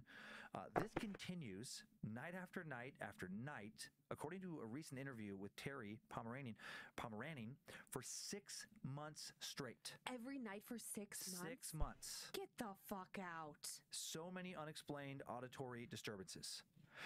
There were so many, the local sheriff's office ended up putting the home under 24-hour surveillance for a few days without the family's knowledge in order to rule out the strange activity being the result of some kind of domestic turmoil, some kind of plea for attention, some kind of, prank, for lack of a better term, that the Pomeranians were putting on themselves, some kind of hoax. And they find nothing. No turmoil, nothing suspicious ever witnessed. The only thing witnessed is further paranormal activity. Unbelievable. During this 6 months of continuous pounding, reports also begin to come in about other sounds. The louder and more disruptive sounds of explosions begin to accompany and sometimes replace the sounds of pounding. The Pomeranian family and some of their neighbors are hearing what they say sounds like dynamite being blasted. On January 6, 1975, a police report states that some officers from Lansing spent the day performing surveillance at the home, monitoring the home for new reports of these explosions. A deputy writes that they hear 13 blasts, he and another officer, between 1:50 and 3:48 p.m., and they cannot determine where these blast sounds are coming from. Numerous witnesses will report not only hearing these explosions, but feeling them. Feeling what it felt like the home rumbling while they're hearing these things. Yeah. It feels like bombs are going off underneath the house. A large crack actually forms in the ceiling of the kitchen during one of these audible explosions. Terry and a few others, including a few deputies, also watched the family refrigerator be jump up off the floor as a result, seemingly, of one of these spectral explosions. In a January 21st, 1975 article published in the Saginaw News, some deputies discussed sleeping in the house for several nights as part of a period of 2 weeks worth of 24-hour surveillance, more surveillance, to try and figure out why all this is happening. And then they start to hear new sounds. Now they hear voices. Officers report that they hear the first name of the owner, so Harold, come drifting down from somewhere, quote unquote. In the same article, police say that even when the electricity and gas are turned off to the home, the pounding and sounds of explosions continue. Around this time, another officer will apparently witness, and this is crazy, a clock in the living room come up off this table, fly through the air, into the kitchen, where it circles around Harold, flies back to the table, and returns to its original position. And they continue to stay in the fucking house. Terry said this officer was white as a ghost and speechless for several moments after witnessing this. On yet another occasion, while numerous guests are over at the Pomeranian home one evening, including a few police officers, a deep male voice is heard by all present, a voice threatening to kill Harold, then threatening to kill his wife, Mabel, and their son, Dwayne. The voice seemed to come from somewhere around the air conditioner. No one can figure out how this voice is being heard. The only explanation seems to be something of paranormal origin. The Pomeranians, local law enforcement, all do their best to explore any and all possibilities that might explain this in some other way. They can't come up with anything. Nothing reasonable. So many strange occurrences. The pounding, the explosive sounds, the angry, disembodied voice. In another random occurrence, a canine unit dog refuses to leave the squad car when it's brought to the house. Only time this dog has ever done that. In a 2016 documentary of all these events called A Haunting on Dice Road, The Hell House, numerous former investigators speak to believing that what they witnessed years ago was truly paranormal in origin. They just can't see any other explanation for it. The police even had a family take polygraph tests. All 4 of them, they all passed with flying colors. Do lie detectors always work? No, we know now that they don't. But they do seem to indicate here that at the very least, the Pomeranian family believed that what they were telling the police was true. Yeah. And again, they're not the only people who are witnessing all this. Terry and Dwayne, Harold's sons, 19 and 21 years old when this is going on. They even started hiding out in the nearby soybean fields, on the family farm right outside their house, right past the edge of the yard, staying up late, hiding in the fields, waiting, trying to see somebody come do this to their house, somebody pound on the wall, some explanation for this. They find nothing. They stay up till 4 a.m, numerous nights, find nothing. Paranormal researchers from universities as far away as Switzerland end up investigating. Duke University's parapsychology team gets involved. The owner of the Detroit Tigers Major League Baseball team funds the Duke paranormal or parapsychology team to come out. He wants to know what's going on. How weird. Various ghost hunters travel to Michigan, do their best to determine what the Pomeranian family might be dealing with, how to fight it. None of them are ever able to offer any help. Almost all end up believing, like the family and local law enforcement, that whatever is happening is indeed paranormal. The Duke University team will conclude that all of the disturbances are paranormal in origin. Catholic priests come to the home, perform cleansing rituals. Unfortunately, according to Terry, all they do is make the hauntings worse. During this investigative period, fire is then added to the mix of disturbances. In early 1975, a professor from that Duke University parapsychology team flies out, stays with the family for a few nights. Shortly after arriving in the home, he goes to take a shower, then he interviews Mabel in the kitchen while the rest of the family is in the living room. And suddenly, they all smell smoke. It's coming from the guest bathroom. They walk in to find that the towel the professor had just used to dry off with is somehow completely engulfed in flames. How? They don't know. The very next day, there is another fire in the same bathroom. Jesus Christ, what was that? I don't know. God dang it. I thought it was like rustling papers or something. Oh, I started to hear something, and then your scream pushed me over the edge about a heart attack. Well, that's what I was going for. Oh my God. I have no idea. I guess we'll maybe find out after the show. That was something fell in this room. No, nothing's on the ground. I don't know. It sounded like something falling. My God, that really was. Maybe that was Joe messing with us. That was, if it was, well done. Because my heart's pounding now. It's probably your grandpa visiting us. Oh my gosh. Well, I don't. He's a prankster. I wouldn't rule it out. I wouldn't rule it out. What was that? Okay. So I have no idea where I am. What? But that was so weird. It was such a specific sound. I thought you were dropping your book for a second. It was like rustling papers. I don't know. Okay. We're gonna refocus. Fire.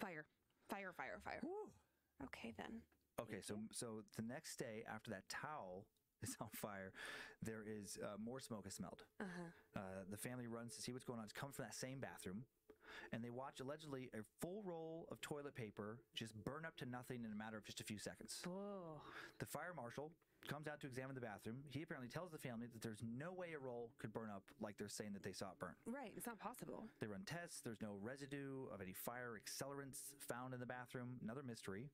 The fire marshal actually writes in his report that the way the toilet paper supposedly burned up was, quote, humanly impossible. Local law enforcement, again, baffled. Everyone's baffled. Why is all this happening? Terry Pomeranian suspects witchcraft. He says that, why? And this is going to add another really weird, creepy layer to all this, that some new neighbors moved in just a few months before they first heard the knocking sounds. In this late summer of 1974 is when they started to hear them. A young couple and their daughter.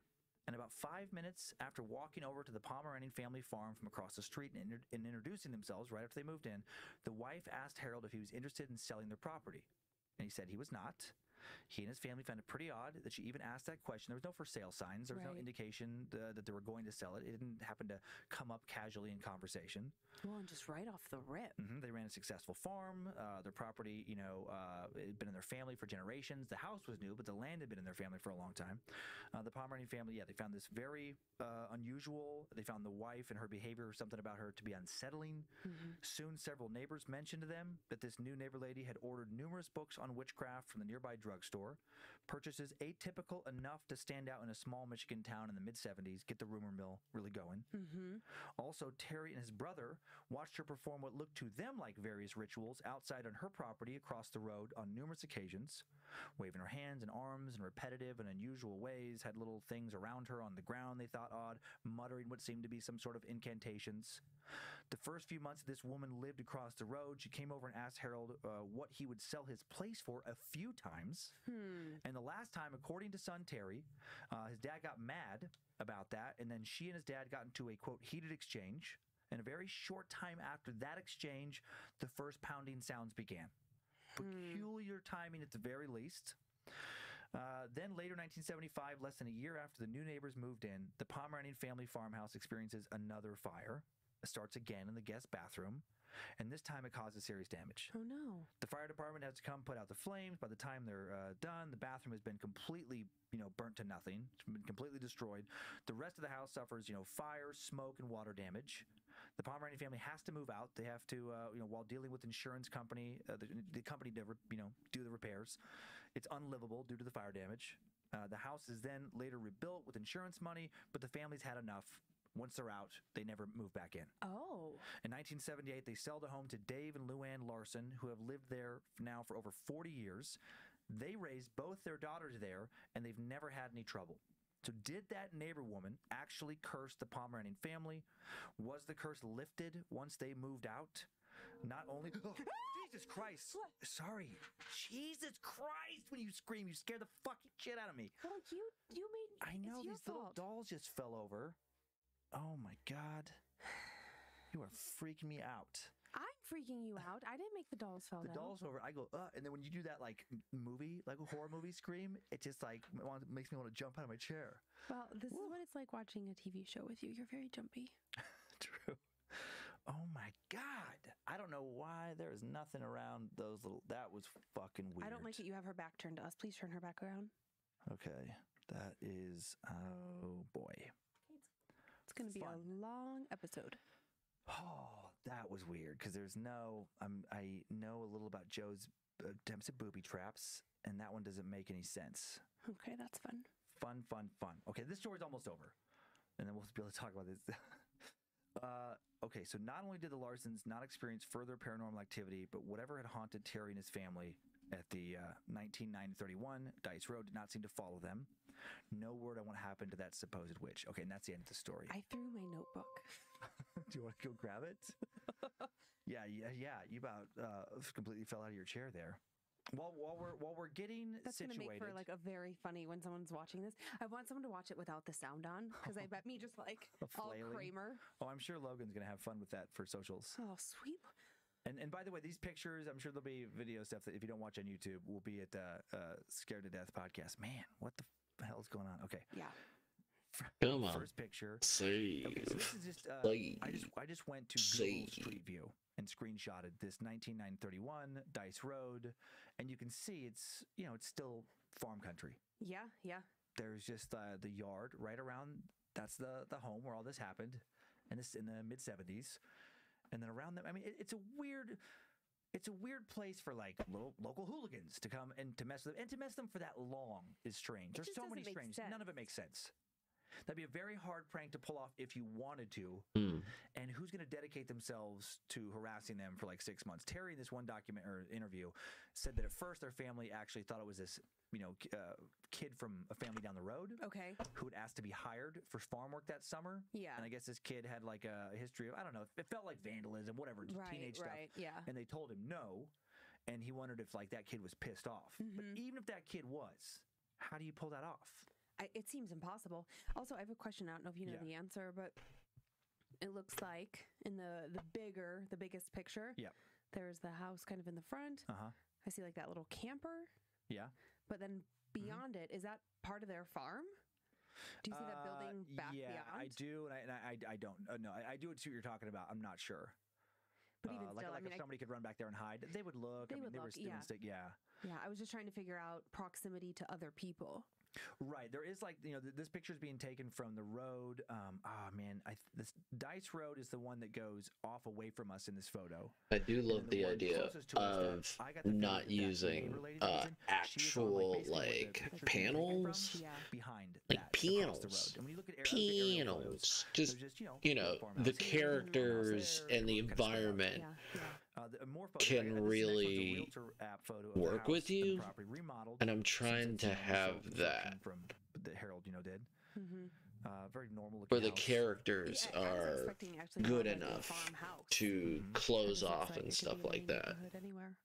And this is next one's a screenshot of but I don't want to make it too confusing to people of like, oh, this is what's going on. Like, you could like tell what's happening, but I'll probably still cut it off in some places just to make sure. Like, I don't want people to be confused. I don't want people to be like, oh, okay. He never references her name. So I don't know if he was worried about like slander.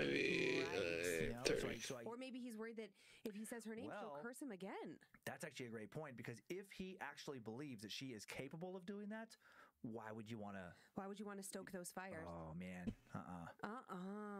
That's a big GTFO. Big red flag. Right. Big.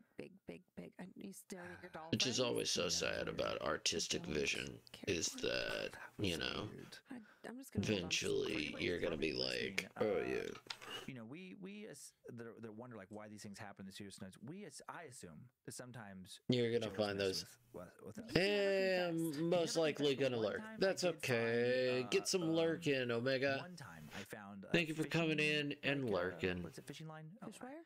Yeah. It's very sweet of you for lurking. You know what? I'm so glad that you're here to lurk. It's not the term. Now I'm thinking of like on my license plate and with fish. It's like avid fisherman. I know. And I'm like, the avid fisherman should know what he's talking about with this. There it is. Like, not fishing wire. But anyway, everyone knows what we're talking about. And I saw that. Yeah. But then there's been other times where I'm like, I really looked, and he's never confessed. Anyway, I don't know what's going on. Okay, well, what I think is interesting is Millie, the ghost that lived here before. I was talking to our resident witchy woman, Monique. Yeah. And I had never told her that my grandmother's name was Tilly, and we just had this conversation. But wanted to say that there is a video I watched a long time ago about different uses of paneling and some artists who were creative about it. Yeah, it's always a struggle of like. Started talking. I said, yeah, I always wondered if it was my grandmother. How do you make paneling work for you? And like, what's the best usage of it? Yeah. So maybe your Papa Ward's is like, oh man, is always the biggest question if he did that you have. Ooh, why is that ball shaking? I know. I could make it like that. I don't know. Weird. You don't have to be weird. It doesn't have to be weird. Well, it is weird for me. Well, Okay. He would be laughing hysterically. Probably. Yeah. If I feel a little pinch on my bottom, I know it's Papa. Perfect. Okay. Okay. So the lady across the road. Yeah. Why did she want this farm? That was like really big enough. bothering me. She clearly had her own farm across the road.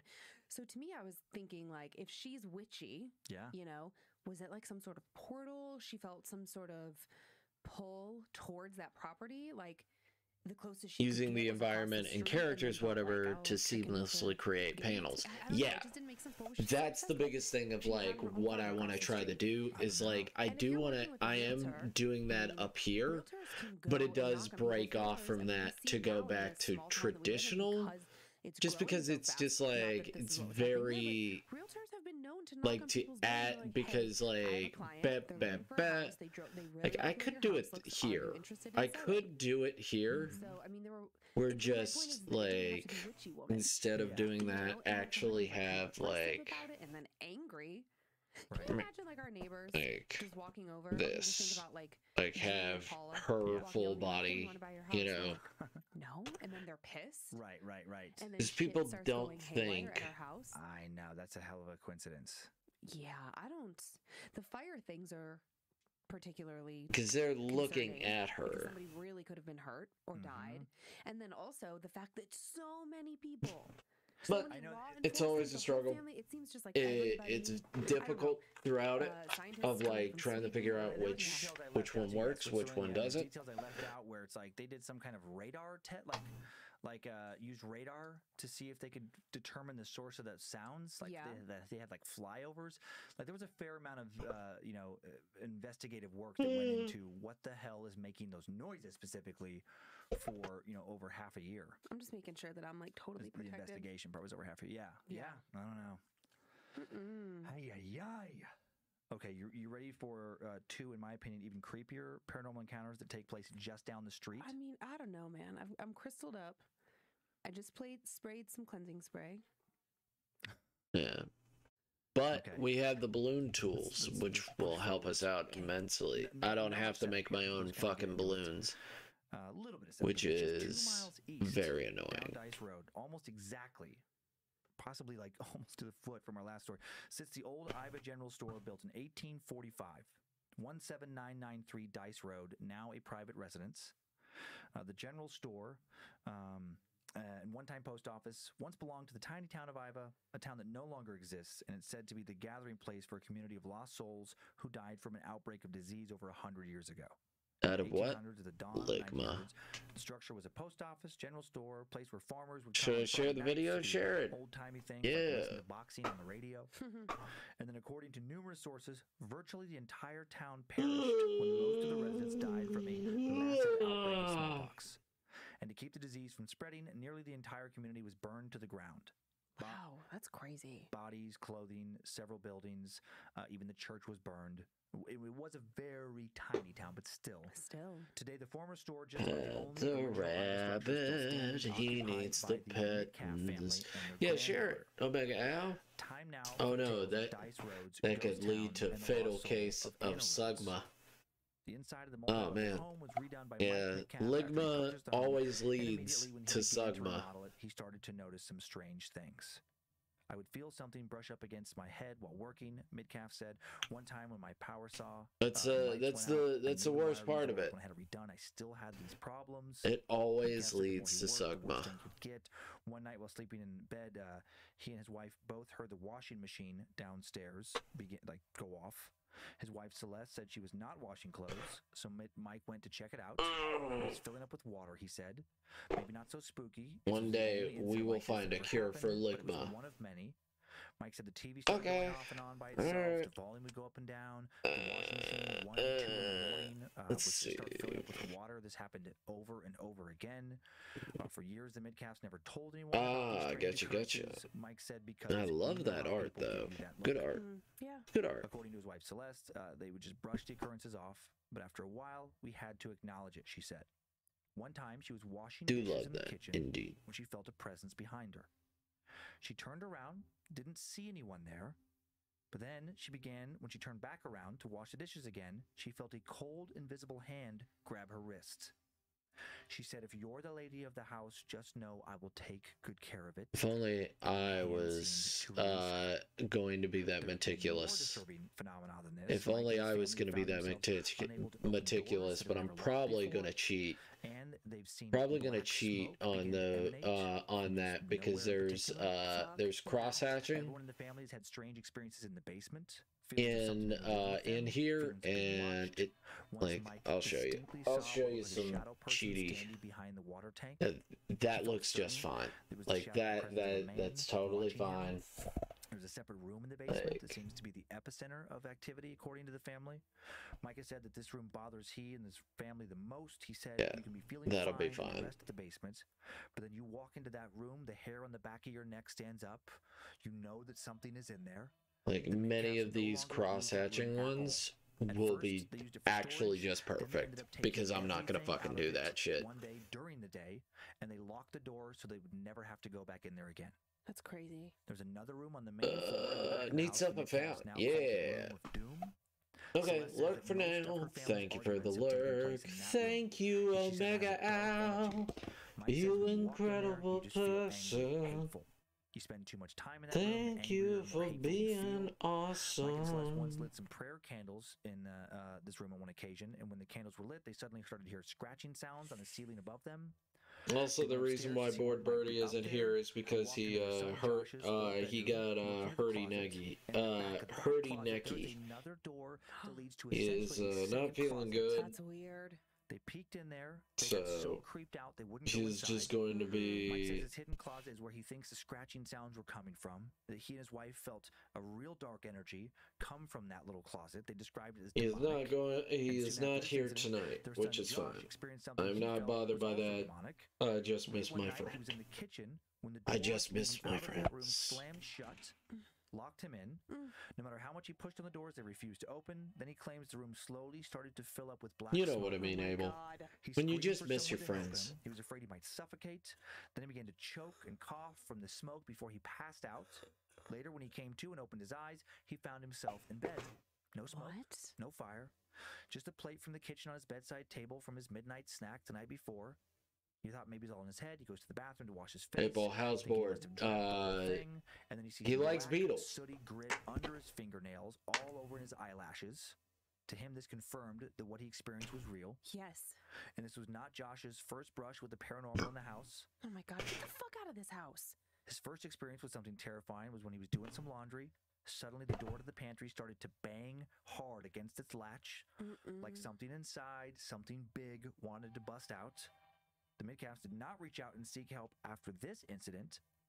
They did seek out after what happened to their granddaughter who was living there. And I spoke before and said that she was living there, currently present tense. That is not true. She was living there. You're going to find out why she's not living there anymore right now. Because she's smart and she got the fuck out. She was very young. I don't care. Like get out. Grade. Fucking get out. They felt that little Ada Bell, while in first grade, began to be the victim of escalating paranormal attacks. Black smoke, mysterious feels like not a real fucking follow Ada Bell wherever she would go. One evening she woke up to a dark, shadowy man standing above her bed, hovering over her. Fuck. They ended up calling the police about this, thinking it might have actually been an intruder. The following morning, her dad finds 3 claw marks behind her ear. Oh my God. Another morning, she wakes up to find deep scratches across her back and her legs. Because of this, Josh and Ada Bell move out of the house. Her father takes a job out of the area, and they never will live in that house ever again. Smart. By all accounts, Mike and Celeste Midcalf do still live there. They do? Though one has to wonder how much longer they'll be able to stay. Fucking get the fuck out of there, you fucking idiots. It's fair. Okay, that makes me so mad. And now we're going to move down the street. Oh God, there's more. Second story bleeds into this third story here. Mike and Celeste live almost precisely in the middle of the first haunted home we discussed today, the Pomeranian family farmhouse, and then this Dice Road cemetery. So it's this general store. Yeah, you go 2 miles in one direction. You I get the totally Pomeranian understand. house that we talked about earlier. Neck hurty, not feely good. In the other direction, you get Dice Road Cemetery. 2, 4, 6. The most widely reported hauntings of any place around Dice Road center Shut around up, dummy. this cemetery. All three of today's haunted locations, I mean, it is crazy, they're found along a 4.3-mile stretch of this road. As legend has it, a lost soul wanders the forest hills around Dice Road Cemetery, the soul of a young woman who lived in the area about 2 centuries ago. The spirit has been reported as being witnessed by many people over the last 190 years. In recent decades, a variety of local law enforcement officers, again, like with the first tale today, have went on record saying that they've seen this apparition. The story begins in the early 1800s. Many, many years ago, a girl named Anna Rhodes Fazio roamed the countryside hills of Saginaw County. Anna's journey to Saginaw County had not come from a desire to see the world or an excess of good fortune. When she was 5 years old in 1816, Anna was the only survivor of a fire that consumed her family's home in Italy. Her parents were burned alive. Only Anna made it out of the flames. Timid and shy, she sailed to America to live with her mother's sister, Stella Rhodes. Stella lived alone in the wilderness of Michigan, and Anna came to live the remainder of what would be her tragically short life in Osaganong, a word that later became Saginaw, which meant land of the Saukes, a nearby American Indian tribe. Stella renamed her niece Anna Rhodes, hoping it would help conceal the girl's troubled past. Anna was a quiet, sensitive child, adapting immediately to country life with her aunt. She made friends with the Sauk Indians that populated the land, and an Indian boy named Darkhawk became her childhood companion. That's kind of sweet. They played together in the forest. Darkhawk showed her the sacred ground where his tribe buried their dead. Stella would ask Darkhawk's mother, Singing Sparrow, to mix various herbs in a tea that would empower good spirits to protect her niece and overcome traces of wickedness that may be in Anna's blood. Why would there be any wickedness? Right, what's that about? Stella held the suspicion that the fire that had claimed her parents' lives had not been an accident. Oh? She had never liked her sister's husband, the girl's father, who had taken her sister from her family, whisked her off to Italy without a second thought, and when she heard her sister was dead, it seemed to make horrible sense to her. She almost expected it. Had Anna's father been mad, or was it something else, something evil? Stella gave her niece Singing Sparrow's protective concoction every night at bedtime. Don't want to take a woman all the way to beautiful Italy. When Anna was 14, Venice. No, gotta go. She would talk to Gotta stay in fucking nowhere. Imagining situations where Jonathan would come and rescue her. Blackhawk, who'd been Anna's childhood friend and thought of himself as her protector and likely had romantic feelings for her, I'm sure, began to grow tired of hearing about Jonathan, and their friendship soured. Over the following 3 years, Jonathan courted Anna, and then they got married. And shortly afterwards, Anna's aunt Stella died. Anna's world was rapidly changing. Anna was 17 when she married Jonathan on a crisp spring Michigan day in May of 1828. Shortly after they wed, not long after her only local family member had died, Jonathan was called to sail away on the Great Lakes on a voyage for the lumber trade. The lonely days after his departure were spent preparing for his return. Anna fought off feelings of loneliness and despair by dreaming of their future plans. While Anna waited, while she now lived completely alone deep in the woods, something strange started happening. Anna didn't know if it was her mind playing tricks on her or something else. She noticed that the white curtains in the house that poured in sunlight during the daytime became some sort of two-way mirror at night. With a candle on in the house and the darkness outside, anyone could see through the curtains, could see her alone in the house, but she couldn't see them. She only saw the curtains, looming and ghostly, dark figures crossing back and forth outside of them. As night approached, Anna would start to see strange shadows, hear sounds on the other side of this immense white curtains. The night seemed to press in around the room more closely than was normal. By the spring of 1829, her husband still away on work months after departing, she began to hear voices as well. She wrote in her journal that the empty corridors of her home, Forest Hill, were filled with the laughter of mostly invisible children. She wrote about seeing a child padding down the stairs, and when he turned, the light of the fire caught his smile and glimmered against his teeth, and then he vanished. Fuck, man. She also saw a vision of her husband Jonathan in a chair, laying curled in a colorful quilt that Stella had knitted for him, and when she approached, he vanished. She wrote in her journal that mysterious voices were beginning to call out to her. She wrote of how she knew in her bones that she was not alone in the house. She could feel movement where it shouldn't be, hear voices where they shouldn't be. Why was this happening? Was it all happening? Was she imagining any of this? Was her home actually haunted? In the summer of 1829, with Jonathan still gone, a storm swelled in the deep night. Lightning flashed, and Anna, waking up alone in her bed, now saw a strange shape in the corner of her room. It looked like a man, but she couldn't quite see its features. A shadowy apparition, like the one Mike Metcalf would see in his basements down the road almost 2 centuries later. She wondered, was it Jonathan? Was it Darkhawk? There it is. So real? She believed that the figure could have been either of them, and yet it wasn't either of them because Darkhawk was away as well.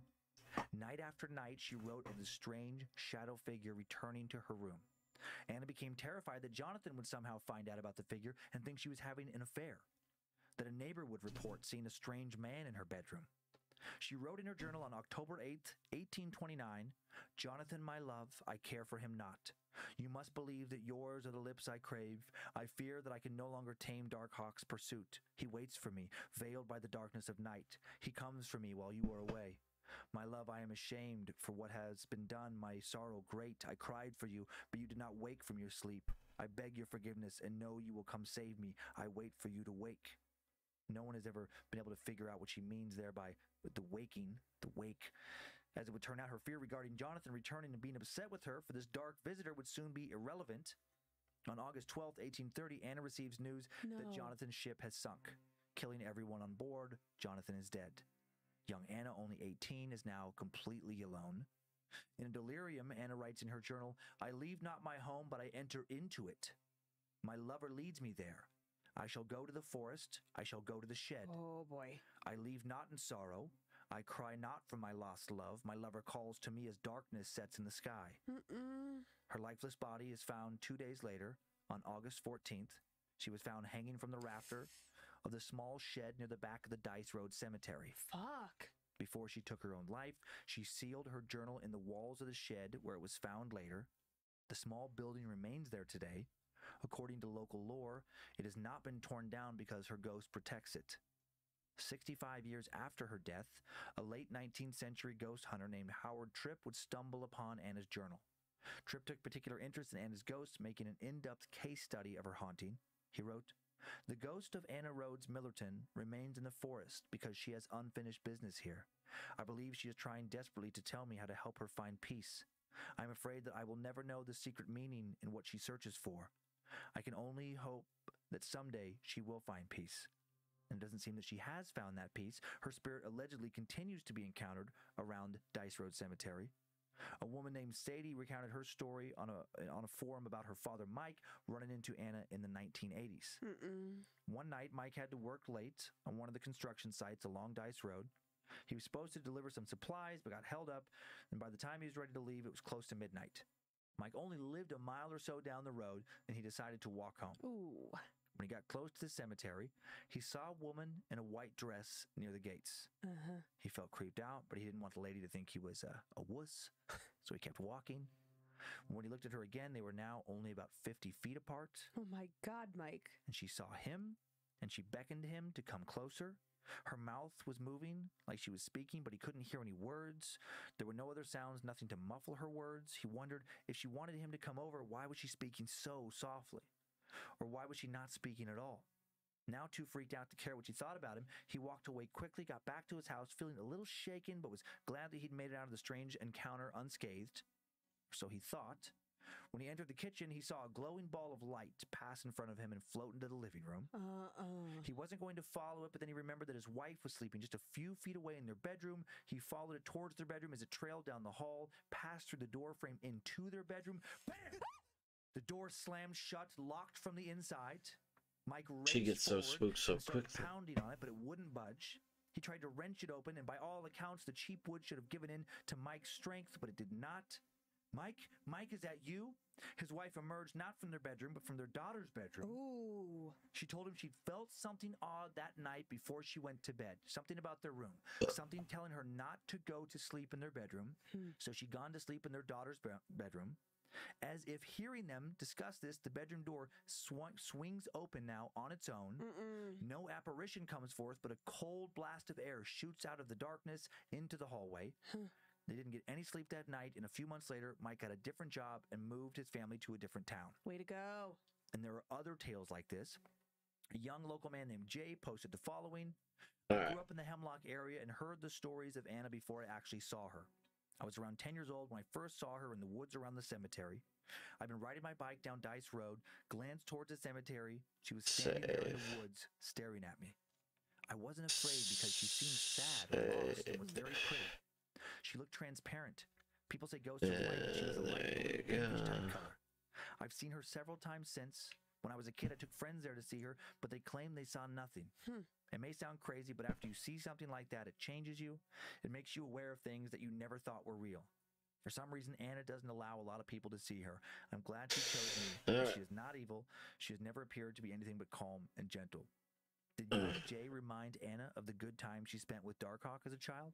Is that why she seemed kind to him? Did Mike remind her of the husband who abandoned her early in the marriage for work, never to return? Is that why she seemed angry and scary to him and his wife? Was she jealous of their happy marriage and their child? A child she never got to have? We'll never know. Just another Dice Road what mystery. I did so far. All of the 3 locations we discussed today. This done, getting all the lines done. Once the lines are done, I can do the colors, giving rise to a and then I'll do everything else. About Dice Road. Is the soil sour? Does a dark energy dwell in this area? And if so, what else is it currently infecting? And that's it for that one. I think it's the road. I think it's like that whole fucking area. Let's see. Total 4.3 mile stretch. I was thinking 6 miles because you were like 2, 2, 2, but it was like 2 this way and 2 that way. Who so are we in my gonna mind, I was getting to play? 6 because I'm good at math. And I was thinking 6, 6, 6. Like I was we got a few people. Spiraling out. We got a few people. This first one is we got a few people. All about love. It's so cute. It is super cute. This is the old Iva General Store. Okay, now I wouldn't want to live there. For sure, without a doubt. But if we were going like on a road trip and we drove past that, I would think like, oh my God, how sweet. Let's go in, let's buy something. Yeah, a little converted, old used to be general store. Absolutely. The next one is a creepy nighttime pic of the Dice Road Cemetery. Oh, that is fucking creepy. But all cemeteries, for the most part, pretty creepy at night. Feels like there's something out there. I know. I think it might. You know what? I will say what you're seeing out there that was circled in another photo. To me, it's just like that's probably. I'm assuming it's a tombstone, or I don't know.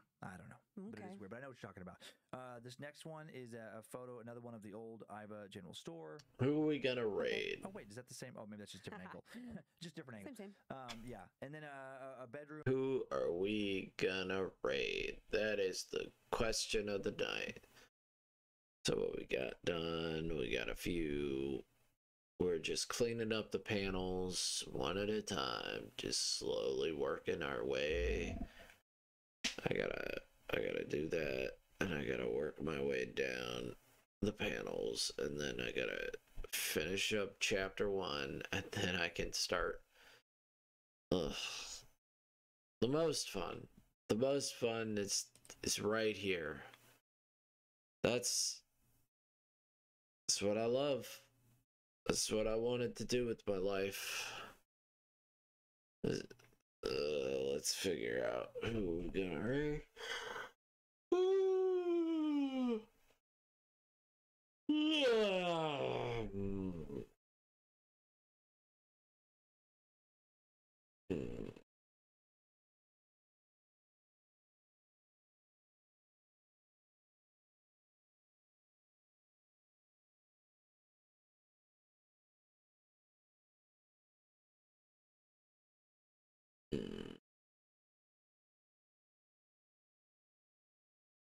Who are we gonna raid? I think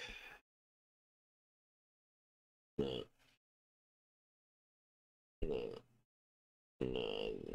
I mean, I could raid down a spine. D20. You know what? Enigmatism. Alright. Enigmatism it is. Alright, I'm petting you. I'm petting you, little boy. I'm petting that rabbit. I'm petting that boy. I'm petting that rabbit. I'm petting that boy. I'm petting that rabbit. And I'm petting that boy. I'm petting that rabbit. I'm petting that boy.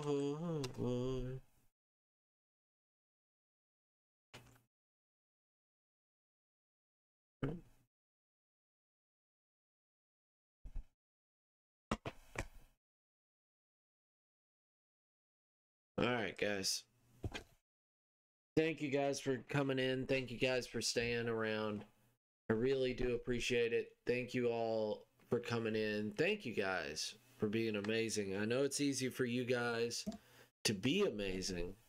I just wanted you to know that you are amazing. Thank you for sticking around. Thank you for being beautiful. I do hope to see you guys later. I am gonna go to bed because I'm tired. So just keep around for just a minute and just say to Enigmatism, thanks for being awesome and thank you for being stupendous. So I will see you guys tomorrow. You guys stay beautiful and yeah, it's really all that it is. So I will see you next time. Bye-bye.